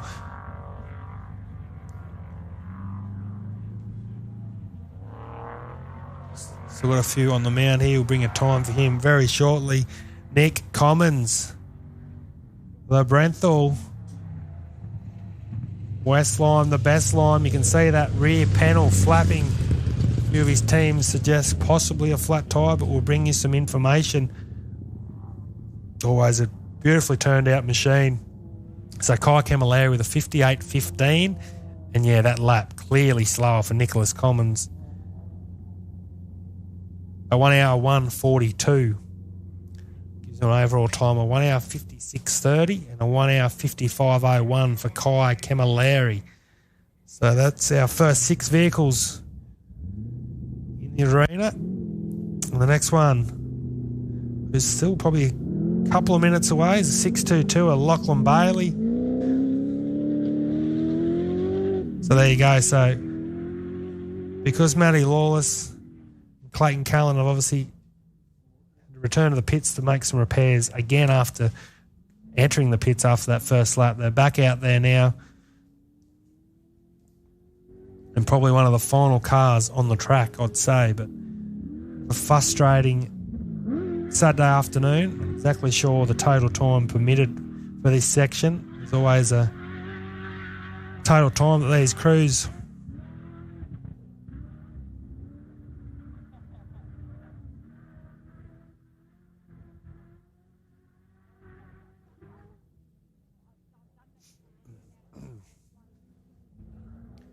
always a lot of time that these crews are permitted in the sup regs for each event. So obviously officials have said, Matty Lawless still has enough time to get out there and get the job done. 58.23 was his opening lap.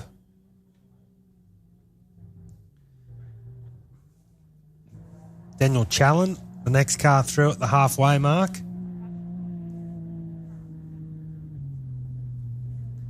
So is Zach Marsh out, Lachlan Waters. Opens the door up for someone like a Michael Burton-Nazzi. Hopefully he's still, looks like he was still moving a minute ago, which is good news. Daniel Challen, Kylie Dennis, Next one past us here, but Lachlan Bailey, Jordan Zolo should be one of the next ones through. Tommy Darlington, Nathan Winning, the 63 Mendiola has made a lot of ground on Daniel Challenge. Obviously a clear issue there for the 626 on that lap in my eyes. Also the opening part of that lap.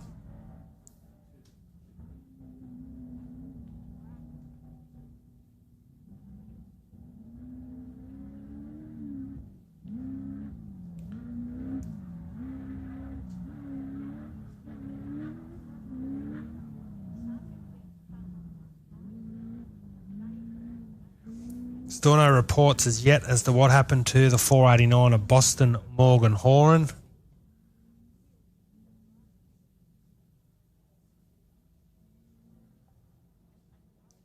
So if anyone can give us a bit of insight for our listeners online as to what happened to the 489, that'd be greatly appreciated in the media hut. So Matty Lawless now head out. As I said, one of the final cars, unsure about the status of Paul McCulloch. Paul and Kate Goody, I believe, are still in the pit area. And that, to me, will be our final cars on the circuit. Johnny Towers is another one that's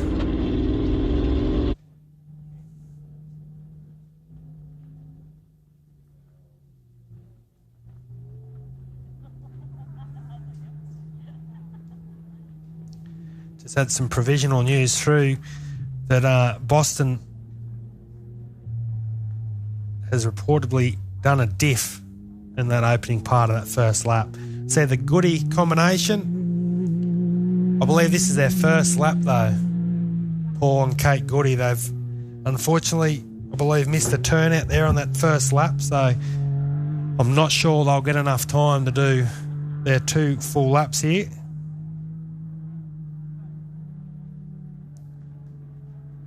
So there you go. So a report that Boston Morgan Horan has had diff dramas as the next car through, 7th car home, Lachlan Bailey, Jordan Zolo. Oh, that's done their championship hopes no harm whatsoever in the 622. And they go 6th quickest with a 58.51 on lap 2, go an overall time of 1 hour 56.09. So they push Nick Commons and definitely not Anthony Cook. Talking to him on Messenger, but it's Ryan Galvin in the navigator's seat. So there we go. Robinson, Bo Robinson, Travis Robinson, Jared Percival, Brent Smoothie, Kai Camilleri nicely finds himself in 5th, which looked like a very conservative couple of laps for Kai Camilleri, Lachlan Bailey and Nick Commons. Your top 7 competitors.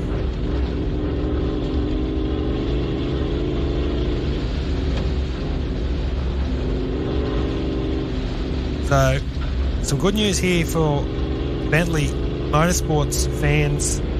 Looks like Hayden Bentley and Sam Bentley on my tracker here should be the next car through, which will put them well and truly in the hunt for some StGeorge 399 silverware. On track, I think they'll be around that sort of 6th or 7th spot, which is awesome for Hayden and Sam Bentley. Started out a 13th spot at lunchtime today and put in a first lap time of 58.16. Hopefully Michael Bertinazzi, he was a big story for me in that first lap. Nick and Alexandra Burt go through in the rush truck. Not sounding very strong at all there.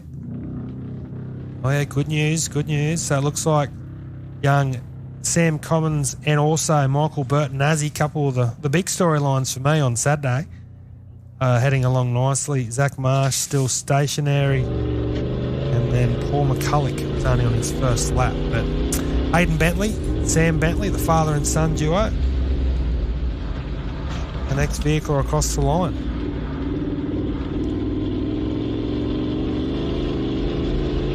So for those that will leave us over the next bit of time, stay tuned because there's still plenty more action to bring you, plenty more finishes.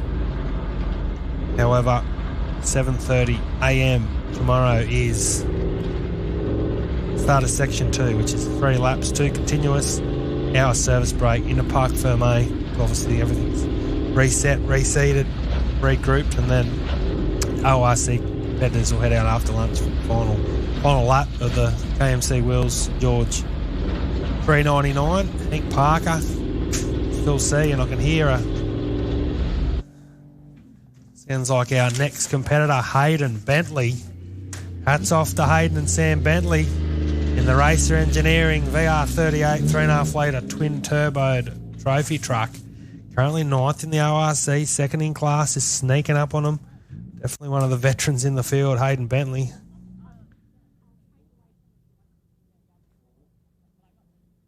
Very consistency award of the day goes to Hayden Bentley. So a 58.16 first lap and a 58.17 on lap 2 for Hayden and Sam Bentley. They're only 2.8 seconds as the 1064 of Davey Skinner comes through in the Slickco single-seater.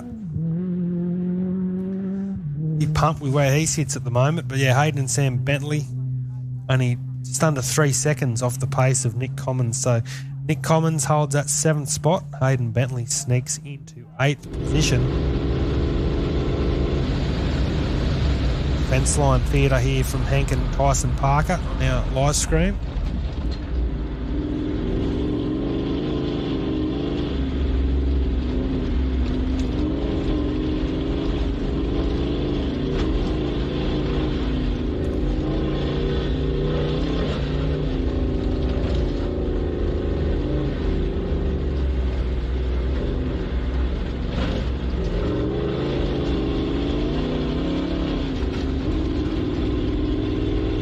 So that is 8 vehicles across the line now.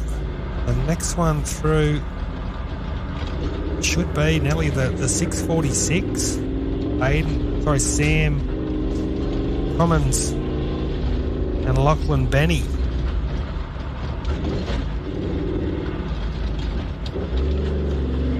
What a great Saturday it's been for him. I think he's only in the Queensland component of the event.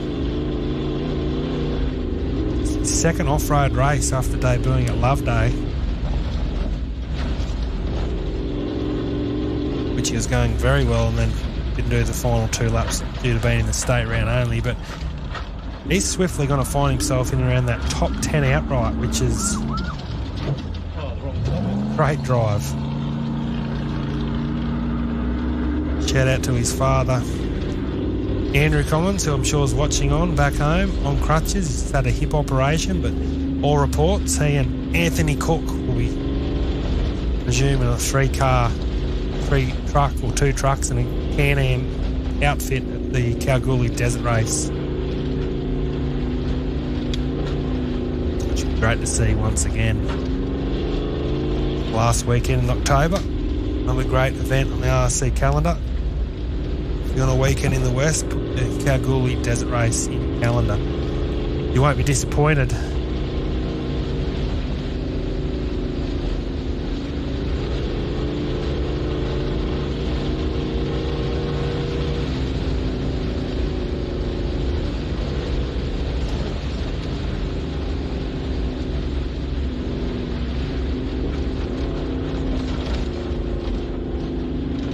So,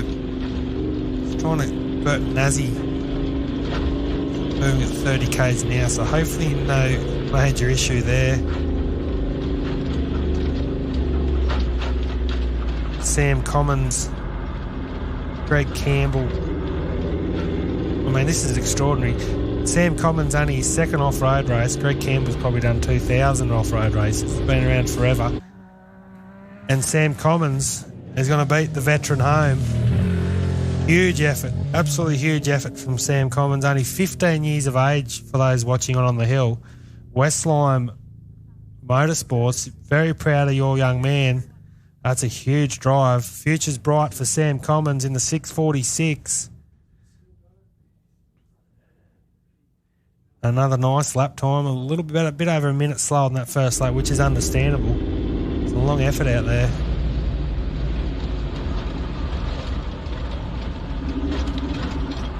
Sam, of course, navigated for his late grandfather, Aidan, at Kalgoorlie last year.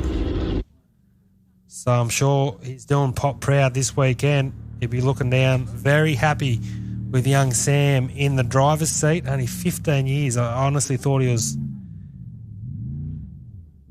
18, to be honest, but he's only 15 years of age, which makes the story even better. Young Cry goes through.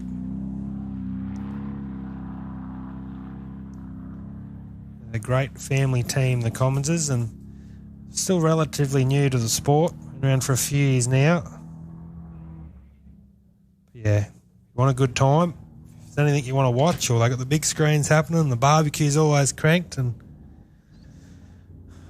the fluids are flowing at Team Westlime.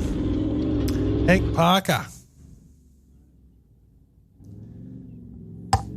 Had the luxury of enjoying Hank's cabin there, and I mean, the cruiser just seems to be going from strength to strength over the last couple of seasons, and I don't want to put the Mickey on him, but he looks like he's just going down to get the paper at the moment. He's not sweating, he's not fit as a fiddle, Hank Parker, but I'm sure he's done a lot of kilometres around this layout. So we've got 9 cars home. Sam Commons, Lachlan Benny going to P9, and here's Greg Campbell. So yet again, another strong outing from Greg Campbell. Very impressive drive from him. Got to remember, he started in 20th spot on the grid, and will now find himself, well, there you go, 6th outright for Greg Campbell. What a last lap for him, a 57.31. So he goes around 45 seconds quicker than Kai Camilleri that final lap. So Greg Campbell, from the absolute clouds, finds himself in 6th outright position, and he's taken the side-by-side pro lead into day 2. 28 seconds quicker than Lachlan Bailey. That is the biggest mover so far, without a doubt. 20th spot into 6th. Greg Campbell, take a bow. Great drive.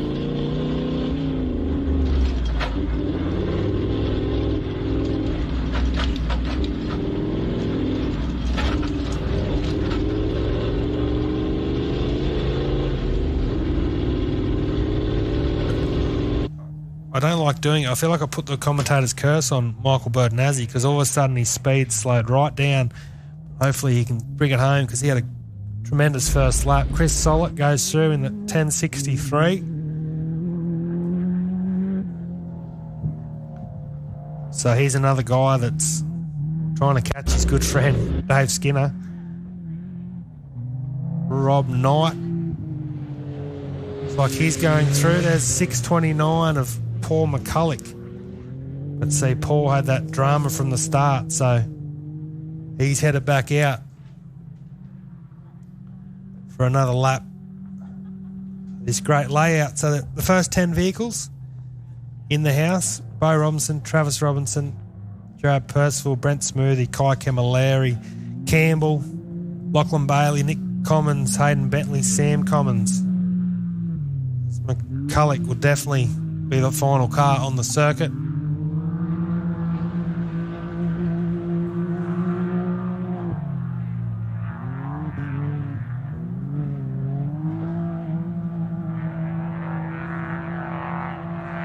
It's like the Ian Downey Can-Am Maverick X3. Brett Comiskey, Michael Bertinazzi. He's in the house. Maybe an issue, maybe not an issue. Where will he sit? He was 7th quickest after the first lap. Yeah, and there you go. So a clear issue for Bertinazzi, but the big picture story is he's home and hosed.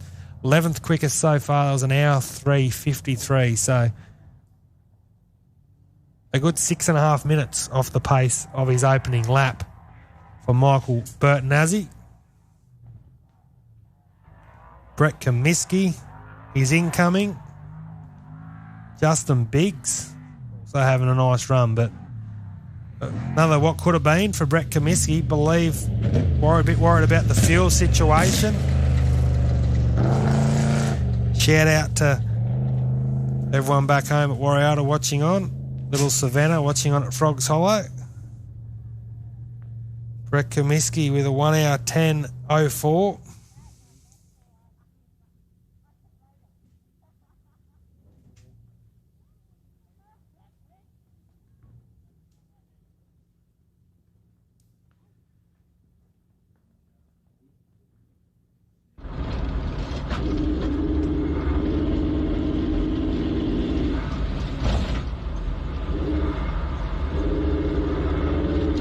So Hank Parker's still navigating. Looks like one of our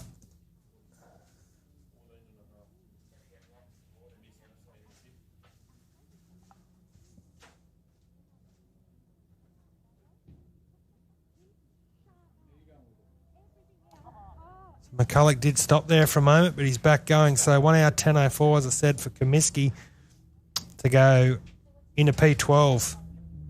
Fourth in class for the Extreme four-wheel drive behind Trav Robinson, Brent Smoothie and Hayden Bentley. So 12 vehicles.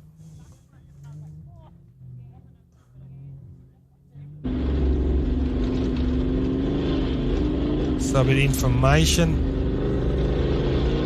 there for Kmc. He spent nearly 14 and a half minutes in the pits. So you take 14 and a half minutes off Brett Kmic's time, and he's looking at 5th spot.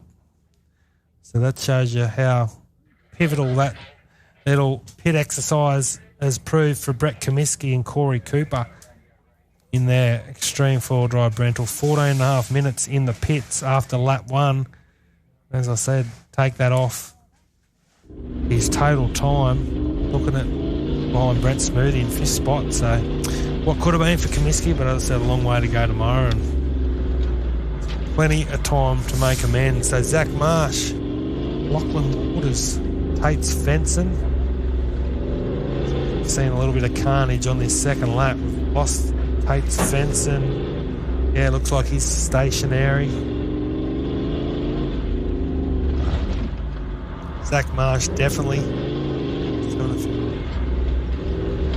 You're trying to get out.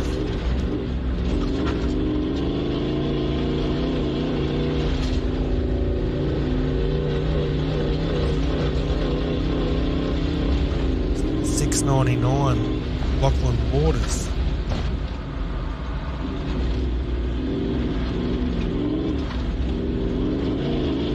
Oh yeah, there we go. So 6 minutes ago, it stopped around the 66 kilometre mark. That's a $6.99.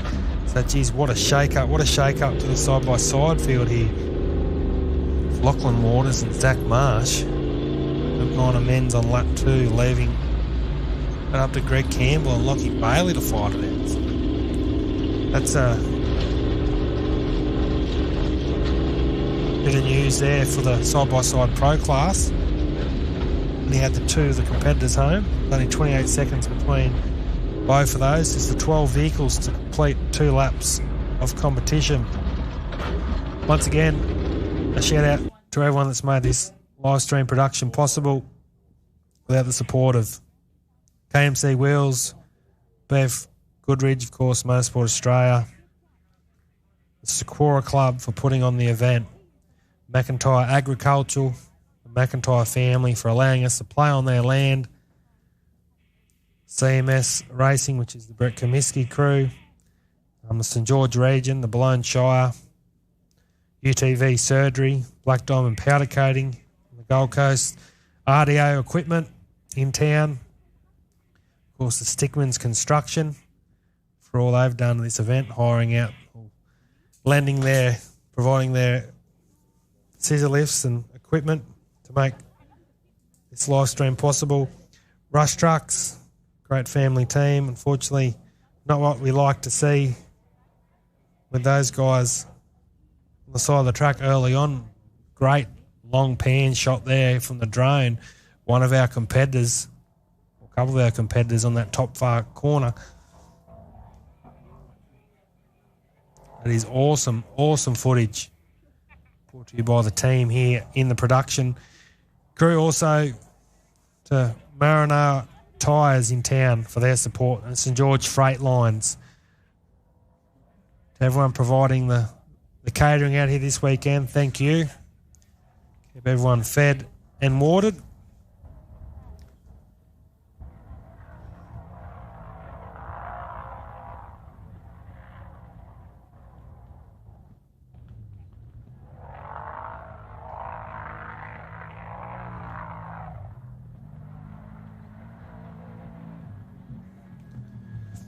So the next one across the line. She might have done a bit tough out there today. The engine's clearly a miss there in the 418. She went through before and it was like a bit low. But the 418 is across the line. Hats off to Hannah Bentley and Ben Shivel there. 13th car across the line. They pushed Kmc and Cooper down into 13th. So yeah, that first lap. Justin Biggs, really nice time for Justin Biggs. 6:150. He goes 12th quickest. That was a 1 hour 37. And Hannah Bentley with a 58:45. So she was around that 6 or so minutes quicker. A bit more than that, actually. Nearly 8 minutes quicker. Steve and Deb Rash head off for their second half of the lap too. So Hannah Bentley, Ben Shivel go around sort of 7.5, 8 minutes quicker than their opening lap. Dave Allport, Christy Page in the 50.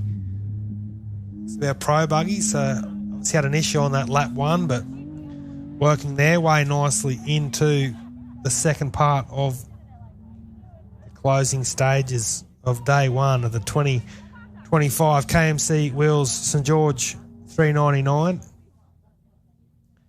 course, the championship started down at Pooncarie, northwest of Mildura for round one, late April, before heading to, of course, the big one, the iconic Fink Desert Race up in Alice Springs, which is, of course, won by Travis Robinson. Then Travis Robinson went back-to-back with a victory at the Loveday 400 in South Australia, in the Riverland town just south of Barmera.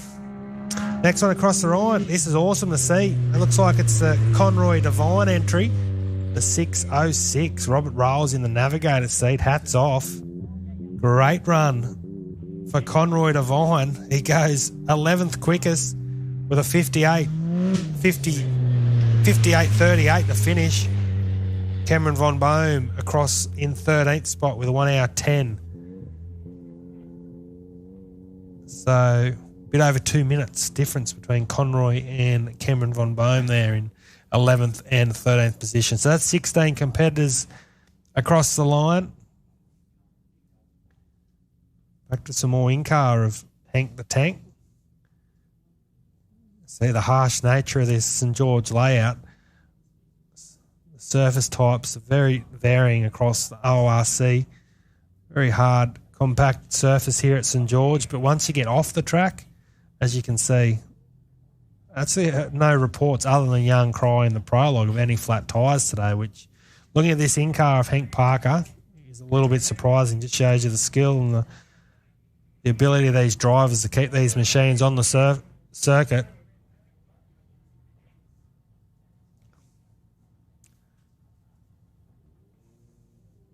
So for those that will leave us shortly and here on the hill tomorrow morning, 7:30, I believe. 7:30 we'll go green for Section 2.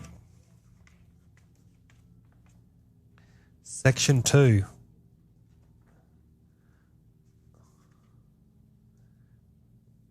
So 7:30 is the scheduled start time, and then 1 o'clock for the final lap, Section 2. So there'll be 3 laps. So Zach Marsh, Lachlan Waters. Obviously had dramas there. Tate Svensson, definitely haven't seen him through. We saw Matty Lawless take off, so he'll be a while away yet. Craig Anderson, Daniel Challen, Dave Lufton. We saw what happened to Dave Lufton.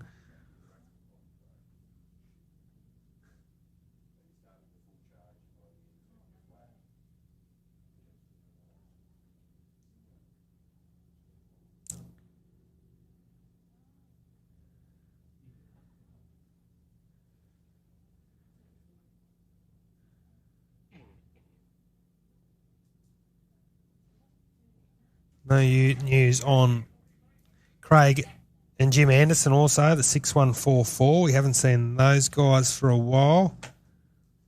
Ross Newman. So Ross Newman and Paul McCulloch, they're sort of last two. There you go. Looks like Craig and Jim Anderson stopped around the 4K mark of lap 2, so it must have just been sort of out of our sights here at event headquarters, so that's not good news for Craig Anderson. Poor Tuck Lee shouldn't be too far away, and here he is just on our screen. As I say, we should start seeing poor Tuck Lee come towards us soon. And here he is. So we've only got a handful of cars left to go past our 50 kilometre mark of lap 2. Mudgee Cranes, poor Tuck Lee.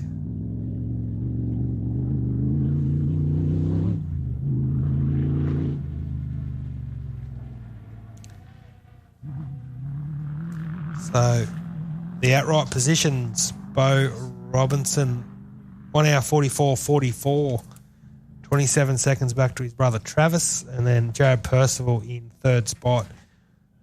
So if it stays like that, the championship remains alive into Kalgoorlie.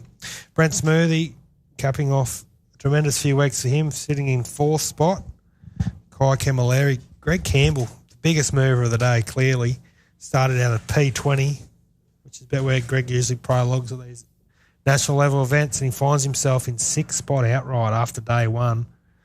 28, bit over 28 seconds ahead of Lachlan Bailey and Jordan Zolo in seventh. Nicholas Commons and Ryan Galvin in eighth. Hayden Bentley, Sam Bentley in ninth. And Sam Commons and Lachlan Benny round out the St George 399 top 10. Conroy Devine, Michael Bertonazzi, Cameron Von Boom, Justin Biggs, Hannah Bentley and Brett Comiskey. The other competitors who have completed full distance.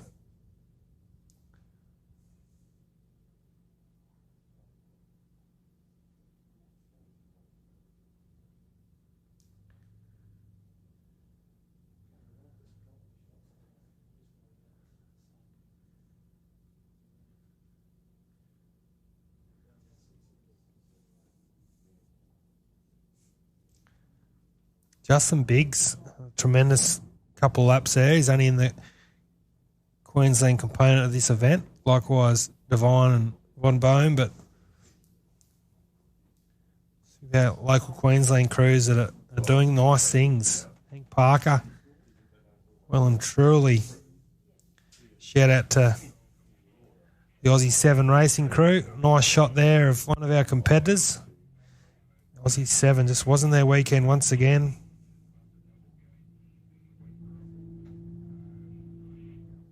About a timing chain let go on those guys, which is, a bit of bad luck once again for one of the good blokes of the sport, that is for sure. Simon Knight, Dallas Redding, Joe Brown, the whole Aussie 7 racing crew team from over at Gundawindi. Brad Zacher. Brad did that opening lap time 1 hour 7:14, so he's probably got another half an hour or so to go on his final lap. He's just looking for some serious seat time before heading, I believe, to the Fink next year is the plan for those guys.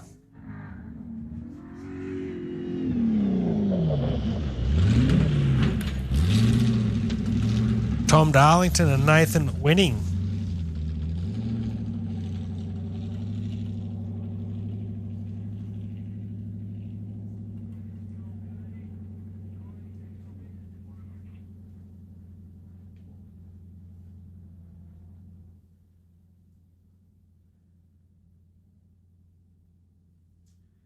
Across the line there for the 63. There you go, into P3 for their class. Tom Darlington, 15th outright. Nice 1 hour 1:37 for Darlington and Winning. So the 17th car across the line.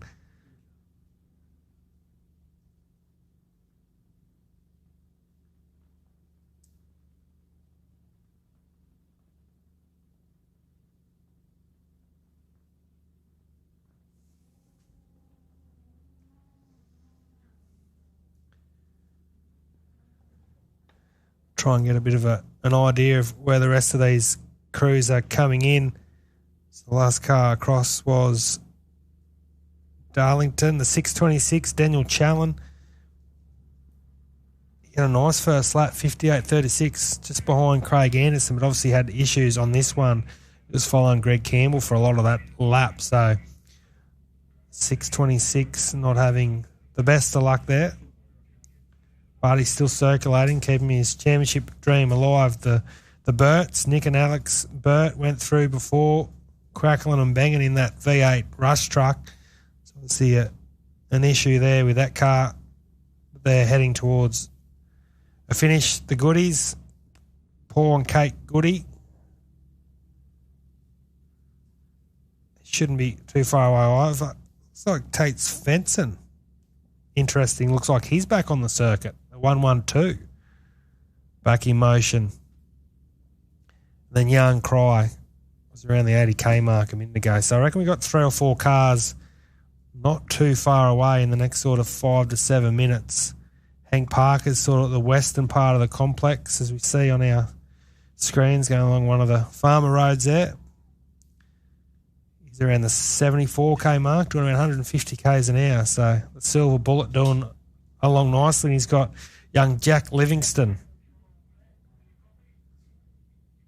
not too far behind him.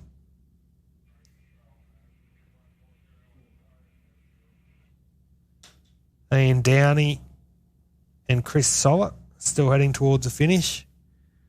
Dave Skinner's another one. Dave Skinner. Maybe there's an issue for Dave Skinner. Yeah, the 1064. Looks like he might have just stopped not far after the 50k mark, so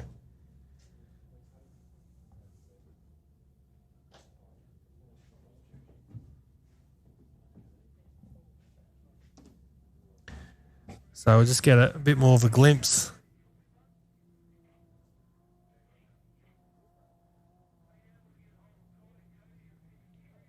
The next one across the line, I reckon it's a 626. Daniel Challen, Kylie Dennis. So they've clearly had dramas on lap 2.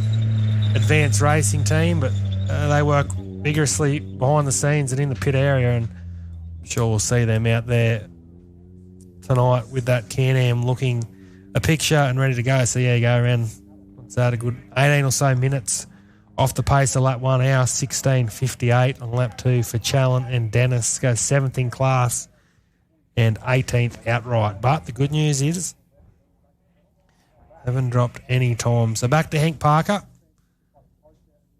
For those watching on at home, the 701. Jeff Pickering, once again, just not his weekend.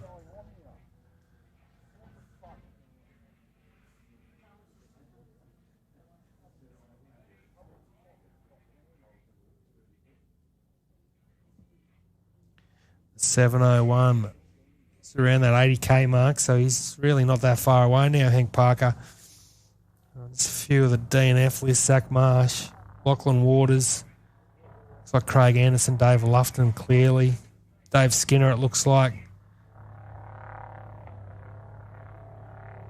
This might be the rush truck of Nick and Alex Burt with the next one across the line.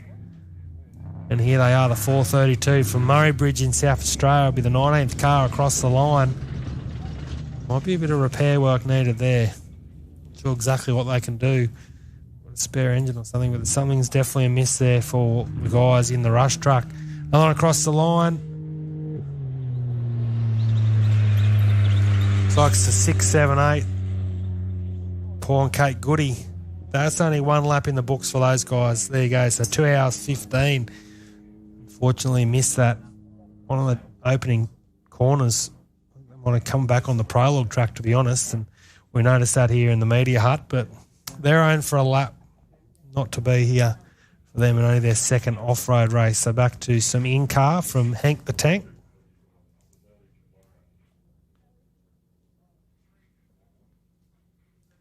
So there we go, time for Nick Burt for the South Australian supporters. He goes 1 hour 3:15. So slips in a 17th spot, 15 extreme two-wheel drive.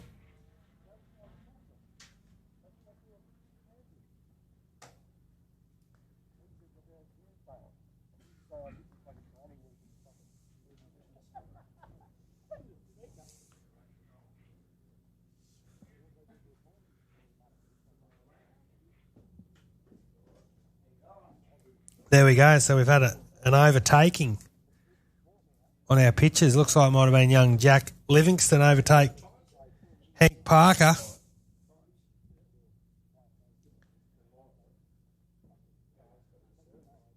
The 701 has been taken to the grids by young Jack Livingston. Gil Aladi, 613 out on our live stream.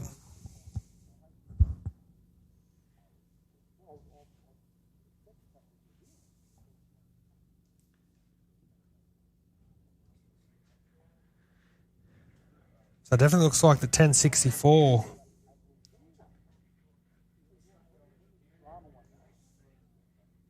Ross Newman. I think Ross Newman's still moving somewhere there on the circuit. I don't think he's come past us for that final time here this afternoon. Young Cry in the bat spec car. That's some seriously good drone footage there from the media crew. That's the 40 bat spec car of Young Cry. Paul McCulloch. So like he's still moving. Scotty Garver entry, the 647. Looks like they've still around that 30k mark. So still around 50 odd kilometres left for both Scotty Garver and Ross Newman, and also Paul McCulloch. So there's 3 Lone Rangers as Young Cry comes over for a finish. And he'll be pretty happy with that effort. 45th on the grid, goes into P20 provisionally. No, he doesn't. He's better than that. Young Cry goes 8th quickest. Well, what a run for Young Cry. There you go. It just shows you the adversity of this sport. He's coming with a massive delaminated tyre on the Prologue. Maybe, by his remarks, should have stayed out there and got seated in the field, but he's done it the hard way. He's come home, finished the Prologue, seated in 45th position off the grid, basically the last car. Literally the last car, and he's come home 8th quickest. So Young Cry, you nearly get the drive of the day for me. That's a huge effort. 57.42 to finish it off. When you put in perspective some of the other times that we've seen come in lately, even Hannah Bentley at 58.45. Greg Campbell with that 57.31. Young Cries, that's a huge drive. 45th to 8th spot on day one. The only thing is he's not doing the full ORC component. So we see more of Hank Parker, who were willing to the finish line. Tate Svensson, he's still... Last I looked, Tate Svensson was still moving towards the finish. It's a bit of the unknown, but he's definitely closer than what he was. So Tate Svensson, Jack Livingston, for those fans. Rob Knight is not far away, and the 798 of Hank Parker, who we've been following very closely on our live streams, coming in very warmly at the moment, the 701. So 20 cars have finished both laps. And that is, repeat that again for those that have missed it. Young Cry, the Queenslander, the owner of the North Lakes Hotel in North Brisbane, has come home in the bat spec machine, the 7 litre, with a 57.42, 45th spot to 8th quickest. And how good are these drone shots on the live stream? Following in this car, definitely one of our side by sides.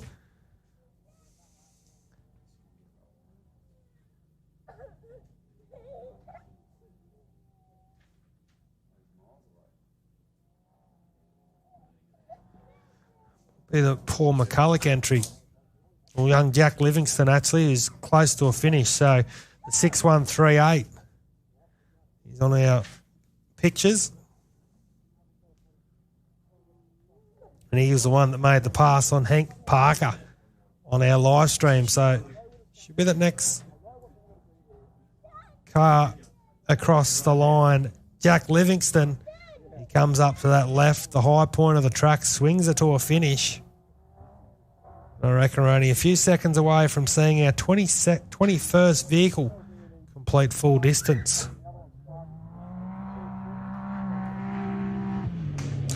Well done. Jack Livingston keeps his side-by-side chances alive. Hank Parker. He shouldn't be too far away, Hank Parker.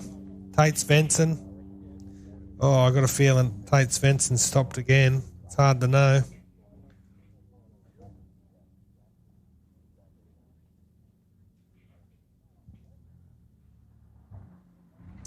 And here he is. So, trials and tribulations of Tate Svensson, but like he does always, he'll bat it off. He'll get to the pit area and get that car up to shape to go again tomorrow. So not where he wanted to be after a very good first lap. Hour 39 for Tate Svensson. And here he is, Rob Knight, Matty Leonard in the 655. So a few cars coming in now. Thick and fast. It's a 1 hour 6:19. 1 hour 6:19 for Rob Knight and Matthew Leonard. So he goes 21st quickest, Jack Livingston. And here's Hank Parker. We've been following him very closely over the last couple of hours on that beautiful live stream in the front of that cruiser. And there you go. He just continues to shine. Hank Parker in the 701. Tyson Parker in the navigator's seat. Goes 1 hour 6:27. Goes 22nd quickest. So well done, Hank Parker.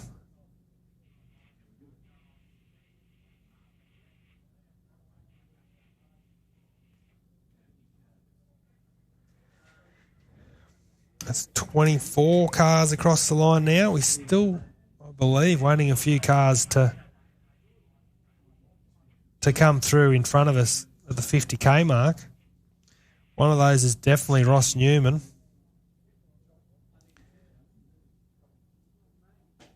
Ross Newman, Paul McCulloch, Scott Garver. So I reckon we still got 3 cars yet to come past us here at the halfway mark of lap 2, but we're definitely coming down to the final stages. Not that many cars left on the circuit now. The 1063, Chris Sollett. He's not that far away.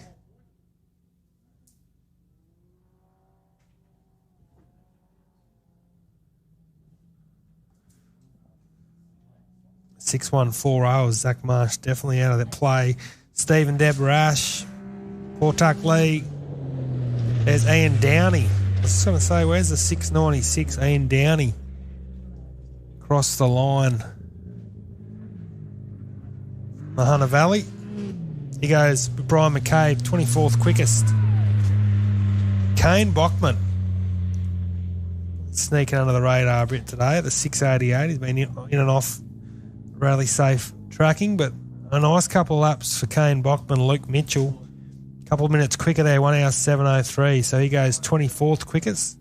Ian Downey in 25th and Tate Svensson 26th. So 26 cars out of our 46 starters have so far completed full distance.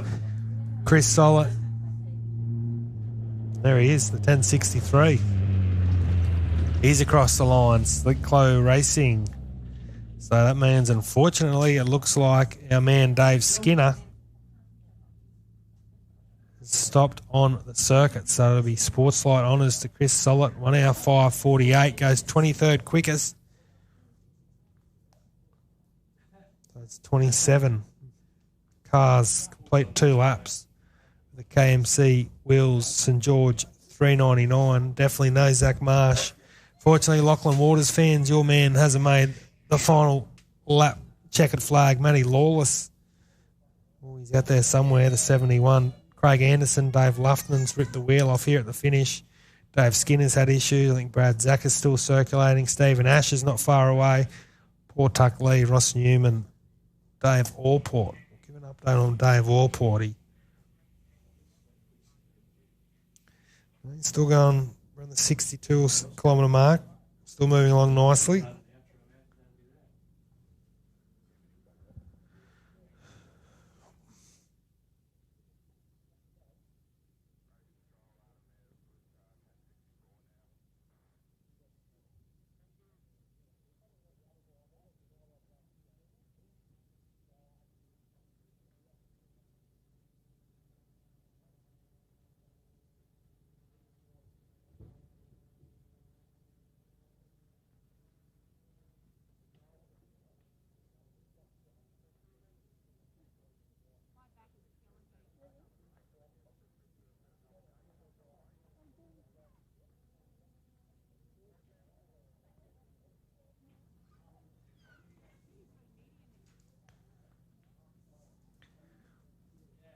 So a fascinating opening day of the 2025 KMC Wheels StGeorge399.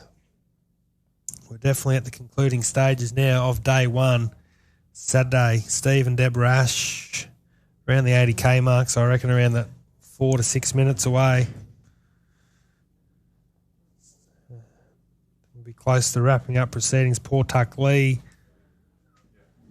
Brad Zaka, another coming in well. Paul Port. Dave Allport in the 50. And then we've got the three at the back of the field, Ross Newman, Scott Garver, and the local St George hero, Paul McCulloch, and Mal McDonald in the 629. So got one car coming in closely, and then we've got a bit of a delay back to the rest of the field. So, the story of the day, we saw the drama of the prologue, a huge incident for Glenn Ackroyd and Mick Price. Saw Simon Knight out with a timing chain. Bo Robinson and Shane Hart will lead into day two, trophy day, at the KMC Wheels StGeorge399. Travis Robinson only 27 or so seconds off the pace. He'll start in P2. Then Jared Percival, Brent Smoothie, Kai Camilleri, Greg Campbell, Lachlan Bailey, Jan Cryer, Nicholas Commons, and Hayden Bentley, your top 10.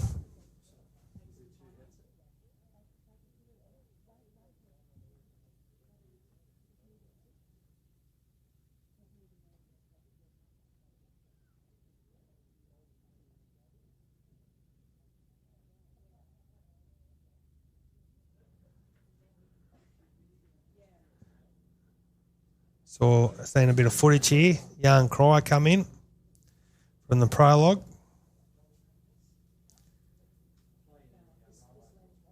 Just going to, for those watching on still at home, we'll just replay the incident before with Glenn Ackroyd.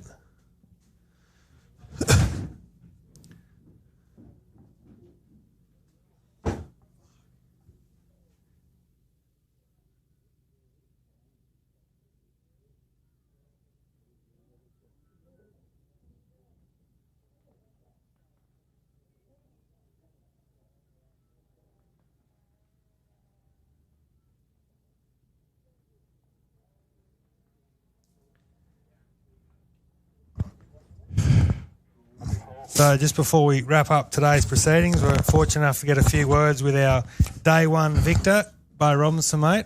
How are you, bud? How was it? Yeah, it was good. Yeah, it's good. It's it's not a bad track. Yeah, it was good. Young Boston was there, not far off the start, and then we just made sure that we kept Trav at bay and cruised around. It was good. And the track itself, obviously you've been here since basically the first, I think you missed the first one, but similar to the last sort of dam buster layout. Yeah, it's it is a bit similar to the ground, I suppose, but I don't know, this one's got a bit more flowy stuff. The first half there, definitely not as tight as the last joint they used to run it, but bit of everything. It's actually not as fast as I felt like it might have been. Yeah. I don't even know what the times. What lap times were we doing? First was it? We thought we might have been doing it more like in a 45 or something. But so 52.20 was it was a touch slower than I thought. And it's just hard to read. And your brother obviously had another good day. 1 and 2 again. Yeah. We're just trying to keep them all together. So we'll just manage the day tomorrow. Looks like Jared would have to get past him, and same with Smoothie and that. So we're just going to manage it. And it honestly doesn't matter whatever happens to Trav and I, as long as we just stay there. Yep. And so tomorrow just get out there and do the same thing, and all the best, mate. Yeah, it'll be good. Thanks, bud. Everyone's done a good job, so it's a nice spot. Done a lot, big effort out here. Good layout, and a lot of helping hands. And how'd Huddy go? Look, that's a long story. That's a long story. Over in the backdrop. Anyway, there we go. Bo Robinson, well done, mate. And you'll let him off. I'll see you later. Thanks, mate. Cheers. Tonight. There we go. Bo Robinson joining us in the commentary tower for a bit of his insight on his run. pretty flawless by the sound of it. No issues. Just keeping it clean and just doing the thing for the team.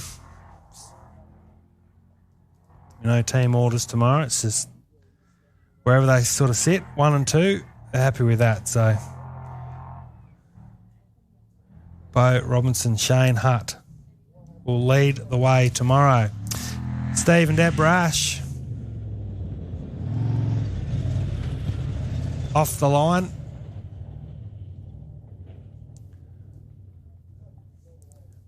Bit of a different feeling for Bo Robinson heading into Sunday. The last two, he's found himself a little bit in arrears to brother Trav, but this weekend he's taken the opportunity to pull in enough margin to start Sunday Trophy Day in P1. So all that to look forward to. So don't forget, 7:30 a.m. tomorrow morning, we'll go green for Section 2, which is 2 continuous laps, hour service break, Parc Fermé.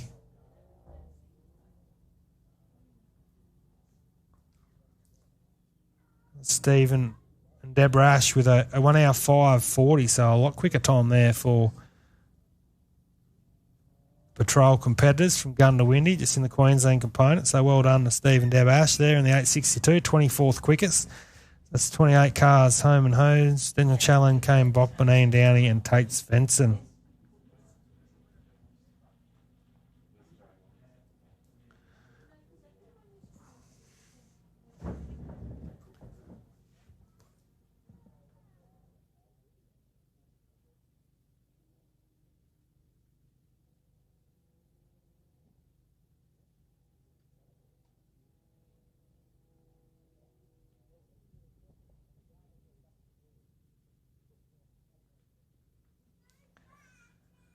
So I think that brings our coverage, live stream coverage, to an end here on Saturday, the 2025 Kmc Wheels StGeorge399. Great effort from the SEQORRA Club, Motorsports Australia, and everyone involved in putting this event back on the OIC calendar. And yeah, we'll leave that there. And day one honours belong to OBR, Bo Robinson, Travis Robinson, and WA's Jared Percival and Brent Smoothie, top 4. Action starts at 7:30 tomorrow morning, so it'll be live around 7:15 local time here in Queensland. And for now, enjoy some of our highlights from today's action. See you in the morning.